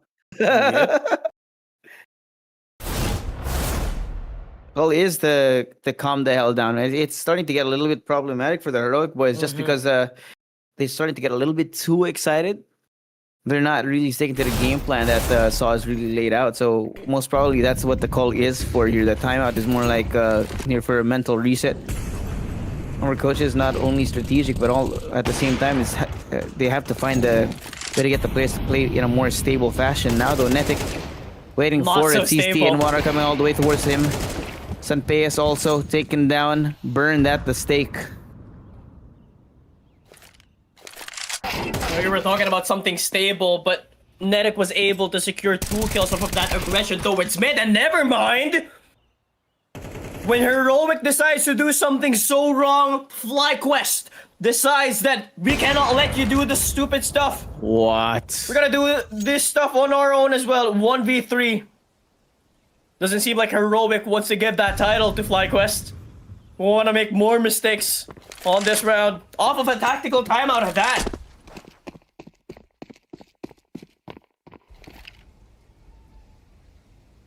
LNZ looking to save most definitely.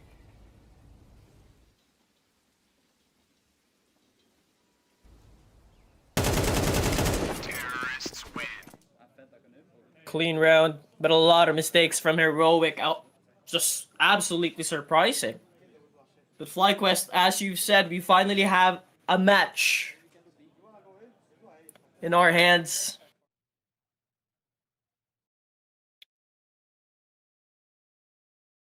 Where do we go from here? FlyQuest? I like this. Just really fighting back against Heroic right now, and they've gotten themselves into a point where this is considerably better performance out of them compared to the last 2 maps as well. not really needing to depend on Regali as much as they want. And Vexside as well was been kind of the heart, the lifeblood of this team. Was unfortunately just getting taken down a little bit early in these rounds. So you can see there's not much impact from this player in particular. Speaking of impact, no. INS and Lias, they weren't performing as well compared to Vexside and Regali, but the tables have flipped. There's always players to look out for. Now, final round of the half. Heroic does not have much to play around anymore, but with the call from FlyQuest to go towards A, this gives Heroic a bit more of a chance to actually deny their push. But looking at the utility of FlyQuest, they have plenty to clear out the angles, make them look away. Now the first smoke to open up sight. Not just yet. Youngster with a 5-7. And HE should pop this, and there we have it. Good for 1, 5-7, spamming through the smoke. Not good for anything else. AKs, Lias and INS making the impossible. But HE connects. Do they have the time? They have to rush him now, and yes, they do. Regali connects, secures the equalizer. On the second half with a no-scope at that disgusting shot. Yep. And there we go. We're tied even Steven right now. Last map, the decider map here for the series. Ladies and gentlemen, welcome. Ito na nga yung totoong breakfast club. Good morning. Good morning, maayong buntag. Bonsoir. Bonsoir. A oui oui baguette. C'est beau. C'est vous plaît. Merci beaucoup. A oui oui mon ami.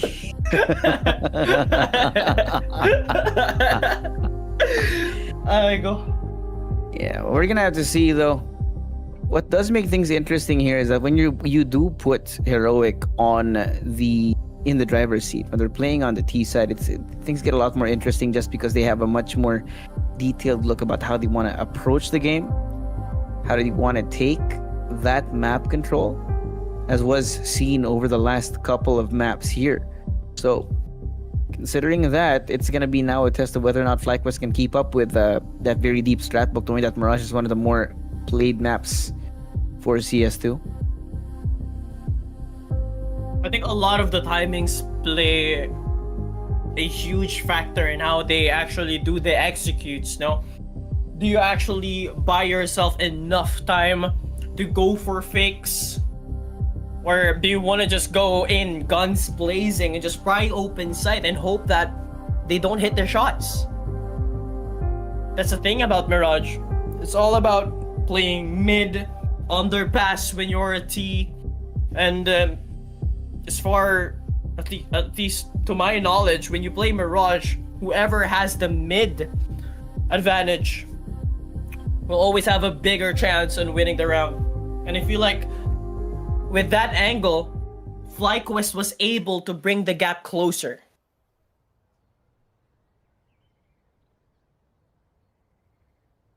Other side, map 3 din, yung B8 versus Wildcard game. And it's Inferno. I don't think we've seen this, no, Josh? And not so far. Not us. Yeah. Probably sa kabila kay Gavin, kay Sneaky. We're gonna be joining you guys for the next BO3 of the night, of course. So, hindi pa tapos ang lahat after this one. May bakbakan pa rin mamaya para sa Austin Major. Oh. Wait. What the hell was that? What the hell was that, Sonic? Oh, God. Oh, man. I love CS, man. You get the most ridiculous things just happening on the screen, man. Saw what INS did with the Tech 9 earlier. Just insanity here. Knife? No. Is it really a good idea to go for knife kills at this stage? Of course. Always was, always will be.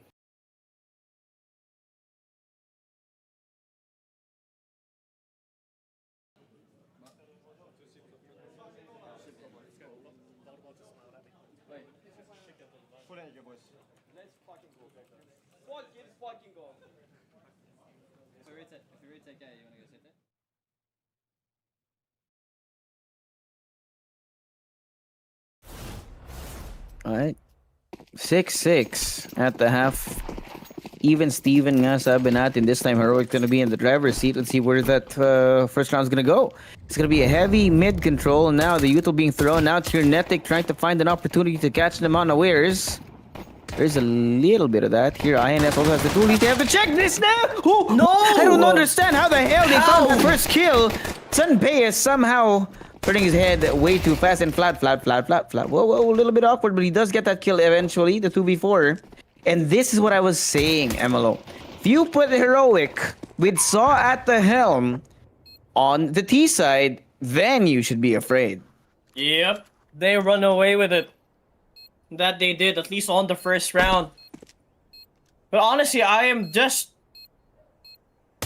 It's quite sad that INS wasn't able to at least capitalize on the angle that he had. Meanwhile, Leah is still in this clutch. Sunpei to fall. First point of contact, but that duelist from Vexite won't be as effective as he might have wanted. There we go. First round will go in the way of Heroic. It's the aggression from mid that gave them that opportunity. It's what I've said. Whoever controls mid first, honestly, I thought that was FlyQuest, but I was wrong. But that round win was brought to you by 1xBet. Use promo code FocusFire for a bonus up to 16,000 pesos on your first deposit. Good start here for Heroic. In fact, if I'm not mistaken, the vast majority of wins on the pistol round have been for FlyQuest. So Heroic starting off with a pistol round win here in the second half is a good sign. Vexite is going to be committing onto the FAMAS here to try and see if what he can get. Going to get very active. And again, the Australian squad, when they do this, it's very risky as well. Because they have invested a fair amount of money here. And if they don't get anything out of it, they don't get any sort of compensation. Life gets a lot harder. Even if they lose this FAMAS, in fact, early in the round, then things go from bad to worse. But look at Vexite. He's gotten all the way back. LNZ spots him out through the smoke. INS so low right now. They're trying to hunt him down, but he's nowhere to be seen. Vexite. Oh, Vexite. He's all the way in the back of it. He gets one. But there it goes. An absolute blender coming in from both teams now. Vexite might have found the timing, but he can't find any of those kills. 1v2. Netic has to worry about now where the hell the bomb is. Reposition also from Sunbayas to get himself just by ticket. Crossfire now going to be set up here. The bomb already down to half of the time that it's needed for it to actually explode here. All they need to do is play for the time, but still, he walks into that crossfire and the second round secured here for Heroic. It's as you said, Jisuave. They've invested so much resources on that round to at least salvage it. Sure, they've done the damage to Heroic, but I'm not sure if would be enough. But I guess they have to go on the Nico now. I actually thought Vexite would have done something amazing there off of that timing in the smoke.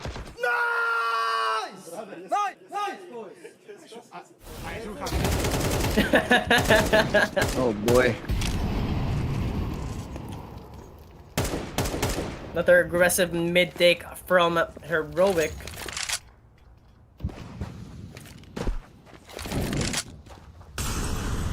It just doesn't seem like FlyQuest are getting the proper timings. They've got the positioning that Heroic is giving them, and same as this one.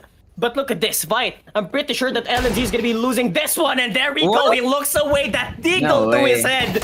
He's gonna be able to pick up an AK. It's going against the Galil of Sunpayas. Pretty sure he might win this one as well, but never mind. I was wrong. So was he. 3v4. Bomb not planted just yet with a minute left on the clock. Timing though. Timing They've on got this is great. Not as good. Just when you thought, man. Just when you thought you could catch them unawares. Nope. He was just ready for it. It's gonna be Regali. No hope in hell for this round here. So that's gonna be getting Heroic up to 9. you're going to be expecting FlyQuest to have a little bit more money to invest for that next round, in fact. Let's get taken down. And yeah, that's heroic. 3 rounds now in a row. Looking good for the boys in red. And again, looking dangerous here on the T side. I mean, we should have a timeout at this point, right? Surely.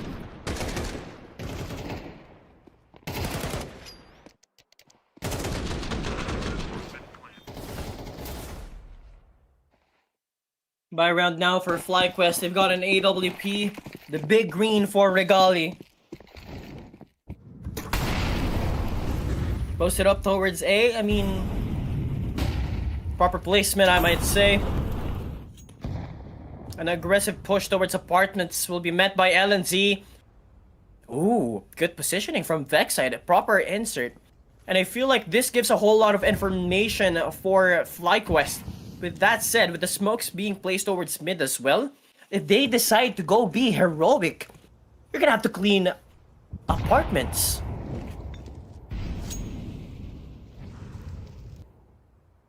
A little bit of quiet. Oh, he expects it. I am quite surprised they actually went ahead and checked that out. The Elden Z takes down 2. On the way Medic. here, but Kinetic not going to be expected in the back of sight. Sunfayas will take care of that problem. Golly with the up here. INS with the A1S. Amazing. And they got to wait for it. Oh, they see the elbow. Sunfayas. Oh, this backstab could be great. Might be all they need, in fact. TN1R again going to be on the prowl to try and catch a timing on these two. And you can see why the patience is there. Finds one, and now they're going to be aware of it. Regali with the op in hand. Has to worry about so many angles. Does not know where the hell to look, and there's no time to be spoken of. Pushes forward, sees him. Dies, but LNZ is going to be there. No op for you in the next round, and Heroic are adding insult to injury. They want to go more. They want to secure their spot in stage 2 already. They're hungry. And as you've said, I'm quite surprised that they do check this angle.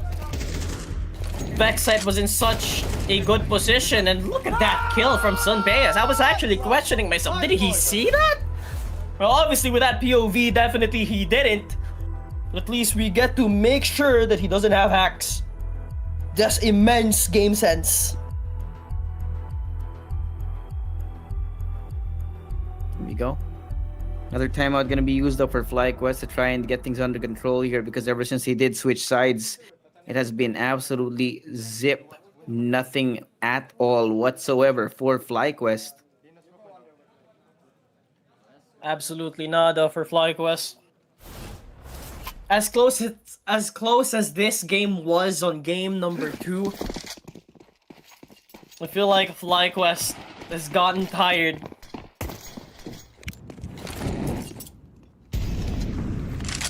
The first half they look convincing, and here we have another aggressive push. TN1 Arch sprays him down! AK-47, oh my god! With the bomb dropped, and the 2 members left for FlyQuest, at least Liaz gets one. Gets this round closer. Regali with a 5-7 if they face him. LNZ is low, he's got the AWP, but with the Glock? How is that possible? Should not have gotten that kill. Meanwhile, Liaz will be expected. Not so much! No, sir! But XCloud, he does fall, and I think Liaz should transition this A1S onto the next round. You cannot run away with it. Or at least you should run away with it.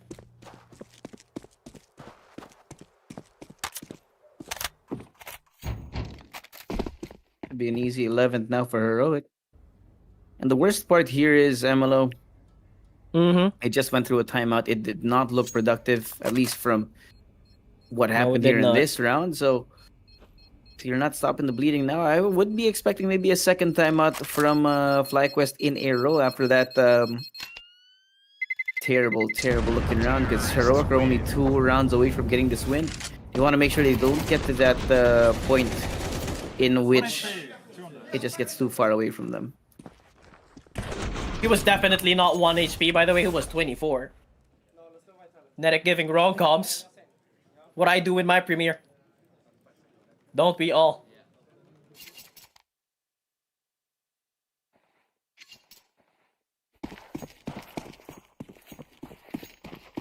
Step closer. The match point. Not so healthy of a buy now for FlyQuest. They know how important this round is. It will be as crucial as ever if they want to get closer. With a heavy presence towards mid, Heroic getting ready for this A execute the standard. 3 posted up A though. Regali looking to assist through connector. And under Palace is Vexite with an M4A4. INS to CT. How deadly could this crossfire be? With the timing as well. It's as everyone knows. Sunpass will try to look and open it up. He sucks one. Good for one. Looking to go for a second. Backside inside smoke. He was a good entry, but not as good of an anchor. Nedek tries, but not as good. 2v4, Sunpass and X-Cloud on 20 points of health. Youngstar even lower. From 100. Healthy as a moose. Healthy as an ox, it won't work. They're so low right now. Both of these, one well-placed nade actually could take them out. Now they're completely unaware of the presence over towards Ticket. Over towards Spawn. Oh, he missed the shot! He misses the shot. They know where he is. And now they know how to position themselves for victory here. Liaz trying to spray through. Cannot get it done. Sunpass takes down one. Regali walks right into the crosshair and walks to his gallows. And honestly, he just deserved that one. That was an easy shot. He should not have missed that. He was just crouched in towards default, and just how? All he had to do, I think he adjusted a little bit too much. Man, match point now for Heroic. And as much hope as I had for FlyQuest, it doesn't seem like it was the right decision to do so. Heroic showing the experience. Nedek looking to make the impossible, and there we go. He's good for one. Looking to get this second. Brings down Flap to 29 points of health, but won't be good enough. But is it? Vexite on the right side of mid. Liaz as well to hold down B. Denies LNZ. 2v4 and never mind 2v2 in the blink of an eye. But FlyQuest has got the bomb. And the rest are nowhere to be found. And I feel like Vexite has got the read that TN1 are is right inside apps. But do they know where Youngstar is? So they creep. They're not even playing together. Regali towards mid. Vexite has an idea. Can't get it done though. That's a little unfortunate. Barely any chip damage over onto Youngstar, and that also opens up the bomb. Now they know exactly where it is, and Regali having been spotted out towards mid. Have to see whether or not they can find a way to deduce whether or not he's here. Yeah, call is gonna be going all the way around towards A. I mean, they had none the the wiser as to information. where to even look, man. I mean, the amount of time that has passed also is the question. Where could he be? Has he committed to his position, or does he actually rotate away? And Regali might just be able to catch him out in the open here if they choose to move a little bit too deep in the side. But the timing, the timing. Turns away at the wrong time. Plant's gonna come through. And now Regali's gonna have a really hard time trying to get himself back inside that site with the AEWP. And he doesn't have a kit. It might be over. The time This should be it. slowly running out here. Regali, all on his lonesome, has to find a way to isolate these gunfights, but he doesn't even have the resources to take these quick shots. No spray transfer for you. It's the AWP in your hand. Big black gun. He gets that first kill. It might be possible. He sees him. TN1R trying to buy the time, trying to bait him out. But there's it's no not time. gonna be possible. Sees him out in the open, playing for it, and that's just gonna be all she wrote. He gets the kill, but not the win, and Heroic win it with a 2-1 victory. Oh man, I thought it would have been a lot closer here on game number 3. We went on to the second half with a 6-6 scoreline. Game number 2 ended on 13-11. FlyQuest ran out of gas. They salvaged whatever they could from game number 2. Brought it far enough to at least bring them to 6 rounds. Just super unfortunate, but with that said, just suave. We finally have our first team heading on to stage 2. And there you go. Things got a little bit more interesting though. No, FlyQuest is not going to be over for them, but you can feel it, man. It was very close for these guys. And they're definitely not going to be feeling good about that loss. Only that it was within their arm's reach, but unfortunately could not get it over the finish line here. The Aussies gonna have to go for a reset and hope against hope that they get another chance at this. Heroic. Yeah, fraud watch be damned right now. They got right past it. Man, what a series, honestly. Heroic have made it through and qualified to stage 2, 3-0. The expectations were very high for you guys and what we were expecting overall from what this team could deliver. Just for this though, you must have expected it as well. Did you have to fight for it a little bit more in this match than you were expecting, especially on that Anubis? Yeah, I mean, Anubis Cities I didn't go exactly as planned, but otherwise I felt like this whole stage so far has been pretty smooth. Not that we, like, in some way I guess we expected it, but to be honest, the expectations doesn't matter too much. Like, it's all about the work you're putting in, so I'm at least happy that we were able to show it now. And you showed it in a very strong way. One thing I looked at is you do have quite some young players on this team, right? Even after losing Anubis, was the bounce back still quite easy for them? Were they still in good spirits? Yeah, I think the mood was pretty good. It's obviously also it helps that we did a comeback on like Anubis T side, or we got many rounds and made it 13-11, but not good enough in the end. But I mean that got a bit more like maybe what's the word? Let's say motivation, but just hopes up for the last map and got some energy for that. So that was good. I've got to ask about Tanir on your team because obviously you scouted him onto the team. How did you find him and did you expect him to be this good? Because he's looking really razor sharp. Is he even maybe beating your expectations? Yeah, I think he's beating the expectations in a way, like how fast he's able to adapt to international team and everything that comes with that. I think, of course, like when watching him before this team, he already had good mechanics, everything, and you could see it really clearly. But it's a different case when you go to international team. English can be challenging, and then the play style and everything. But he has been doing like really well and adapting to everything. So really positive about that. And right now, even with everything that's going on with like you and some players leaving, the team still seems to have such a good spirit. You know, everyone's fighting for this. With you going 3-0 here, how confident do you feel just looking at going into the second stage as well? Do you feel like this is a team that's got that capability of going further? For sure we have the potential and we are capable of doing it. It's not going to be easy, and that's the thing with these stages, like every stage will get harder. So I mean, we need to show up even better and show better CS. It's of course like maybe it's challenging when you know that you're not going to continue with the same roster next season. But at the same time, it is the major, it's the most important tournament of the season. So the motivation is there and the hunger is there. So we are going to keep fighting. Can you just tell me, though, what is challenging about that, you know, knowing that you're not going to continue on? Like, what does that change for you personally? Well, for me personally, it doesn't change much. And I think for the guys also, it's more like the mental side of it, that you know that all the mistakes you are fixing, for example, it's not going to be 100% the same for the next season. There's going to be new things coming up. It's that kind of thing where, like, the future, in a way, you know it's going to change.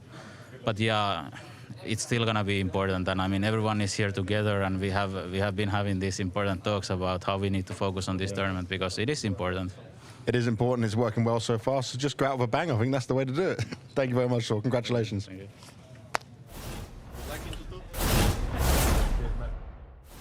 Yeah. That's going to be our Skin Club MVP. The standout player is going to be TN1R. We talked about this guy.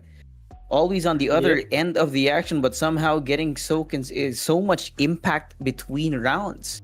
He's been doing so well. So the skill, that's 61-40 here, 92.0 on the ADR, and a pretty good rating, man, 1.4. Yep, definitely, man. Honestly, I expected the N1R to be the series MVP, and especially on Anubis, if I'm not mistaken, he had like a 20 kill scoreline. So with that said, he just performed the same way in Mirage. He was just absolutely insane, making plays time and time again. Sure, he was a little bit outshined by Sanpeos every now and then, but well-deserved MVP. Yeah, well deserved, man. He was always gonna be there to try and pick up the pieces whenever things got out of hand. But that's just gonna be it. Me and Heroic gonna be very happy about this. We talked about also Sanpeos kind of not gonna be in the best shape since he will be leaving. But that's gonna be it for now. Of course, we're gonna be going to a quick break. I'm just Wabi here with Emila. When we're back, got one more series for you, so don't go away. We got a lot more CS2 action coming right at you.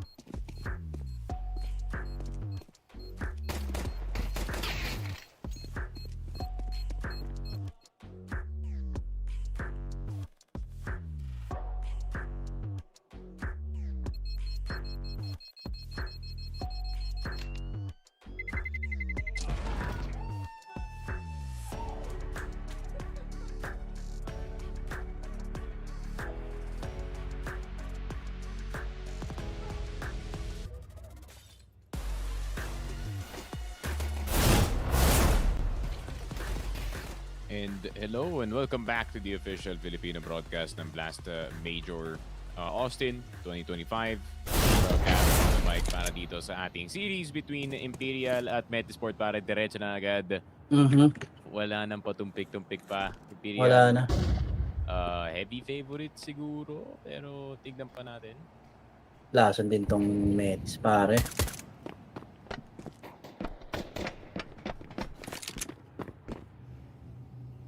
Natin Campus Sendagang papalag ba dito against Imperial, pero yun na nga, magandang start agad for Metis dito. 343. Mas makikita na rin si Chase Nick. Medyo mahirap, no? Nakiplant yung bomba dito kasi BD is here to deny kung sakali. Ang sa time of players, USP. Lang di makakuha si Try. Benito with the headshot. Dualies. Have been doing a lot of work. Nakadalawa na siya dito sa round natin. So si Flopsky dito sa may rampa. More bullets. Pero yun lang. Glock 18 pa kanina doon. 4 HP and a dream. Yep. And unfortunate para dito sa Imperial na squad. At timeout of the pistol lang.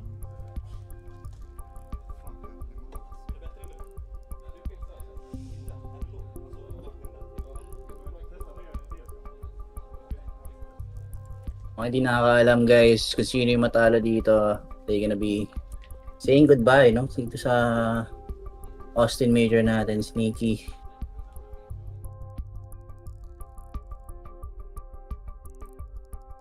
Ano ba yun? Elimination game na pala to, men? 0-2 games.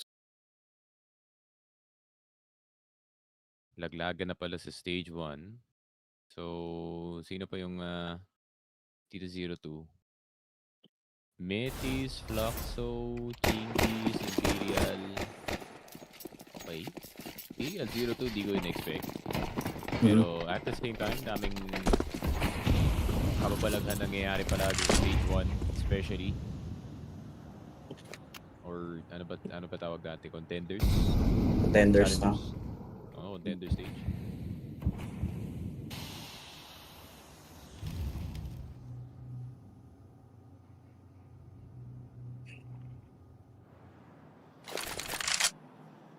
Lason si Vinny dito, kaso medyo hesitant pa dito si Idol na mag-push forward, pero tignan natin. Metis, unti-unti na rin naman sila nagkakaroon ng grounds dito sa may papuntang A ramp ata. Okay, Metis. Nice timing though.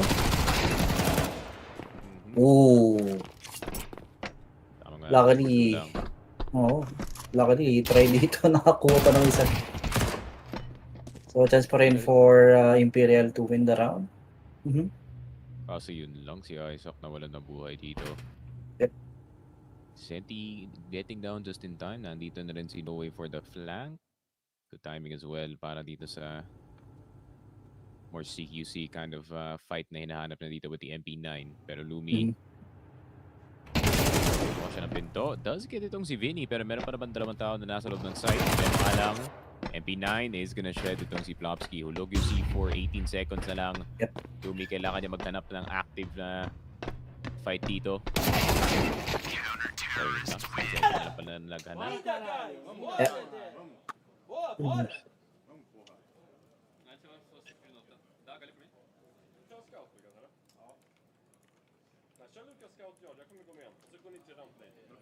World ranking 39 against world ranking 55 itong Metis Esports.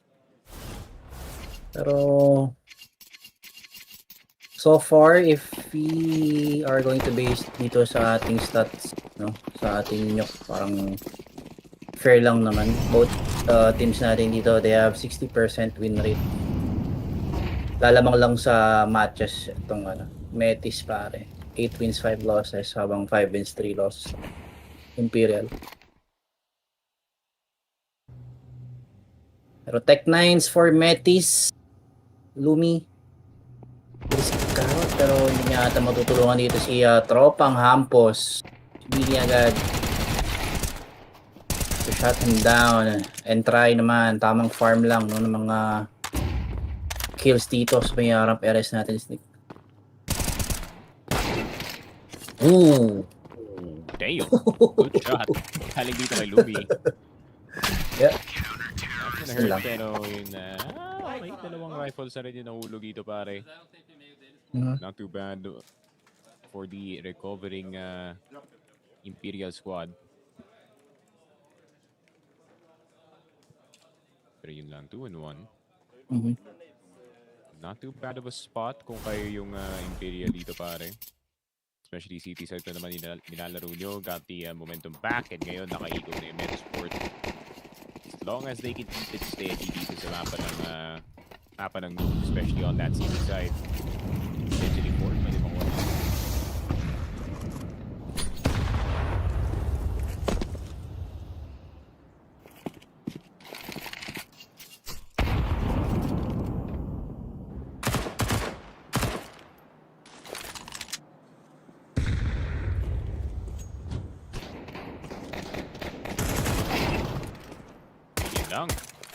Kataon na nga na merong XM1014 dito sa mapa natin.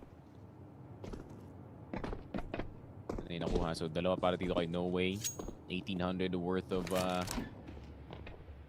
dito pare. Yun nga, Top Season's gonna walk on in. 3-1 Imperial. Solidly so far dito sa kanilang city side. No realistic fight back just yet. Galing dito sa Metizport.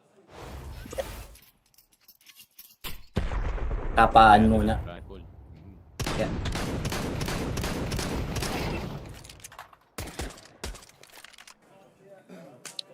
Tinatansya pa ng Metis no, yung depensa dito ng Imperial. Pero ito, real deal natin dito pare. For Metis. 5 AK though. Kaso massive na boom coming from try. Tinagos agad yung usok dito sa may outside areas natin. So we're down to 4v5. And try iwan rin yung outside.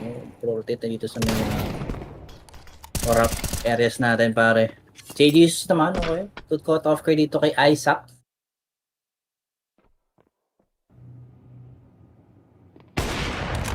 Ayun lang.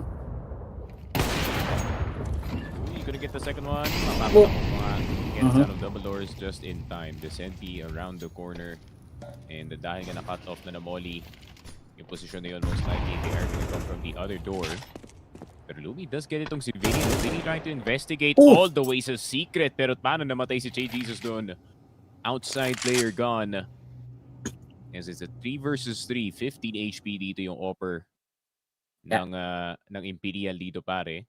Pero half HP si Lumi. Healthy pa naman dito si Adam B. Very, very possible as long as makita nila si Descenti in the corner. Pero tignan natin. Mukhang ine-expect yata ni Adam B.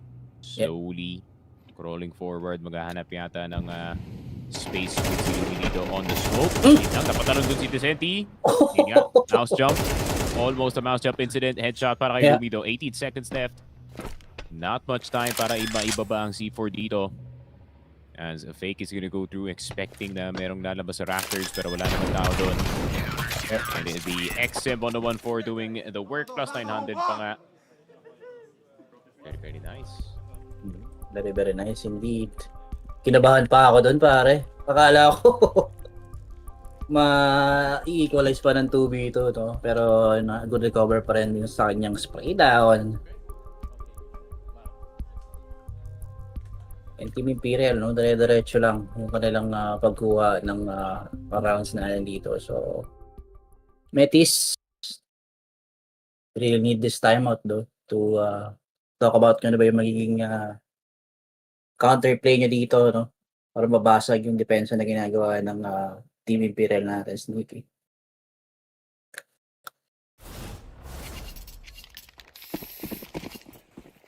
Pero pansin mo, Metis dito, talagang gusto nilang i-contest yung outside eh.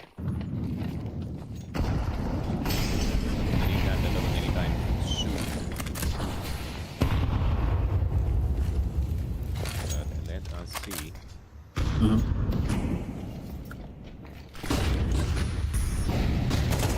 Enter on the A side. Balag na balag si No Way, somehow dodging some of the Tech-9 bullets. Pero No Way, around the corner. Molotov gonna sink sa site natin. Deagle gonna be heard by Vinny. Vinny somehow slipping on by. Pero hindi pa siya makakapasok ng A side just yet. Full swing. Lumi will get taken down. Bit of pressure off. Needs to site natin. Pero alam pa ni J. Jesus na there's a P250 right under him. Try. Vinny will get 2. Naku po, nag-line up pa ka. Ang dalawang players dito sa single door. 5-1. Nuke so far going swimmingly para dito sa Imperial. Boss Gab, wala masyadong kahirapan. Yep.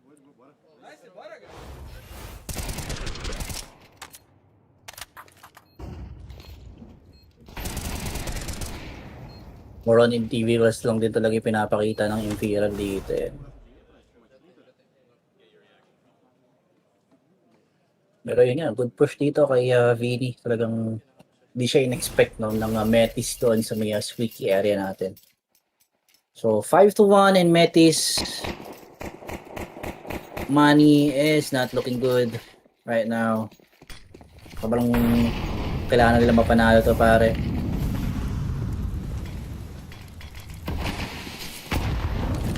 Oh! Ay, long unlucky for Campus. No. Yep. Very unlucky gaming para kay Hampus on para trying to test out the outside, but unfortunately he got tested instead. Baited. Super baited. Pero yun lang, try. Second one gonna go down as well. And the B right up on the chopping block dito pare. Pero tignan mo sa likod. And ayun nga, Imperial playing a game of sureness dito sa series natin considering yung circumstances pare. Yun nga, pag natalo ko dito, run to the major is over in stage 1. And obviously parehong team ayaw mangyari yun pare.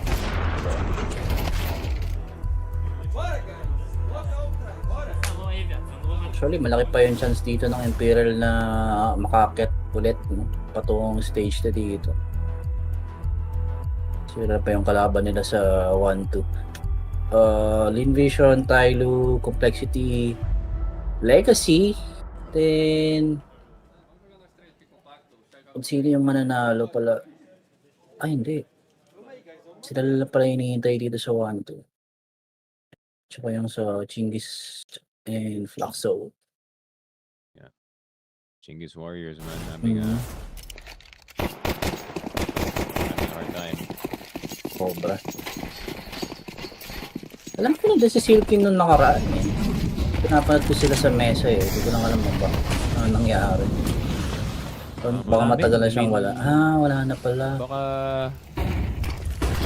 these guys matagal na rin since last time nakita natin yung mga players dito sa Chinggis Warriors. And speaking of B-side, now crawling with B players dito pare. Ooh, nice shot. Gotta get the B right through the smoke, right through the needle pare.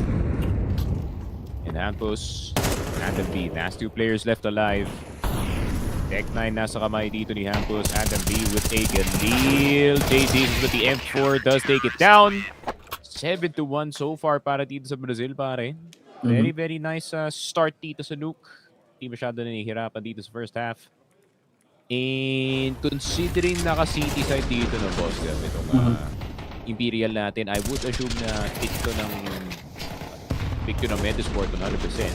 Yep. And currently pare, hindi nag-workout. Naku po, tignan mo naman kung gaano kagiging Adam B pa. Locked in na eh. Umaalog na yung monitor eh. Tutok na yung mukha sa sa monitor pare. Pag 12-11 tapos promo game mo pa sa game na ako po. Yan talaga yung may expect sa akin.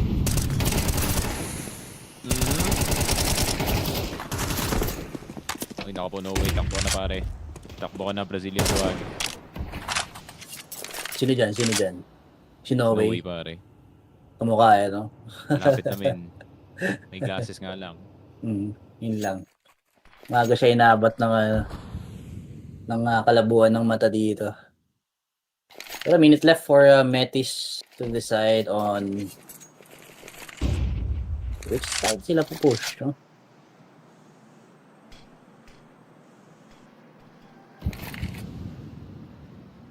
Slow takes outside. Gumana, kaso ibibigay na rin naman ata to ng team Imperial natin. Antayin na lang nila pumasok if ever kasi ilamang na sila sa tao, no? Naglagay pa sila ng isang player dito sa outside. So, Yep. yun nga, either secret sila dadaan dito mid or dito sa may ladder area natin. Hampus making his way dito sa may lockers. Try. Gets the first shot kay Hampus. So, meron siyang dalawang choice. Was that a lurk? Or was that actually one of the full pushes? Running. No po, no scope. Bad timing para dito sa Metizport. Pare, sunod-sunod na balas. At sunod-sunod na pagkapatay ng Metizport squadron. Nako po, na timingan pa nga sila ni Try dito, men. Malala pa doon yung Tech9. Insta pull out. Putok. Patay. 3K. Nako. Walang ka-hype-hype sa katawan to si Try. Nakita mo naman, cool, calm, and collected lang, no? Despite na, sabi yun, kahit na nakuha niya yung 3 kills doon, pare, di ba? Full focus lang talaga. Don't want to be too very excited dito, pare. Oo. Ayaw niya ma-overrun, no? First game pa lang ng series, pare. Meron pa tayong map number 2 right after this. Dito slow. Okay, first kill dito sa rampa. Isaac. Down, right. Good delay. Galing sa kanyang teammate dito. Adam B through the iron bars. Nakuha niya actually yung AWP dito ni Try. Decenti. Napasok na dito sa Cubby. Lopsky looking for an opportunity dito sa B-side. Pero meron din ng gustong umikot galing sa secret. But the hesitation actually galing kay Hampo. So possibility na not really there. Adam B, good awareness sa kanyang mga angles dito. And mapapaplanta nga sila dito sa B-side. Will this finally be a round para sa Metizport? Or is this gonna be another broken promise para sa kanila dito on the C4? Maraming pera yung Imperial, so feeling ko i-go talaga nila to, pare. Bini spots on 1. That's one to. Well, shutdown nga agad itong si Plapsky. So 1v1, Bini and Hampus. Kaso planted yung bomba dito kay Hampus, pare. He's gonna go through. Tech9 is not the best weapon for it, pare. 2 seconds. He does feel the skin hit the blade, pare. And it is an 8-2. At most 8-4 ang in-hope dito ng Metizport, pare. But they still have to get another round on the board. Meron pa naman pambay dito yung Imperial, which is obviously not good news. Para sa Metizport. Pero at least nakakuha pa sila ng isa pang puntos dito, pare. Yep.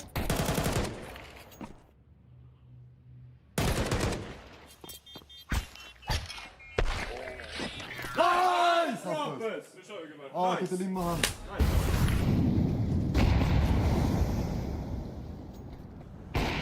Another outside take na naman dito for Team Imperial. Pero Lumi pwedeng makapitas kasi yung flash, no? Nanggaling sa side ng Imperial will help him survive dito, Sneaks.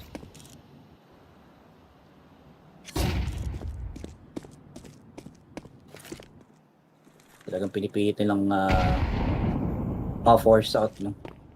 Itong si Puya mo try dito.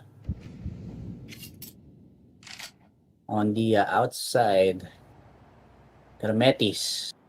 Minute left for them. Dalawa sa may warehouse. Then, hindi pa actually nakakross, no? Yung dalawa pang player natin dito, pare. Nag-hold back lang sila dito sa may red containers. Pero talo inep, Lumi. Take down nga agad itong si Vini. So, 4v5.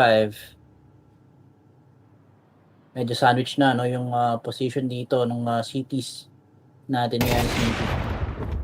Yun lang. Oh, okay. Hampus nakita dito si Try. Yep. That could be an attempt. Heaven control nasa kamay na nga dito ng Metizport. Potentially. As long as di magpadali dito si Adam, that would be nice. Expected na yung Heaven player. Hampus will get one. Swing around the corner. Lumi's gonna go down. AVP. Nasa kamay ni Desenchi dito. Desenchi is getting a bit desperate, pare. Almost hitting the shot kay Hampus. 8 seconds, though. 8 seconds is not much time para makaplat ng C4. You don't try, though, kung ikaw si Jay dito, pare. Damn, I mean, gets out the vents na hindi nangihinga dito, pare, but doesn't check yung fake vent, unfortunately. 8 and 3. I'm surprised na hindi man lang tinry ni Jay takutin, Ni Jay, pare. no? Oo.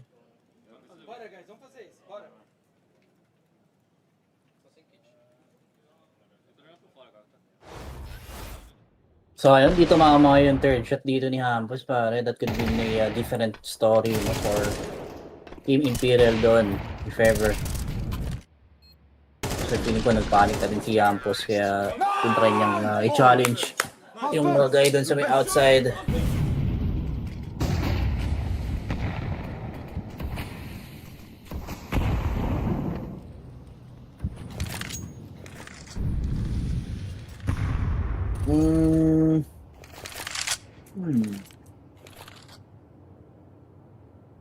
Madami siya namang pera dito, yung Imperial, so rebuy lang din.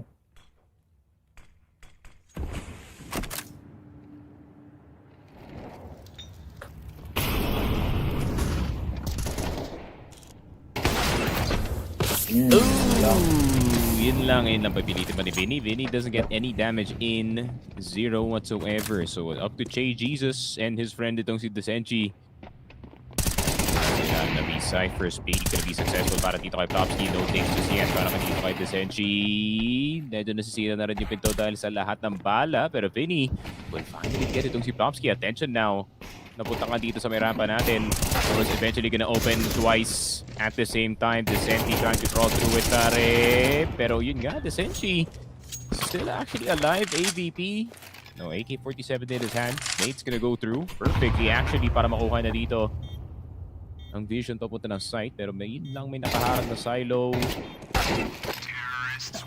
And then yun na nga. Adam B will get the final kill. Yep. Bit more of an effort para dito sa Metizport sa late end ng first half natin. Pero 8-4 is still an 8-4.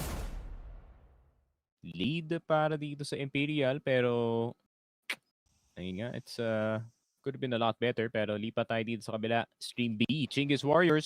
Chinggis. 3-0 dito sa Ancient. Medyo na-expect ko yung Ancient. Matik na yan pagka Mongolian. Favorite talaga nila itong malumot na mapa.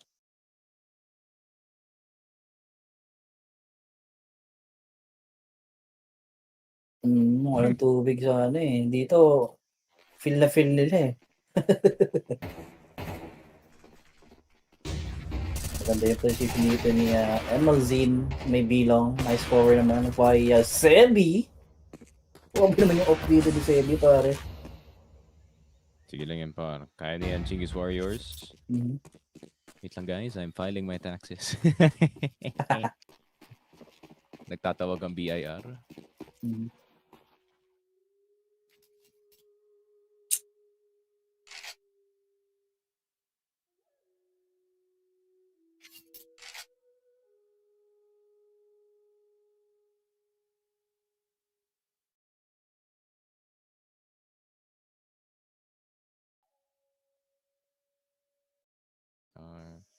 Bank transfer. Come on, man.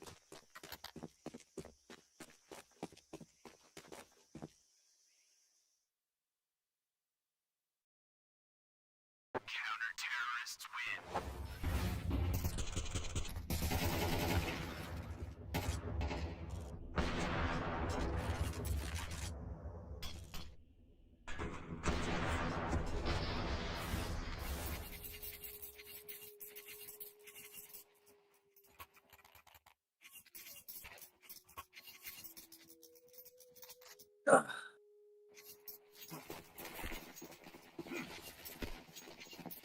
Pero yung Chinggis, medyo mahirap na raw. Chance naman kay Flaxo na mga recover dito sa cities. Yeah.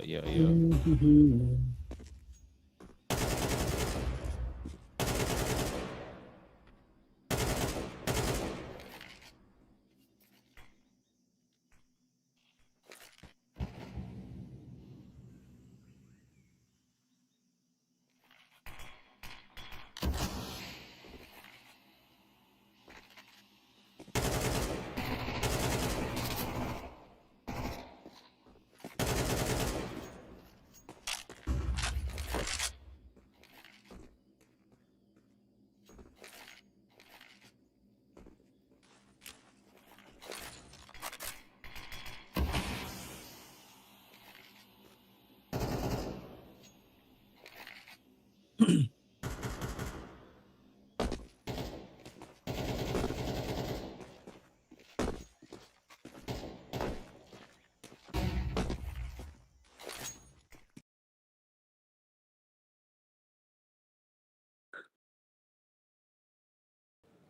I think we back dito. Second half. First pistol round ng Imperial versus Metizport natin dito. No? Ayun yun nga, Metis. Sila naman yung didepensa dito. Imperial, sila naman yung aatake dito sa ating second round. So, i-hit. No? Yung naging play natin, medyo messy for Imperial. Hindi gana yung pushes nila dito. But still, 2v4, tayo pa rin naman. No? Wala lang tamaan yung ating headshot dito, pero wala. Denied. Ay.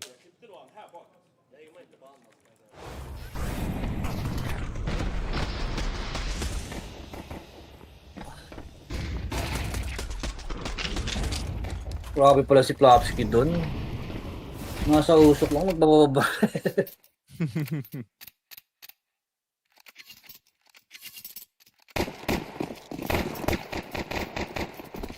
Na-nostra niya yung dadaanan ng Imperial natin. Pero tingnan natin Imperial, no buy for this round. 5 locks, 1 flash. Man kay try.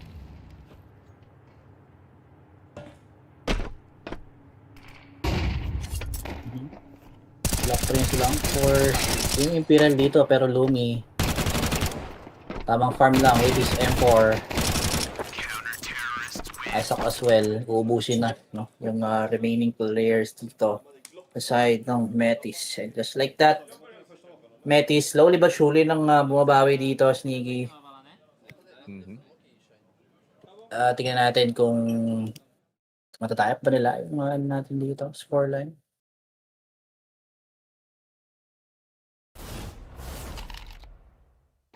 Yeah, 8-6.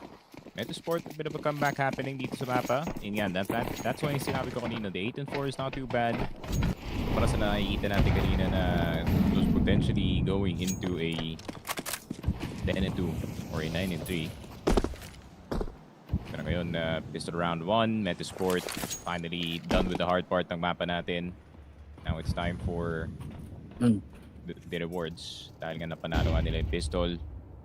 Better position dito sa CD side, pero tamang standard A execute lang.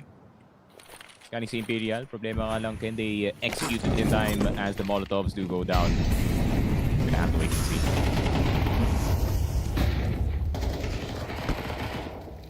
Nakakabo.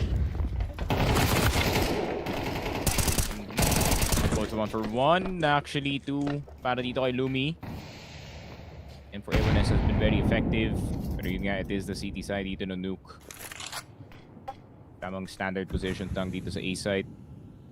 Nothing too complicated. Apat pa naman sila dito. They can assign 2 players to go down dito sa B side. Wala pa namang util yung remaining Imperial players natin dito, which is not good news.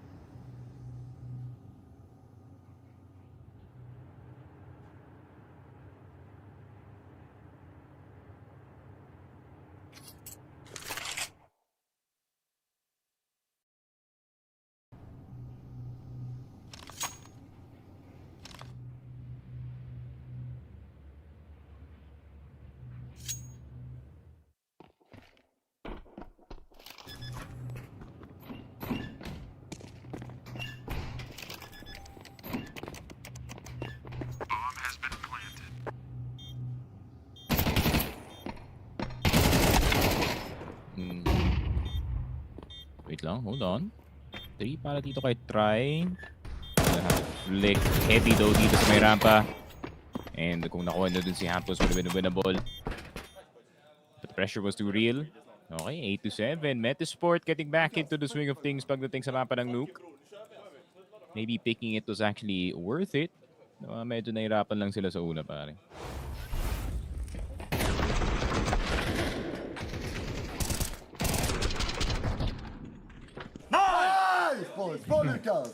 Single si Idol. Naka ano yan eh, naka ano rin siya sa pick up. Major. So 8-7, isa na lang for Metis to type lang ating scoreline dito.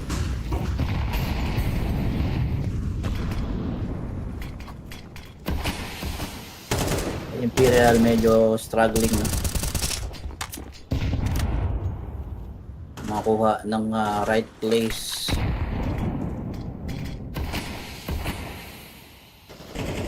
Cover dito pero campus naman tamang abang lang dito sa usok pero yun lang.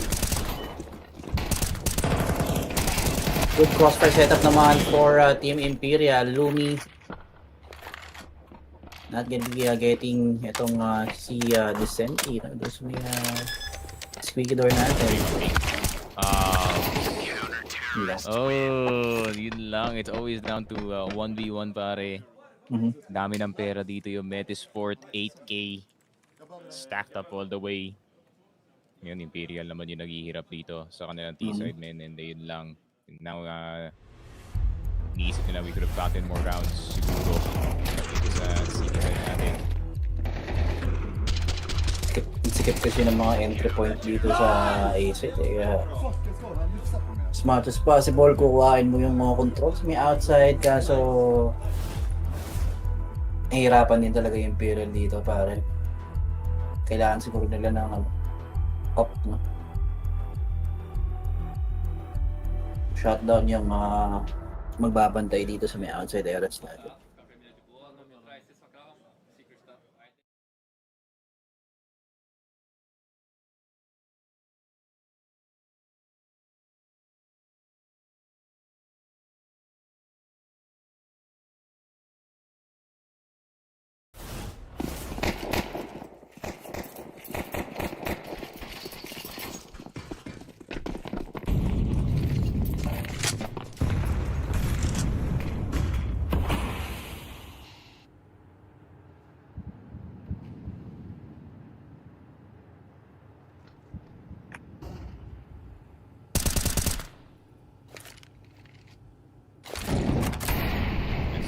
Guns up para sa mga players natin dito sa Metizport.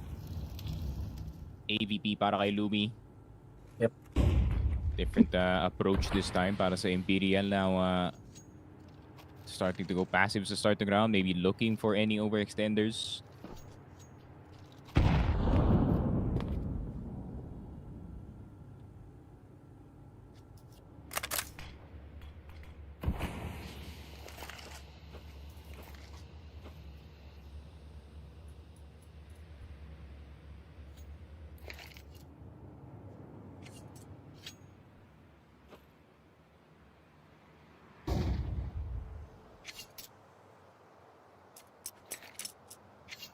Let's see, 40 seconds left.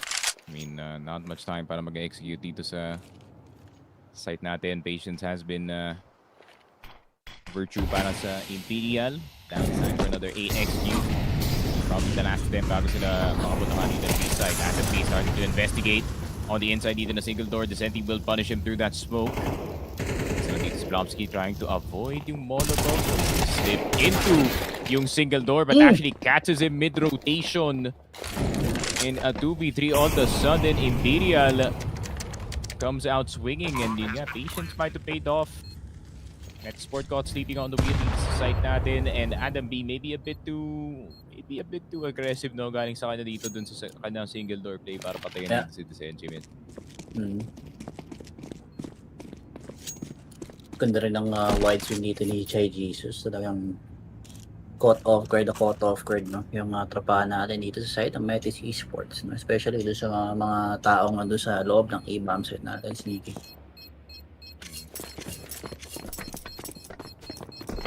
Oh, nice night pro B. Sheesh. Terrorists win.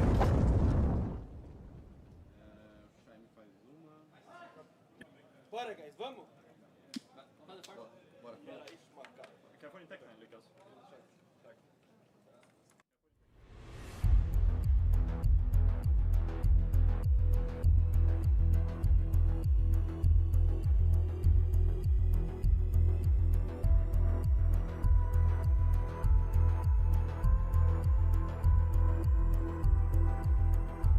Bro, their coach is black? What? Di ba si, ano to? Sino ba yung legend na black din? Spawn. Si Spawn. Hindi. Ano? Avdi. Former coach ng Young Ninjas, though. Okay. Interesting, pare. Okay, baka naabuto na si Mr. Hendrick. He was at yung... Oh.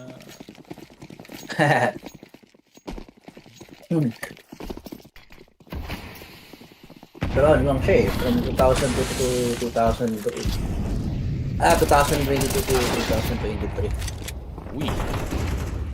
Salvation happening dito sa outside. Hampus, Lumi, instant 2 kills. Spike the pistols, pero Vinny will be pressuring itong outside. Obviously heard ng mga ibang players dito ng Metizport, so they're gonna start to investigate. The map's gonna be flipped. Pero si Try, kailangan niya maging careful sa kanyang likuran dito. AK-47 in the hands ni Hampus. Walang kaalam-alam yung 15. Ako po, masyado yata sila confident na walang magpo-push all the way on the outside, but he forgot that Hampus was on the other side of the server, pare. And 2 instant kills, Vinny. Anong gagawin mo dito, pare? You're on the outside. Teammate's dead. Techman's gonna kill you. 9-9. Ego win pa nga. Yeah.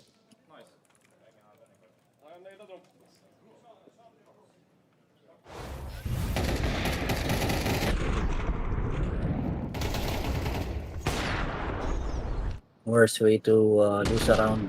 Kung kailan payat yung bay dito no, ang teammates natin, ba sila nanalo? Doon pa sila nasilat.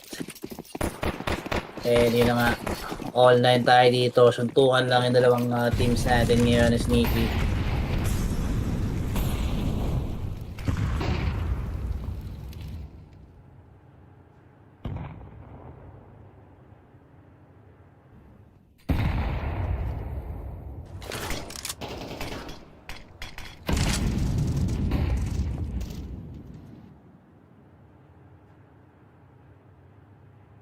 See, 9-9. Could be the difference maker whether or not manalo dito yung Imperial ang kanilang T-side round. Could also be an extender para dito sa Metizport. Possibly last buy para sa Imperial that they can do realistically.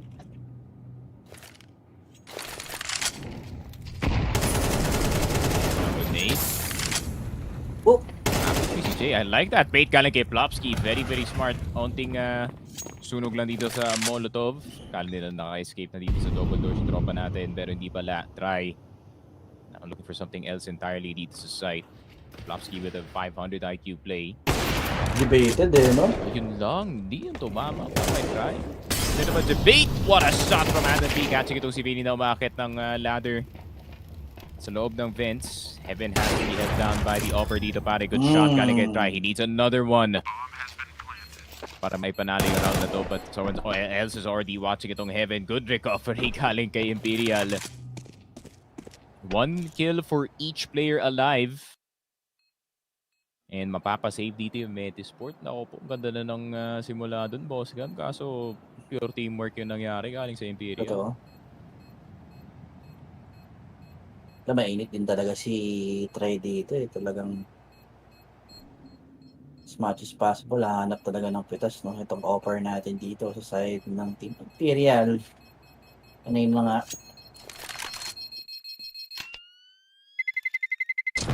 Terrorists win.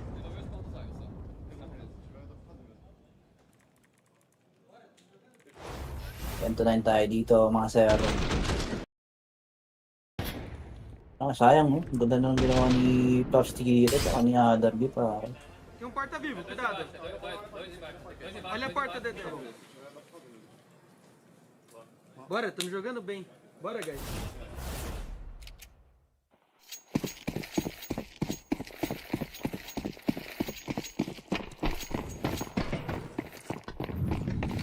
Okay.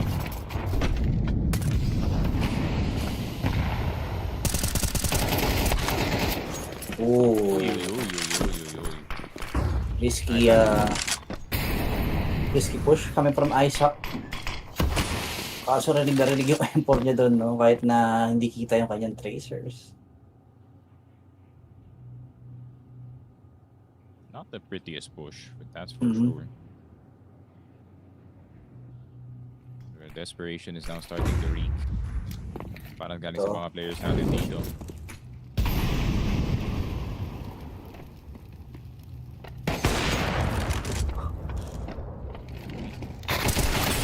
AVP, no way. Will get itong si Adam B. No, what felt like a game was actually in the hands dito ng Metizport. All of a sudden flipped around on its head. B site taken next to near impossible na i-retake in a 5v3. So, papabalik na lang dito yung Metizport squad natin. Possibly trying to save the AVP dito ni Lumi. Maybe trying to even get some exit frags dito. Medyo mababa pa naman yung pera ng Imperial. Pero 11-9 pare. Dos na lang. Mhm. Dos na Dalawa na lang. lang. Sa kamay na ng Imperial na yung mapa na to pare.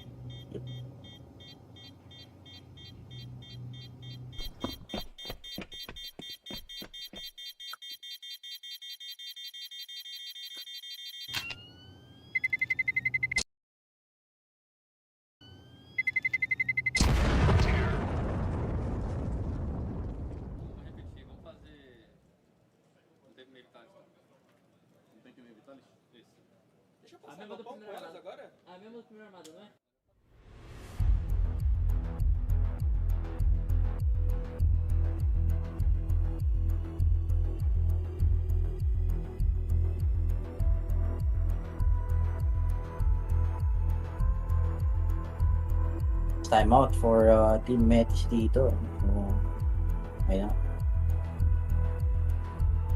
Kailangan ma-execute nilang maigi yung kanilang magiging play this round against Metis. I mean, against Imperial.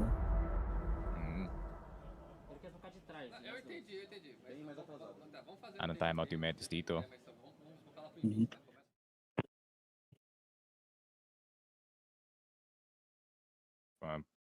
Possibly the final call that they can make for. Meron pa naman dalawa yung Imperial just in case anything bad happens.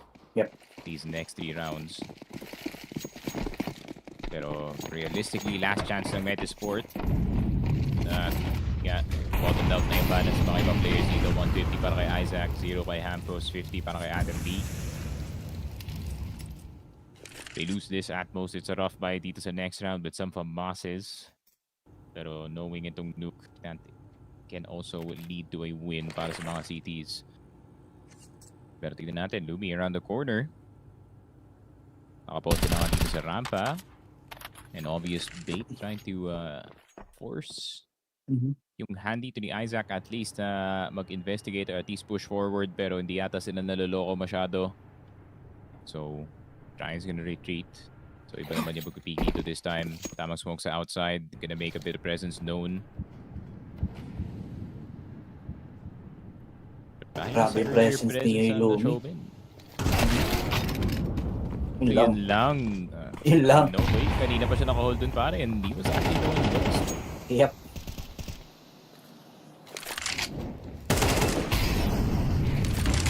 Long expected pa nga.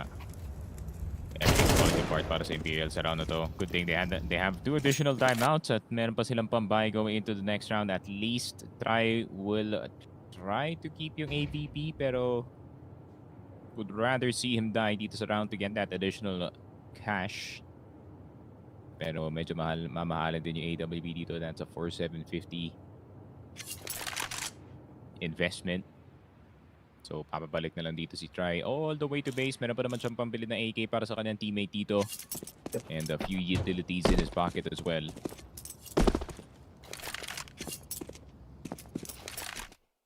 Counter-terrorists win. Okay, yeah. 7-10. Close game para dito sa Metizport. Good shot kind of kay Lumi. I think he was expecting meron nakabantay doon around the corner.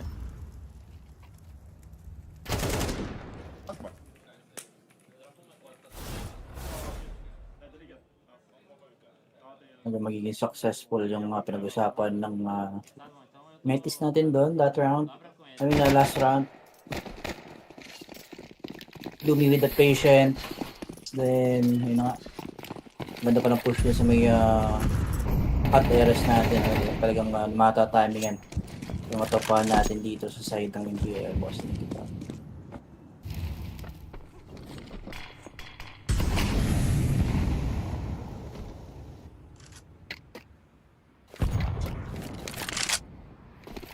Yeah, a bit of a slow setup para sa Imperial. Let's see what they can do dito sa mapa natin. Smokes are gonna come on the outside. Same thing as every single round dito na Imperial so far sa kanilang D-side. Always that outside presence. Yep. Pero dami pang pwede mangyari dito sa loob, pare. Ina-expect din ng Imperial to, pare. Yeah, mind games. Lumi, bad timing para kay Lumi dito na bumaba ng ladder. Good shot, galing kay No Way, pero alam pa nila na nandito si Flopsy. Flopsy getting that first shot, second shot gonna hit. And Isaac will get another one, but that means na walang tao dito sa loob ng B-side, but they oblige anyways para pumunta ng A. Descent, he gets his head taken off. That is a first fake, first shot. Lumi gonna be first one down. Try gonna stick the plant on the C4, pero alam niya na naandito pa sa heaven yung isang player. Does have the advantage. Now off, Mysteries now off, and what a 1v2 galing kay Try, giving Imperial match point dito sa Nuke. Not just that, napako pa nga dito ang Metizport in terms of that cash position dito sa mapa. Pero sobrang tense na round din, naging 2v2 pa nga. Yep. Bilib ako dito kay Try, sobrang flexible ng kanyang role dito. Mapa-off, mapa-AK. Talagang napakainit dito ni Tropa, pare.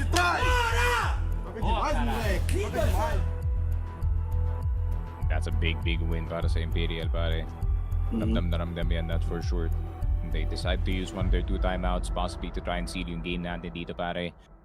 Wouldn't be surprised kung Metizport is gonna try to do something crazy dito sa mapa natin. So, kailangan maging prepared yung Imperial just in case na merong lobby push or outside push na mangyayari nga dito.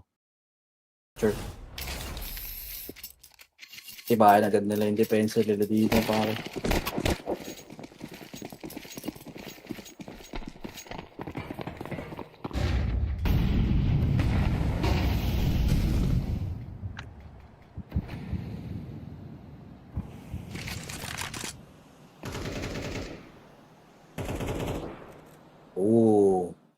I think this is the first time, no, yung Metis na gagawin nila tong play na to, pare.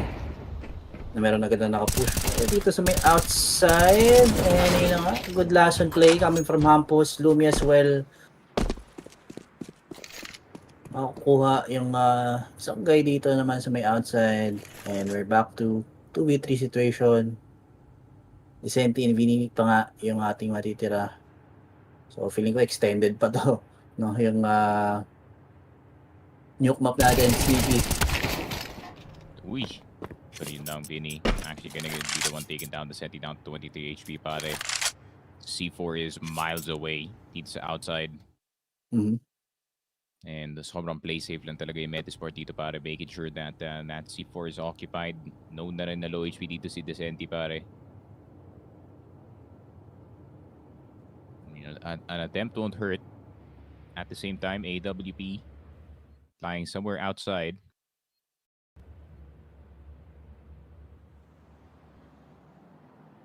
But the win from Descenti here would be monumental, pare, para sa kanyang team. Pero wala naman. He's gonna decide to save the AK-47. Maybe try and find yung AWP dito ni Try. Pero hindi na pala. Yup. Just gonna save the AK. 2,450 para kay Try, 1,700 para kay No Way, 300, 650 para dito kay Che at kay Vinny. So, at most, since 12-11 na yung score, is the last round. Most likely, may magdadrop dito ng Galil. Or at most, baka nakaback din yung isang player dito. Maybe they're gonna try to do something fast dito sa mapa natin. And fortunately for Imperial, meron pa silang isang timeout dito. You know, it's been a while since we've seen a B hit. Galing dito sa Imperial, pare.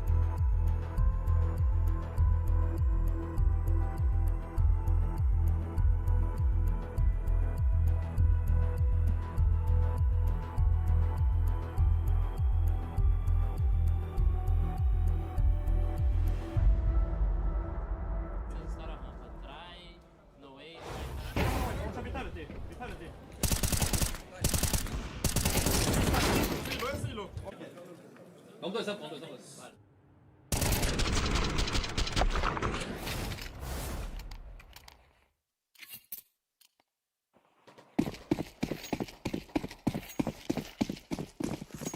see, 12 and 11, Imperial.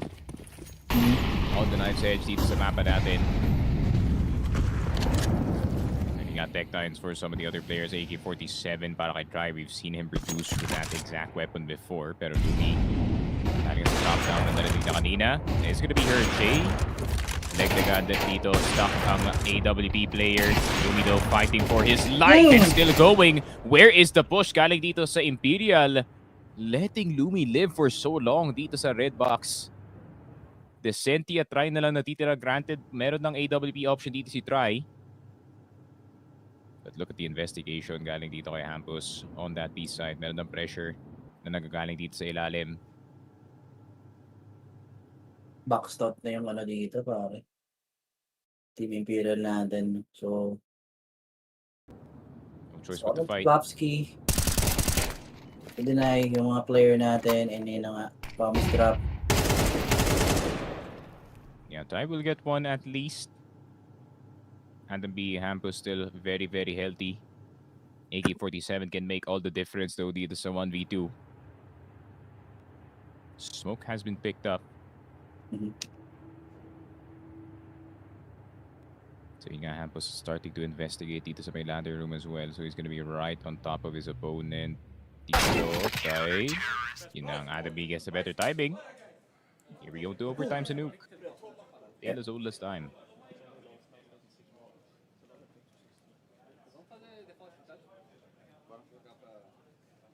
Wala man lang nagtanggang itulak dito si Lumi. Masyado silang ano, na-held back doon sa ramp areas natin. Sneak.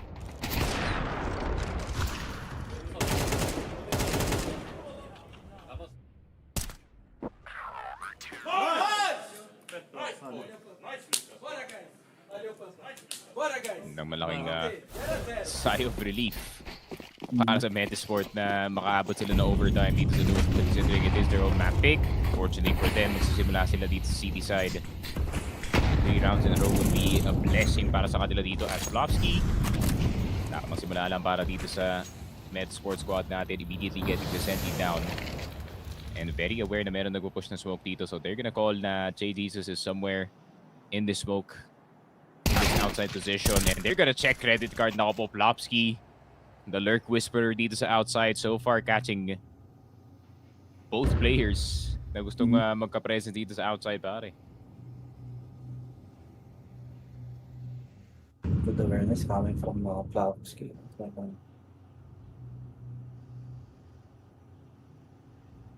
Yung hindi makakapasok dito. No?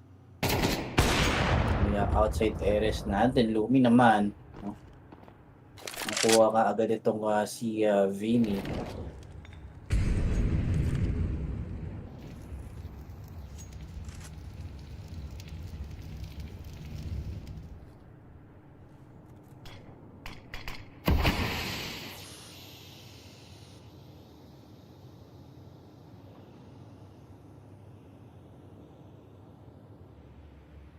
Since maraming pera yung ating Imperial dito, I think they will still try and win the round. No way, okay. That's one. Yun lang. Ganda ng angle dito ni Adam B2. Shutdown niya agad. Yung dalawang remaining players natin dito sa side ng Team Imperial.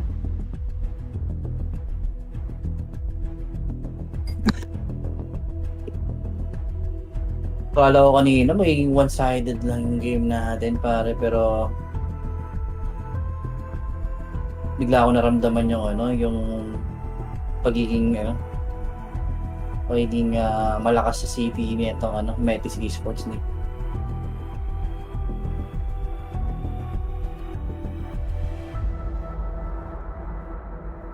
Talagang itong city, strong side nila to, pare.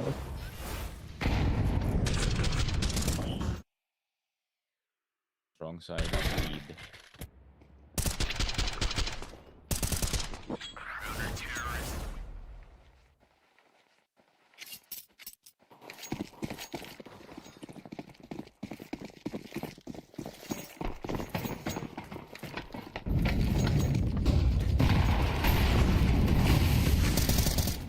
Ay, may sagot dito ng Imperial.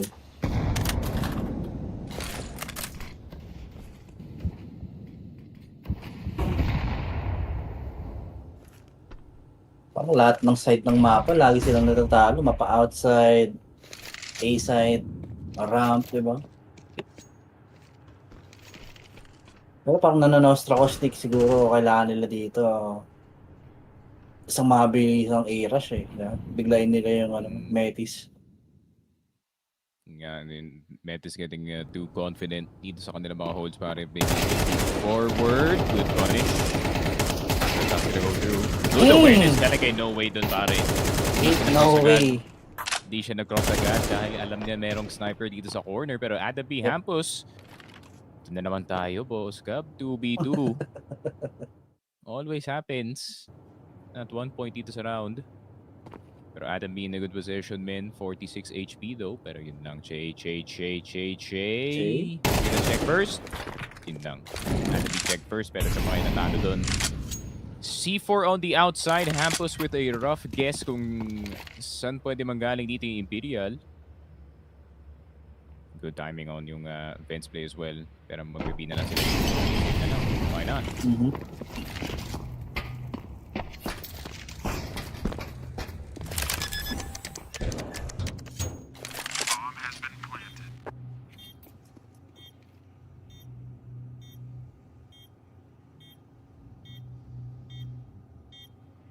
Kita tapos din pa.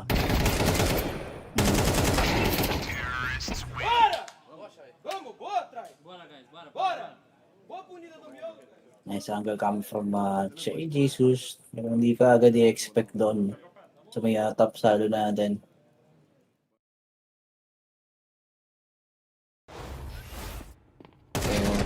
Yeah, good recovery coming from Team Imperial. Metis medyo hindi gagana yung asim play dito. Mas makakatas niya agad dito si No Way ng dalawa doon sa may trophy rooms natin para.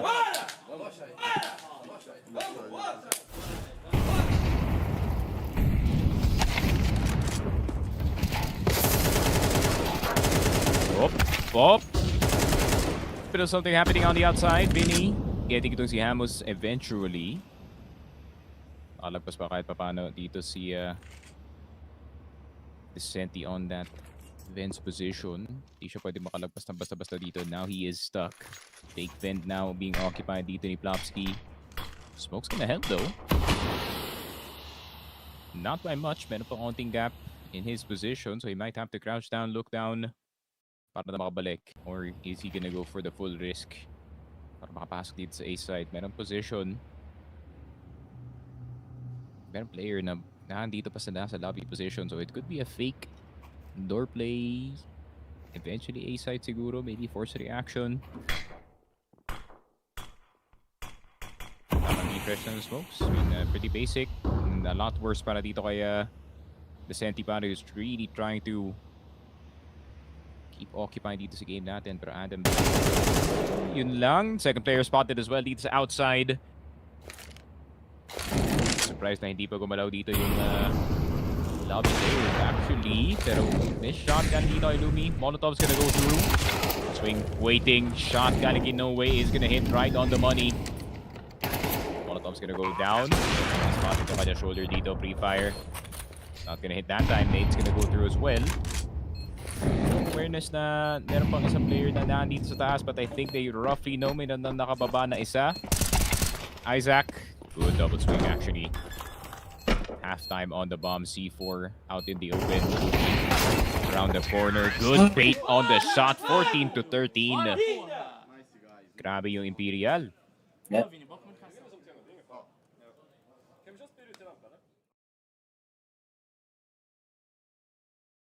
Kung hindi papayag yung Imperial dito na matalo ng ganun-ganun na lang. After nilang magkaroon ng huge lead doon sa ating first half kanina para.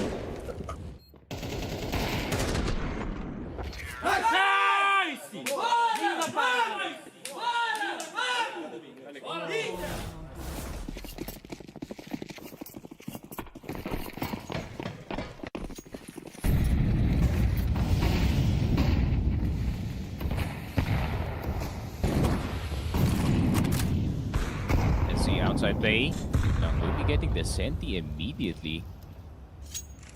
Reading that outside play happening before it even happens.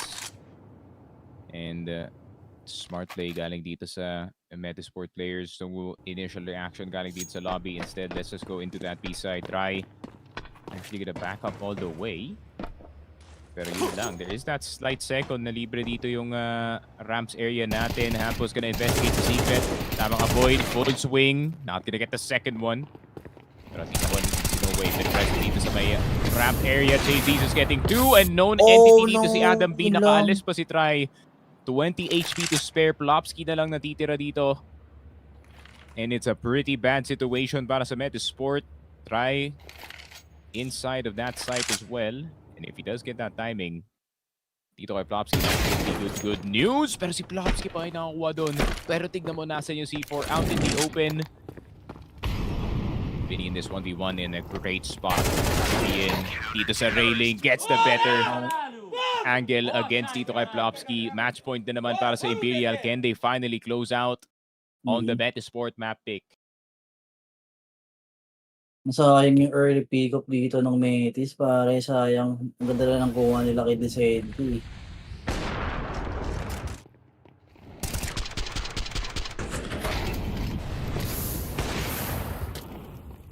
So yung duo natin dito sa may ramp talagang hindi mapigilan. Chai and Try. Grabe.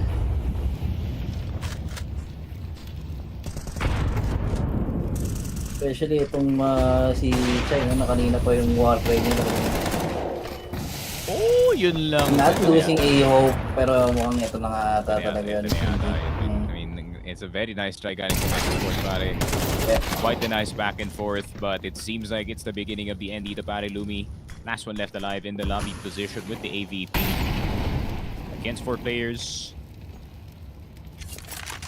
Medyo mahirap na to, pare. C4 is out in the open, which doesn't help the case dito ni Lumi.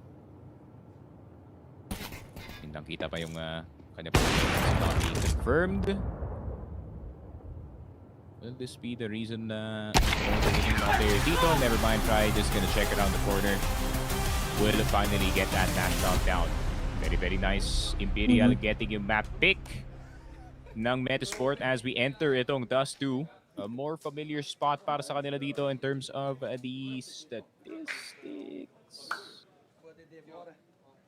Tignan natin. Yeah, 77%, 13 maps. Not too bad in terms of the reps, in terms of the win rate para dito sa Imperial pagdating sa mapa ng Dust 2, pare. So, yun nga, no, bit worried para dito sa Metizport mid. Ito. Mabilis lang din nakapag-adjust itong Team Imperial natin sa ginagawang play ng ating Metis doon, sneaky. Especially nung nag-overtime tayo, alam na agad nila kung ano yung mga pwestuhan, kung saan sila makakakuha ng mga early pickups dito kanina, pare. So, nice try. Not much you can do kung kayo yung Metizport dito. Dito sa Dust 2, pare. Try and take it from there on one of the most common maps dito sa CS2. Pero that is it para sa amin dalawa ni Boss Cam for map number 1 dito ng Imperial at Metizport. Pero bet muna tayo, of course. Map 2, Imperial 1.4.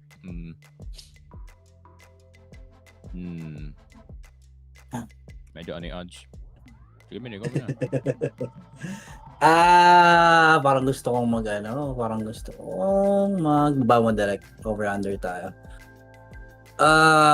Dust 2 over 21.5 tayo dyan direct. Pasok ko yan. Yan.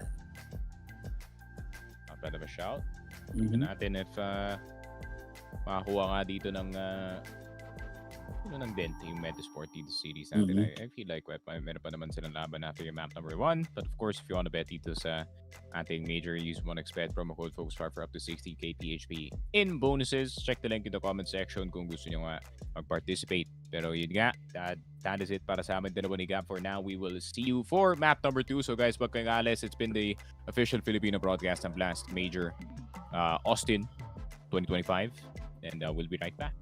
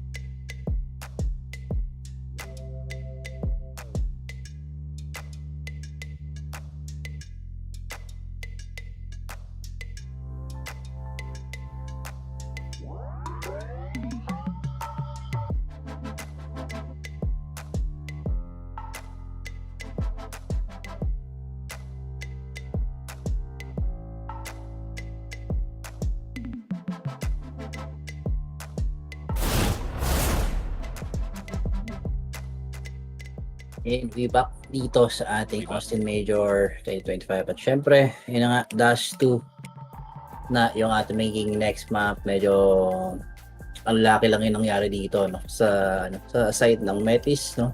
Ganda na sana ng ginawa nilang doon, fake comeback pa. Kaso wala, chok malala. Talagang na putakan sila dito ng Team Imperial natin, pare. Pero yeah, Dash 2, it's gonna be Imperial's map pick, so expect natin dito, pare. Dust to Imperial, no? I mean, Brazilian teams usually do well in smaller maps, so titignan natin if that does ring true, no? Dito natin, obviously, Imperial being heavy favorites, being higher ranked team, higher experience pagdating dito sa big stages. Kaya nga ng Austin Major natin dito, pare. So, interestingly enough, may Metizport, whole lot of rookies on the team, pare. Hindi talaga tayo sure kung paano i-gauge yung performance nila. Granted, nandun naman si Plopsky, nandun naman si Hampus for the sake of stability, pare. Pero, ayun nga, no? You're gonna have very, very good moments galing dito kay Lumimin. Pero nung medyo tail end ng game, ilang beses na rin siya nahuli dun. So, yung mga breaks lang talaga of the game para dito sa kabilang side ng server natin, pare. And malay mo, di ba? They might be slightly more lucky pagdating sa mapa ng Dust 2. Pero, pa kasi yung pacing entirely, no? Kumpara dito sa mapa ng Nuke, itong Dust 2, pare. Yeah. Pero, if Metis Esport wanted to extend yung natin dito up to game number 3, feeling ko Isaac, kailangan niyang dito. Kailangan niya mag-online, no? Kasi kanina, grabe, siya yung burden dito sa side ng Metis. Pero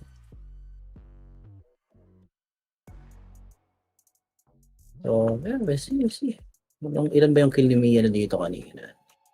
11 kills lang siya. Samantalang yung mga kampi niya, nasa 22, 23, 18 kills already. Talagang, wala. Hindi naman siya IGL. Saan siya pa yung IGL dito? Parang hindi, diba?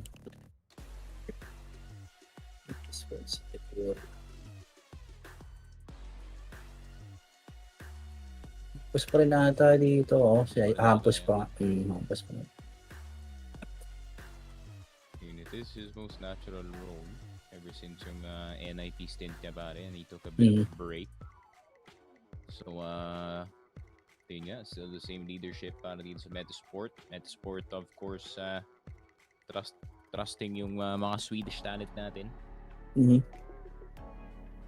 Pero at the moment has been boding well. Parehong team natin ay 0-2 at the moment dito sa stage number 1. Metizport losing to TyLOO at itong wild card who are now nandito sa 2-1 stage natin waiting for their opponents dito. And para naman dito sa Imperial, hindi sila natalo sa Bait at nila NPL and sa Lemida. And here we are dito sa laruan natin. Map number 2, Dust 2. Pick naman dito ng Imperial, already getting notching. So map number 1 natin. And let's see anong gagawin na Metizport, pare. Yep.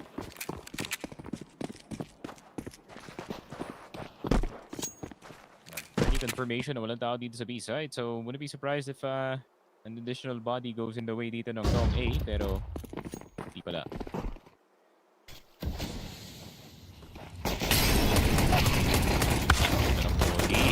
Good expectation on that Molly. Try getting it on the Isaac, pare. Yun lang, wala magagawa yung duelies in a distance in a pinch. Vinny.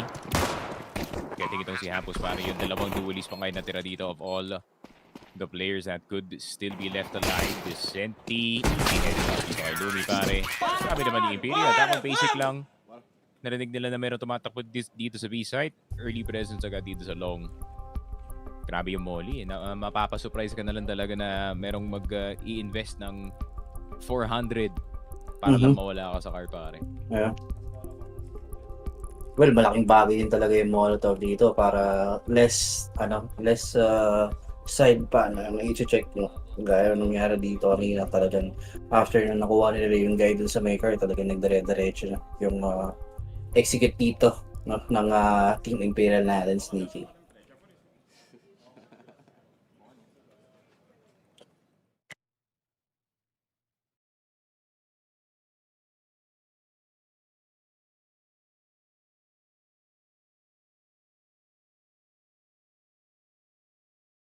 Pero ayaw ni Metis dito. Okay, 2 scout. SMG kay Flapsky. Oh! Isaac naman naka 5-7. Then a deal for Adam B. Pero good kill coming from Lumi. Force by Nakukuha yung malaking ulo ni Vin. Oh! Scouts invested 2 players down already. Para dito sa Metizport squad. However, lacking in defense dito pare. Tatakbo na lang nila dito siguro. Probably gonna try to plant for short FP9. Not sure about yung damage of it in the distance. Pero fortunately, para nga sa Metizport, long is now occupied. So meron pa silang isang angle na pwede pasukan dito. So there has to be a slight overextension dito sa short and or try nila i-retake in long. And it seems like it's the first option dito pare. Not much time behind that smoke. Ito, nakikita ko try. Gets the smoke bang as well. Tamang tago lang. MP9 damage is in. And a very, very good recovery na naman galing dito sa Imperial. And a nice shot galing kay Decenti as he falls back in to get right. And the short plant working on out pare. Despite yung first 2 kills. Solid defense. Okay na shooting ducks na dito sa may mid pero ayan yan, medyo nahirapan sa pag-retake sa ating A-bomb site since valid for A short, no? Tapos try pa dito gamit yung one way dito na usok no, sa may ilong LS natin dito. So yeah, no money for Metis right now. So expect na natin yung 3-0 dito. No, early into the rounds pa lang sa side ng Team Imperial. Pero 5-man setup for Metis dito. Decenti. Will fall in the hands of Plapsky pero try mong lalagay ng konting resistance dito sa mga upper tunnels natin and might expect itong si Isaac naman na magto-try pumush dito sa may mid pero Flapsky for sure. Save nyo na lang yung AK dito. Then Adam and Lumi. Possible exit frag. No? Tamang hanap lang ng kill. No? So dito sa side Team Imperial natin. Yeah, Lumi.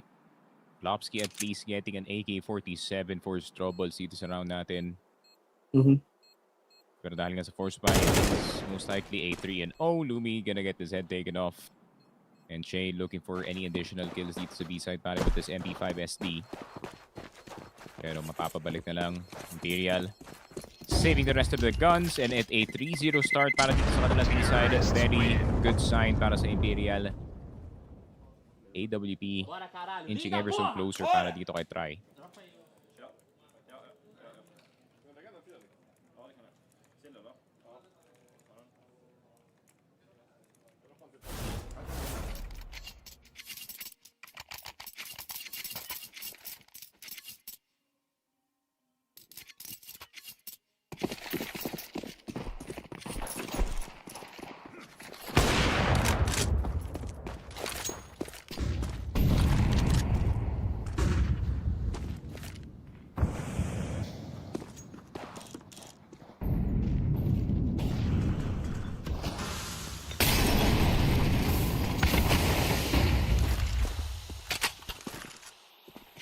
Pero Campus though, down at the start of the round.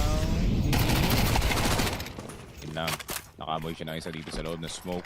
2 players down immediately. Vinny investigating. At the right place, at the right time. Flapsky nakapagtalikod pa nga before he does eventually fall. Last 2 players on that long A position.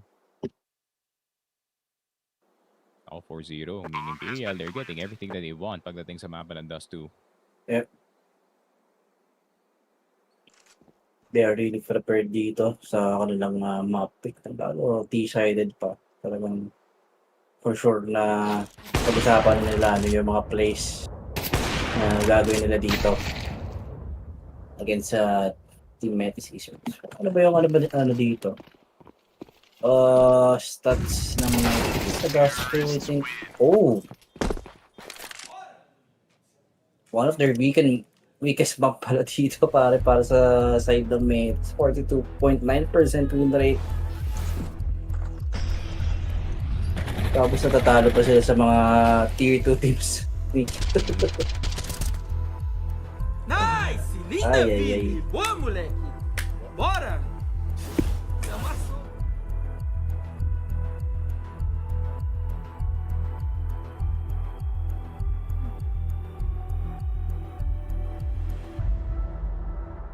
Yung first time outspent para dito sa Imperial. Probably just to try to steady the boat dito sa game natin. Try to avoid what happened yung nangyari dito sa Nuke where you had a very, very good start. Plopsky and the boys start fragging. And then Metizport starts coming back dito sa game natin. So that's probably just to make sure na no one gets too overzealous. Wait. Try actually getting tagged. Try getting tagged twice. Nako po. Upper down to 25 HP in danger. Delikado nga ito. Oh, pero that Molotov is gonna be very, very useful dito. No? Para mapa-atras agad itong guy dito sa may A-shirt natin. Pero, yan natin Imperial already has control dito sa may A-long. Smoke to clear nga muna itong pit areas natin. No? Pero, ipit na rin yung Metis natin pare.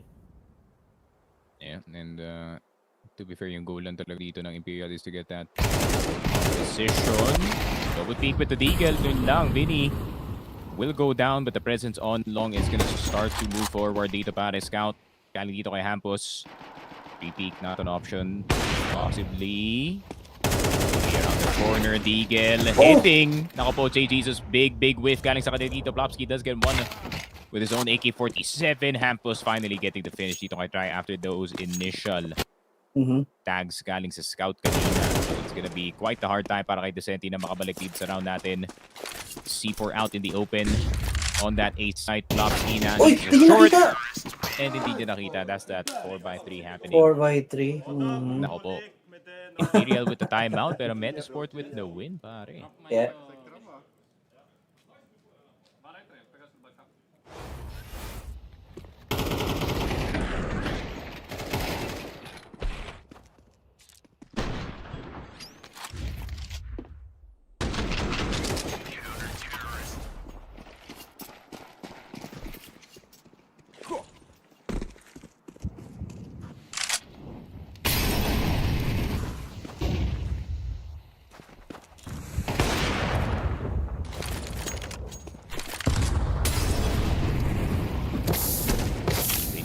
Catching kung si Lucas again, Imperial. Here, form as we did na nakita natin kanina, J. Jesus around the corner getting itong si Adam B. Molotov gonna go down. Luming papapabalik and he is gonna hear na meron bumalik dito sa LA.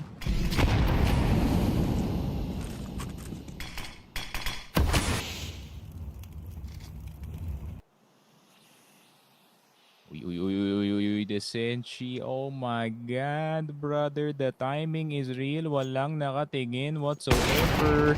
Kitang-kita yung anina ng dalawang players. Try getting itong si Isaac. J. Jesus will go down. Pero alam pa nila na meron ng tao na nasa loob ng B-side. It's gonna be thrown. Window. Gonna be taken. And Decenti will get that B-side control para yun lang. They're too reliant on itong si... Isaac to actually hold it down, but unfortunately he does fall. Yun lang pare, yun lang.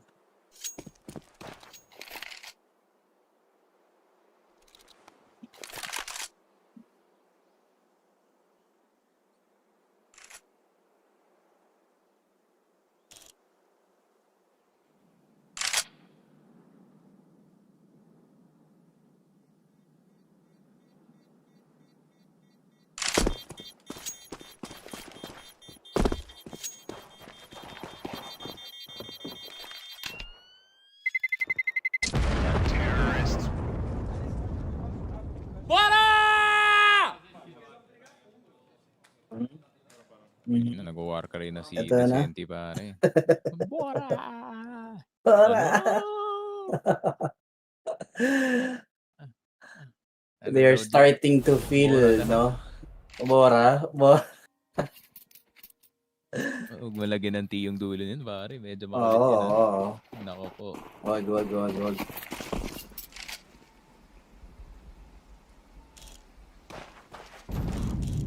Okay, late boost. Coming from Imperial. Pero Lumi naman dito, sobrang aggressive yung ng kanyang position dito, ng kanyang off. Kaso, Flapsky. Ako po. Lason siya dito, pero hindi Jazzy easy hit no, for the Imperial. Walang resistance na mangyayari dito, Sneaky. Yeah. Try. Makikipag-recuperate na lang or makikipag-rendezvous kasama na kanyang teammates dito sa B-side. Yep. Flapsky daw medyo mauna in terms of rotation pero Decenti has a very nice timing. Good slip by dito sa mid area natin. Adam B. Teasing into a window position. Shots are gonna ring through. Doesn't get the second one. Flapsky. Decenti. And itong si Jay Jesus will get their respective kills. And Jay Jesus will push through the smoke. 6-1. Imperial on fire dito sa mapa ng Dust 2. Bora na naman to.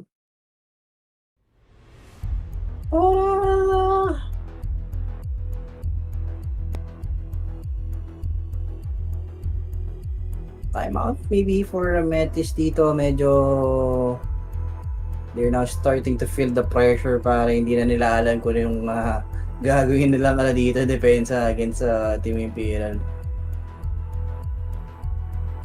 Pero so far so good for Team Imperial naman. Talagang gumagana yung mga gamble plays nila dito pare. Especially yung itong ginawa nila last round na binigla lang talaga nila out.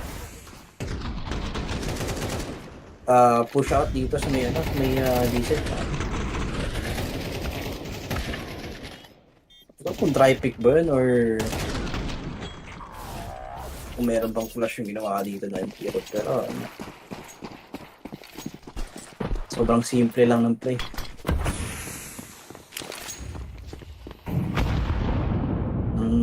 Nice nade. Chai Jesus down to 54 though. Pero mukhang another beat for Imperial dito, Sneaky. They are just playing the time and alam nilang hindi na mag-aasim tong Metis pa.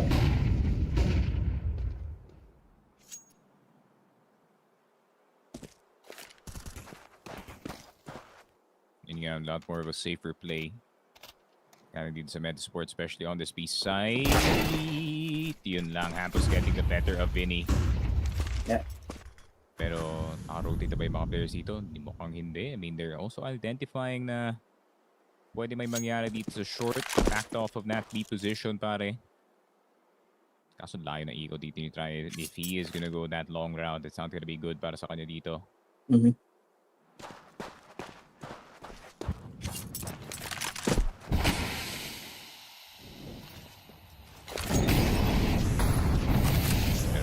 Intention ng Imperial na mag-push dito na short. Flapsky expecting this one early dito pare. Smoke's gonna go down. Pero kailangan nila lagpasan si Louie dito. Louie lifetime to make a highlight. They happen. Misses the shot dito kay Jay Jesus. Absolute opportunity of a lifetime para sa kanya dito. Pero Flapsky inside of the smoke. Waiting on the boost box. Malabas na nga dito. Pero Flapsky umakyat at the wrongest time. Nawalan na nga na smoke dito. And one more player on that 60 position, which is going to be Hampus. It is a 2v2, pero meron din nakalabas dito sa long. Good shot, Kanike try. Adam B. Nambolo. Dambala cannot get itong si No Way on 8 HP. No shot na magpipick sila mas ng sabay dito, knowing yung time ng C4. And alam na yata dito ni Adam B that there is no time on the clock. Another 7-1 start para dito sa Imperial. Op has been recuperated. 7-1. At least meron pang op dito yung tong si Lumi, but yun nga no? One shot could have been the difference ng depensa dito ng Metizport pare.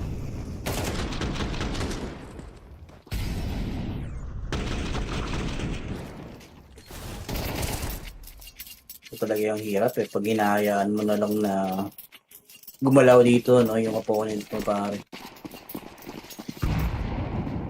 Asa ka na lang talaga sa mga individual plays. No? Pagdating sa pagdepende sa backcourt. Pero pag di gumana yan, wala. Uy, Lumi though. Talagang hirap na i-rate. Yep. I mean, layo ng inigo dito ni Lumi. Walang nakabantay sa short, ah. So, ayun nga, Decenti investigating. Narinig na yung kababalaghan na ginagawa dito ni Lumi. Lumi, you left short alone, Lumi. Yun lang, Decenti. Oh, Decenti realizes early. Pero ang layo pa ng C4 dito, pare. The C4 is all the way in the hands. Way na naandito pa sa high mid position. Smoke's gonna go through. Pero nandun naman si Vinny. Vinny for the recoup. Okay, not bad. Yun na nga, Imperial, 8-1. Not fumbling the lead this time. And feeling ko alam din nila na walang tao dito sa B site. Full swing dito sa long player. And ayun nga, si Vinny. Medyo umamba pa dito sa A site. Umamba pa, no? Men, mag-B na lang tayo, pre. Ayun naman, tinapos na agad.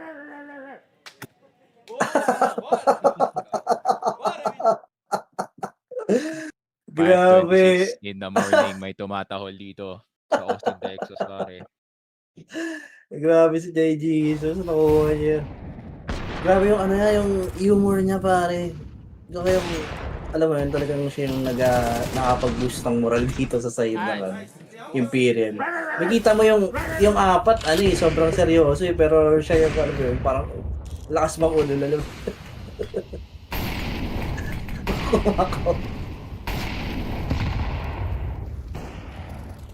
Ay.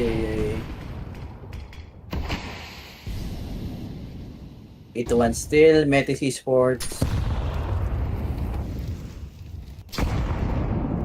Talagang struggling ngayon dito. Pero tingnan natin, may chance pa rin naman, no? Para sa kanila.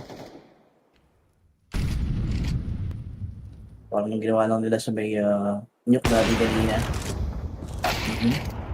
Why would you repeat that, bro? Yeah. Yun lang talaga. Lumi, this ain't FPL, pare. We cannot peek it like that. Ego repeat, pare. And si Plopsky, walang choice kundi sumugal dito sa short. Para naman yung C4, Jay Jesus though is gonna spot itong si Plopsky down to half HP. Senchi nasa kabilang side ng mapa. And he should start making his way. Ako po, mahaba-haba pang rotation ang hinahanap dito ni Decenti, but he's really banking on na hindi sila magre-retake dito sa A-site. Ramdam ng Metis dito, especially itong dalawang player natin, yung threat dito kay Desenchi, pare. Kaya hindi talaga sila agad ma-push forward.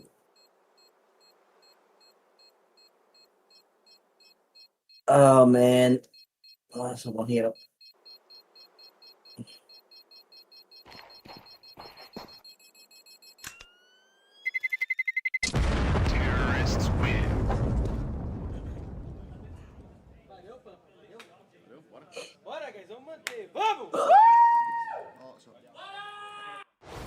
Bora!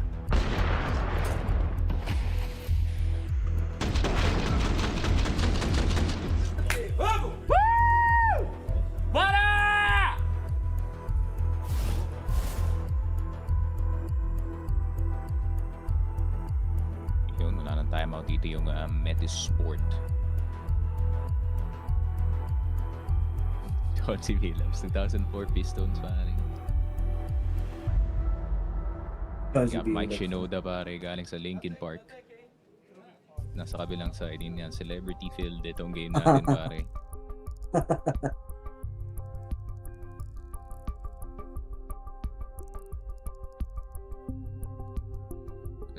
Si Decenti may may kamukha ito eh. Kaso nagkabigote eh. Nagkabigote, no? Kamukha niya sino yun sa R6?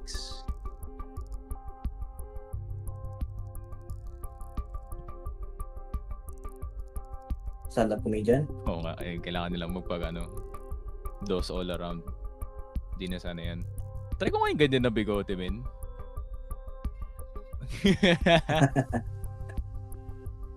Isip ko parang bagay. Medyo pareho kami ng state ng bigote ngayon ni Boss Hampos with a lot less sides, more middle. Ayun, batid sa ibo pa ni.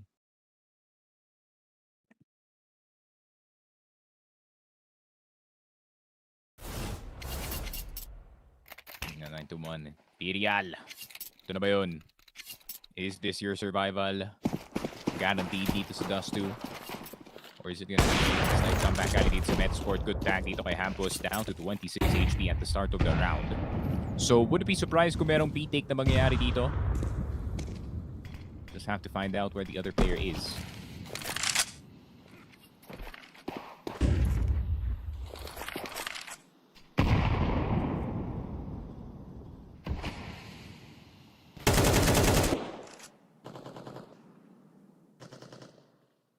Let's see. We have a long push. Metizport starting to play a lot more risky dito sa laruan natin. Pero si Che, he is feeling na Metizport's getting a bit desperate dito sa mapa natin. So, they're trying to go for at least that play happening. Two players on that A site though. Yung dalawang players na nandito sa ramp. No ops pa dito sa Metizport. So it's all gonna be on the rifles. Vinny coming out of that mid position. Che actually getting a bit impatient dito sa pag-hold ng angle dito sa long. And is it gonna cost any lives? Potentially it could, pero it is only a 1-for-1. Good climb out galing dito kay Plopsky. Two low HP players para dito sa Metizport. Flash is gonna go through some mid. And the Senti is gonna take a chunk of damage as well. That is 8. Smoke's gonna go down. Swing's gonna go through Plopsky. Expected dito sa smoke.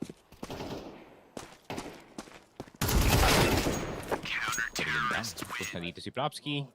Hampus getting his as well. So second round on the board para dito sa Metizport finally.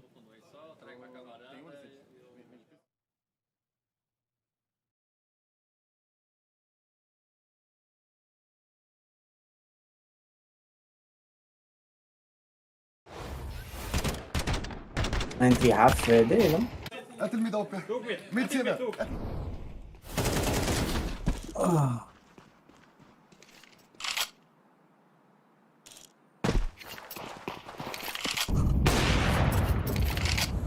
Good shot, galing kay Try.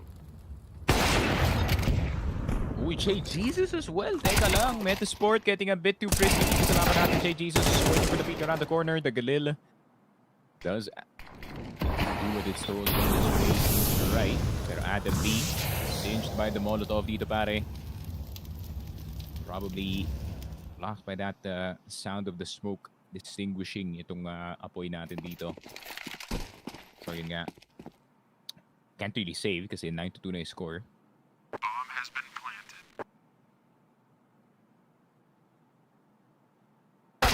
Terrorists win. 10-2. Bora!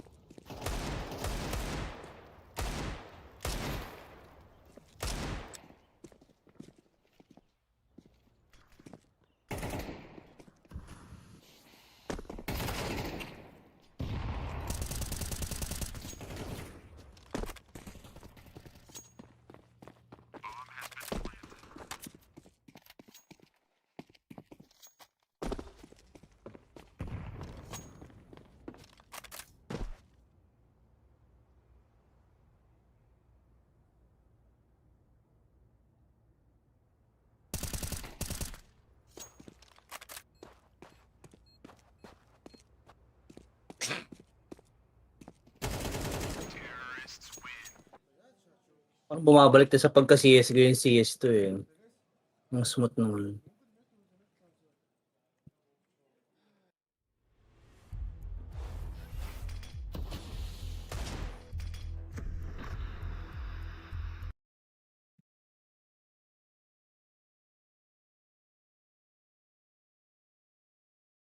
Yun, di.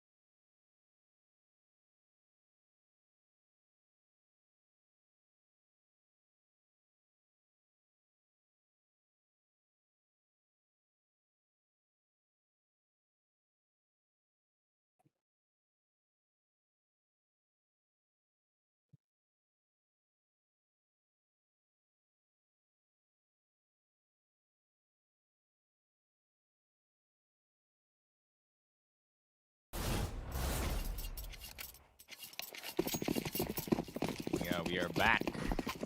Dito sa Imperial Metizport. Imperial, hell of a lead so far dito sa first half. This Senshi, si Hampus actually. Short players are gonna be a bit more braver this time. Press dito sa long. So, finally a smoke sa mid's gonna go through to a shield whatever is happening. Pero, wala namang mid presence ang nangyayari dito from the side of Metizport whatsoever. So, a B hit could be underway. Dualies. Had a player dito. First contact. Mini. Away with the Dualies dito pare. May nakalaw-away. Dualies in the smoke and not even need to see yung kanyang kalaban dito pare. Tamang spam na lang. Saan na natitira. Looking like an 11-2 Metizport. It's a heartbreaking loss para sa kanila dito pare. Especially at this point of the game. At this point in the major pare. But it is what it is. It seems like the Brazilians have the upper hand. Deep the game, nothing, and they try with the cherry on top. Mabubuhay pa yung Imperial dito pare. Knife pa nga. Could be the sign, the beginning of the end. Finally, run at the mountain meter.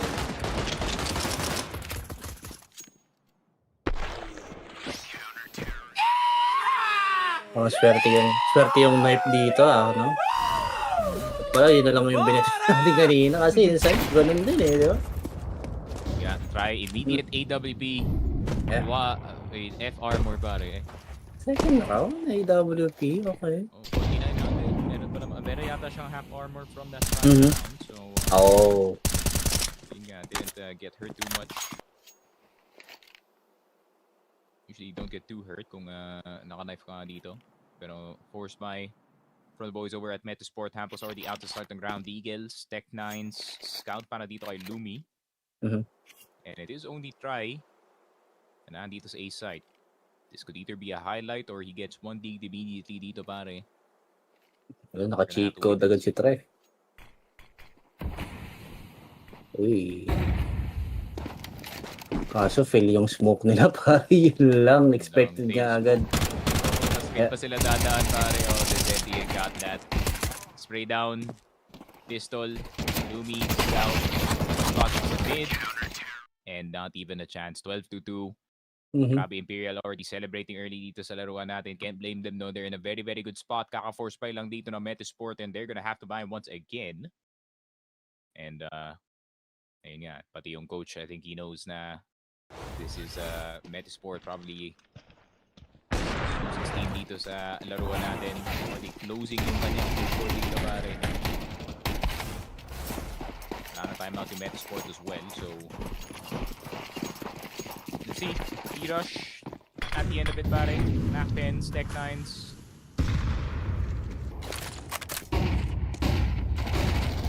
Mac 10 already out.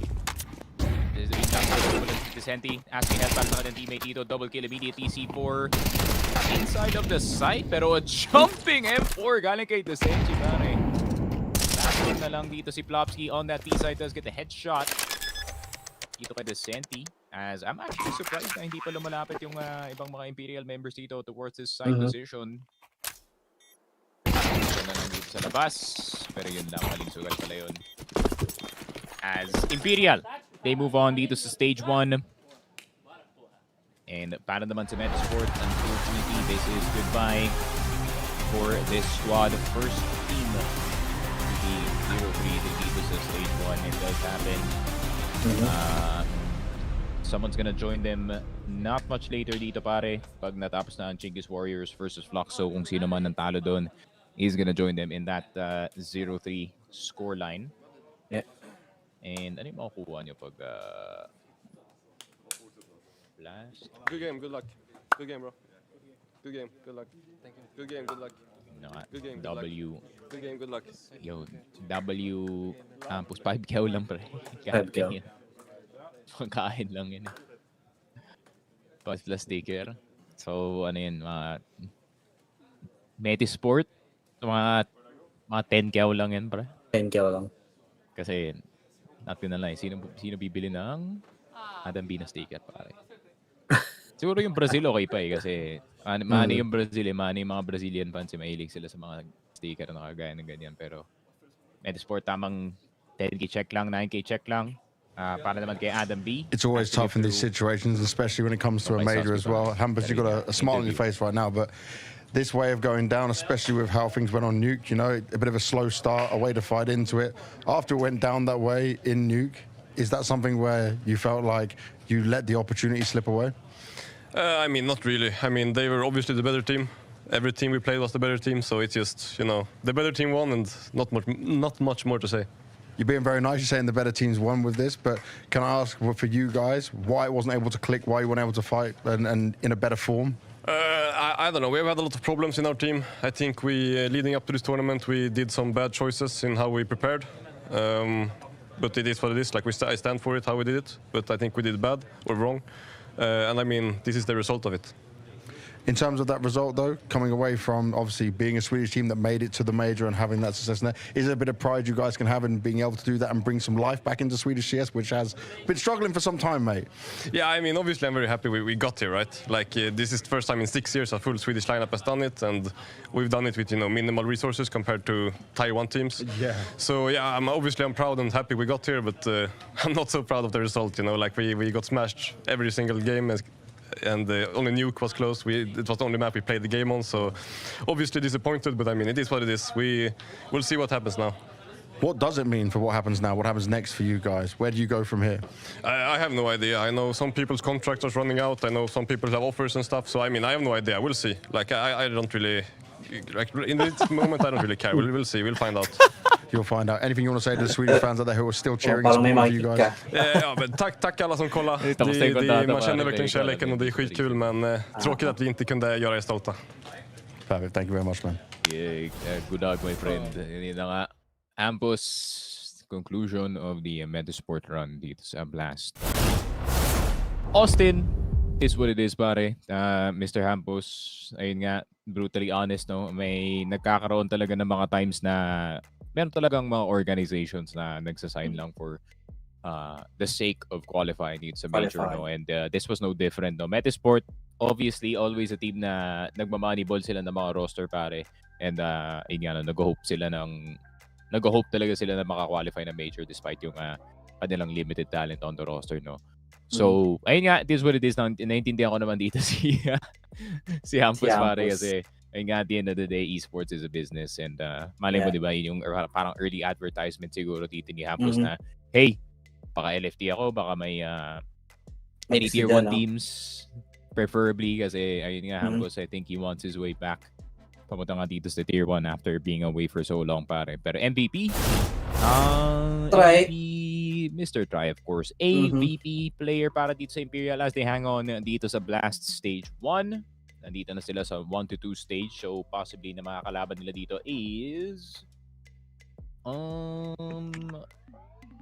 ayun ayun nga, we're checking HLTV, mga 1-2 rin. So that is Lin Vision, TyLOO, Complexity, Legacy, and sila pare. So ayun nga, congratulations dito sa Imperial. You're going to be joined by either Chinggis Warriors dito or Fluxo, depende kung ano mangyayari dito sa Mirage. Dikit pa yung laban nila. Not to be good. Ayun nga, so most likely it is gonna be Fluxo pare. Pero yun nga, that is it para sa amin dalawa ni Boss Camp. This has been the official Filipino broadcast para dito sa Blast Austin Major. So ayun nga, that is it guys. Make sure to tune in tomorrow for at the same time. Yun nga, still the exact same major. Pero yun nga, that's it para sa amin dalawa. We'll see you guys next time. Alam mo ba na dalawang kick lang nasa laro ka na? Login with Steam at simulan na ang case opening sa Skin Club, ang ultimate CS2 skin case opening platform. With high drop rates, fair play at instant withdrawals, mas madali nang makuha ang dream skins mo. Gusto mo pa ng mas intense? Try case battles at skin upgrades for even bigger wins. Huwag magpahuli, bisitahin ng Skin Club ngayon at gamitin ang aming promo code na FocusFire.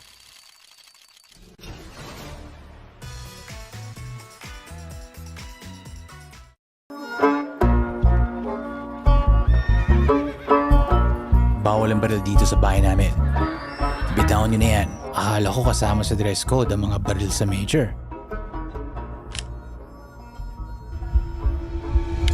Kalma lang mga cowboy. Walang kahit isang balang pwedeng pumutok malapit sa salon ko.